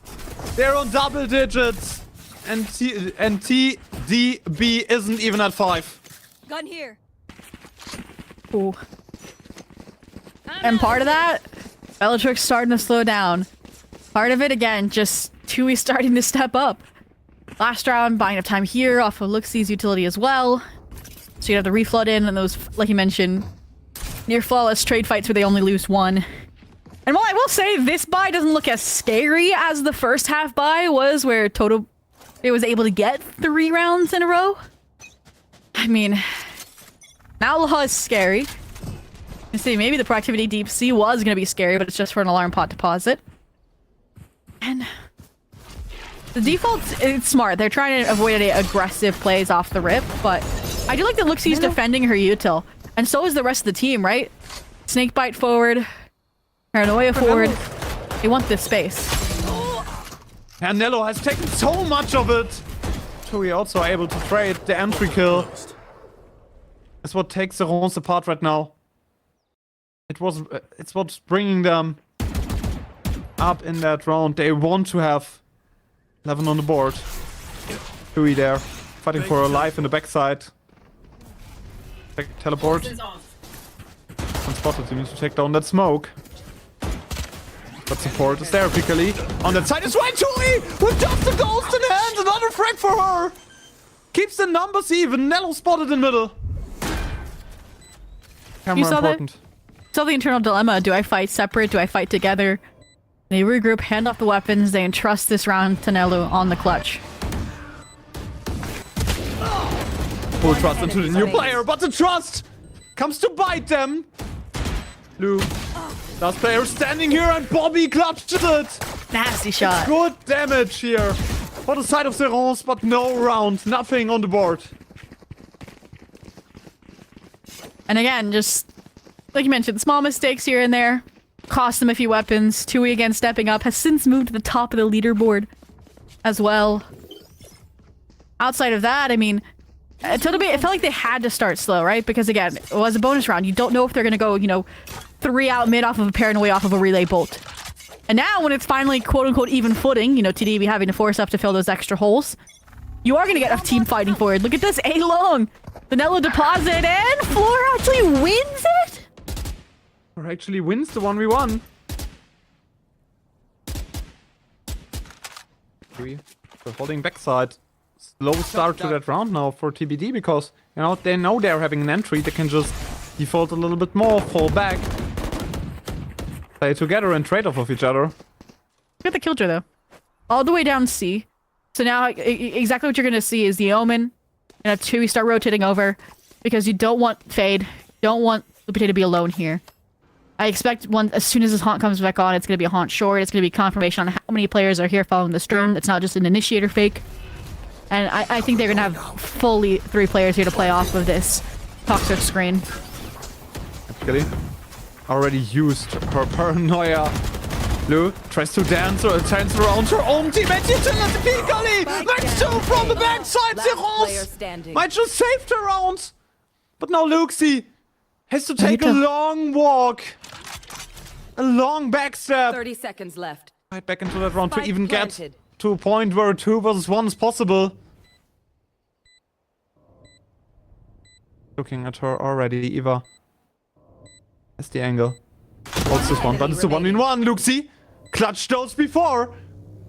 Tricks knows where she is, but it doesn't matter because Luxie is inevitable. Round number 11 for Zeros. 2 away from re-qualifying for Game Changers main event. And I said, you know, you never expect 2 hell. Oh, that is unless you're Luxie. just expecting the re-swing there instead of scaling up. Patient, and Totobe eats right out of her hand to give her another ground-breaking clutch. The first shatter of the first half, this shatters possibly the game. Like you mentioned, 2 rounds away from their reappearance in the next stage of Game Changers. EMEA, one of the most important ones, if you think about it. Direct qualification for GCC up for grabs, and Totobe? Money looks like they're going to hand them a 12th, and we'll have to play for 7 in a row. We'll see if strategy says otherwise. The strike crawls into Flora. Picali only able to trade. Immediate slam of the Viper ultimate for Tui. They want to secure that A spot, but it's a push of the side of Totobe. They find Tui with Iso's ultimate. Eva doesn't even need to win that 1v1, but she does, because there's only a shotgun in the hands of Tui. So rough to win that fight. Zeron's short-handed. Moves advantage into the hands of Totobe. 3 vs 4 retake is hard. But Luxi already in the backside again. Again and again. It's in the hands of Luxi, in the hands of the new IGL. The captain and the IGL, they're closing it out. Match point for Zeros, map point for Zeros, and most importantly, qualification point for Zeros. Holy mint. No, you don't deserve my inventions. And, I mean, last round, Luxi on the flank makes sense, right? Your Cypher's gone, dusted. This round, you have a tripwire outside of C default, but the second trip, saved for sight instead, just... that's okay if you have somebody aware, somebody holding for it. But even then, you didn't have a Sova playing off for Hunter's Fury. You had just too heavily of a commitment towards sight. One player slips through. And like you mentioned, you're staring down qualification point. Now, mentioned the buy wasn't there, so it was Heroics first and foremost to possibly get the job done.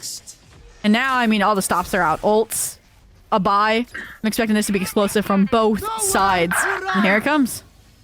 Electrix draws first blood. His ultimate can't be countered as well. Flora! Quick work! Luxi. Finds damage onto the backside. You never win the follow-up round if you're on 12. Flora. That's a kill into Lu as well. It's a 2 vs 5. A possible save on the horizon. And they're actually... I want them to play for exits. Yeah, they're You should have plenty of money here. Totobe, on the other hand, I think it's fragile. That feels like what they're doing, a little crossfire action if they decide to go exploring too early on. And Totobe, I guess my only concern there is utilize really your big ticket ultimates, right? Dimensional Drift to clear the site, Hunter Fury to clear the retake strategy. Next round, Zerons will do it all again with the Nightfall, right? This time it'll be less to deny the plant altogether and more for the retake game, but even then I'm curious, and okay, how far is Eva from the kill contract? Can we maybe leverage the fact that Floor has been getting first kill after first kill, no matter if they win the round or not, into a neural theft, into early round information? Because again, these direct exits, instead of weathering away utility, chipping away at the block, have looked really good for Totobe. And, maybe I'm a liar. The Zeron's money, not as clean as I would have thought it would be after you've won 4 out of 6 rounds and a half. Yeah, Zeron's money actually thought down that you have to go for a safe round here. 2 sheriffs in hand, but sometimes converting that safe round is something that works out for a team. On the other side, the economy is thriving for Totobe. They're trying a fast 1-on-2A, even utilizing their Omen ultimate. Tui uses her own smoke to play around, but just a classic in hand. No real options here for her to play around, but still in the smoke, so still might have some timings. The right click finds the target, but only one. Bobby and Eva already with frags on her own.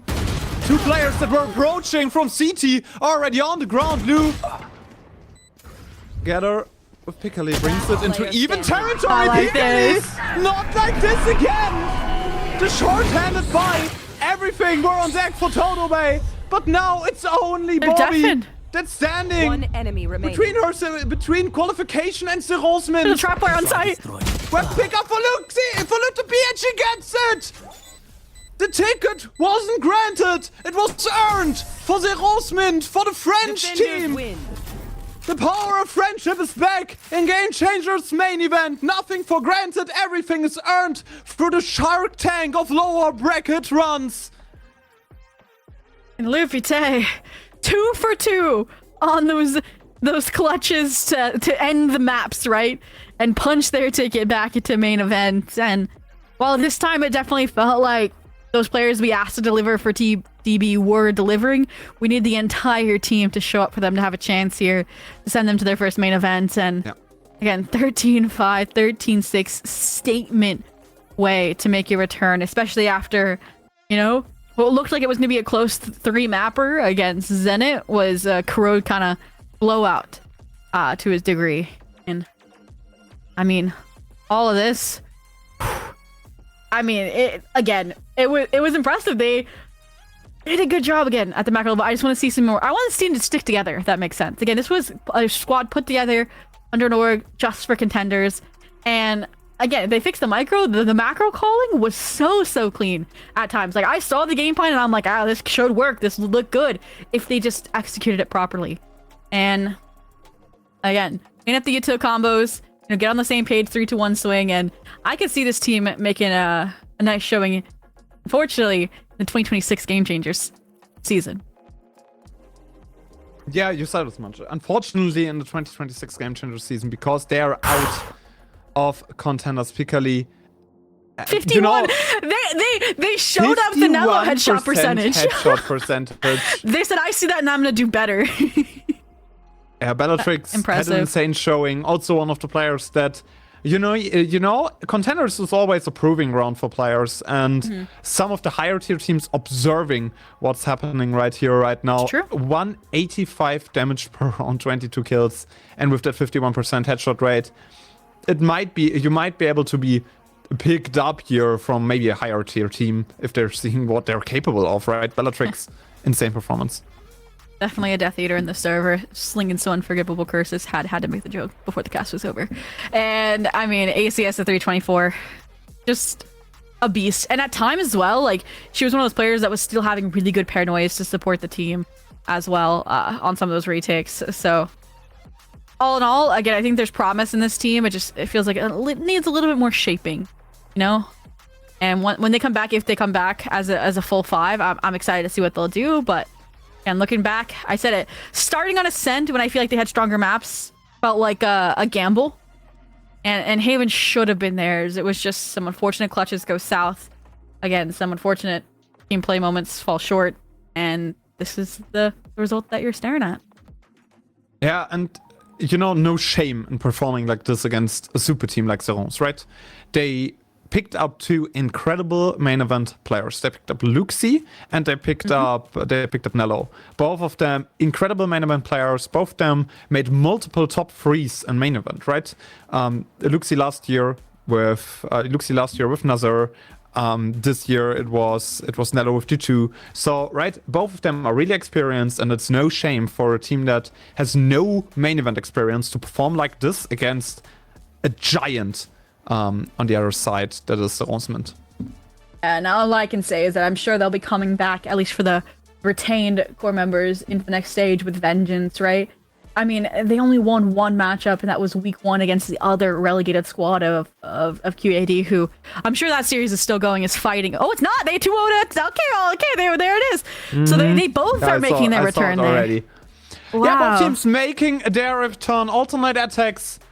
As I already said, you need to earn your spot back, and they had a subpar run here through Game Changers Contenders out immediately in that lower bracket. QAD are back, and with that, both of the relegated teams are back, and we have 2 new ones that we can welcome to the Game Changers EMEA main event. Yeah, I feel like FMCL is like that squad that I feel like I've seen it before in a different font. It's X-Heroic. Exactly. You know, I was trying to say it without saying it, and you know, Heroic before they got signed, obviously, you know. Yeah. Neon. They were Neon Blade before, and then they were exactly. X-Heroic, right? It was the entire like hashtag sign them, but Before we get rid of this bracket, I need to say, you know, we see a 2-0 and we're like, oh my gosh, QAD did so well. It was so one-sided. Didn't go to map 3.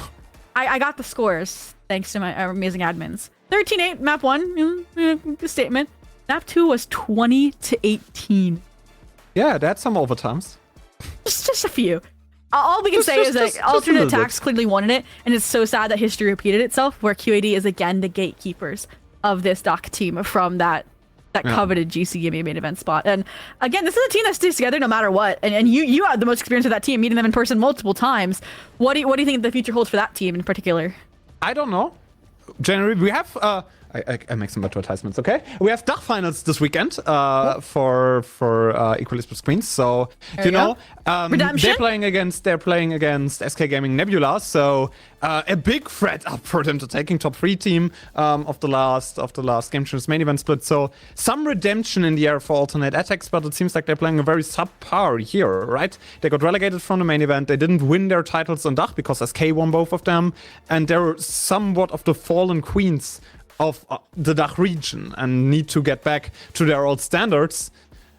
I don't know what's happening with them right now, because when you're at rock bottom, there's nowhere else to go but up. And I feel like a team that also just missed their shot on the main stage is going to come in with a vengeance. And I know I'm going to be tuning into those finals, but while we're doing shameless self-promotion, I think it's a good thing to mention that, again, the teams that we just welcomed will be playing at the end of September in that Game Changers Stage 3, where final GCC points are on the line, where there's an in-person live finals November 2nd in Istanbul that you guys can attend in person, where, again, direct winners get direct qualification spots. And, I mean, you've got to follow Dive Esports on X in order to stay up to date with that action, where the group matches are going to go. All this action gets to unfold.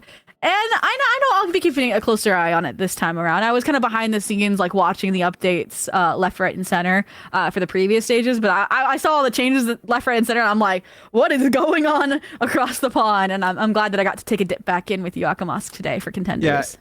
Yeah, EMEA is back, and we are hyped for upcoming for Stage 3, especially finals in Istanbul. If you're close there or want to fly there, you know, get some tickets for you. Istanbul is calling once again for our Stage 3 finals. We crowned G2 Gozen there last year for champions, and they are up with a mission, right? They want to take back their spot as the queens of Game Changers main event. It's gonna be a long way for them, especially with teams like Zerons coming up, with Carmine Corp being there with a vengeance. So an insane season on the horizon. It would be such a busy month. You have November 2nd, right, Istanbul Grand Finals, and then GCC is at the end of that month. I think it's like November 20-something to 30th. And, I mean, that just would be like a blast, right? A way to remember a season for the continuing to participate players, for possibly new runners. Like you mentioned, SK Nebula was a main event contender and could just be stronger here with all that land experience under their belt. Regardless, these are things to come. And I do believe that our Contenders Series 2 run, Akamask, starting to draw to a close.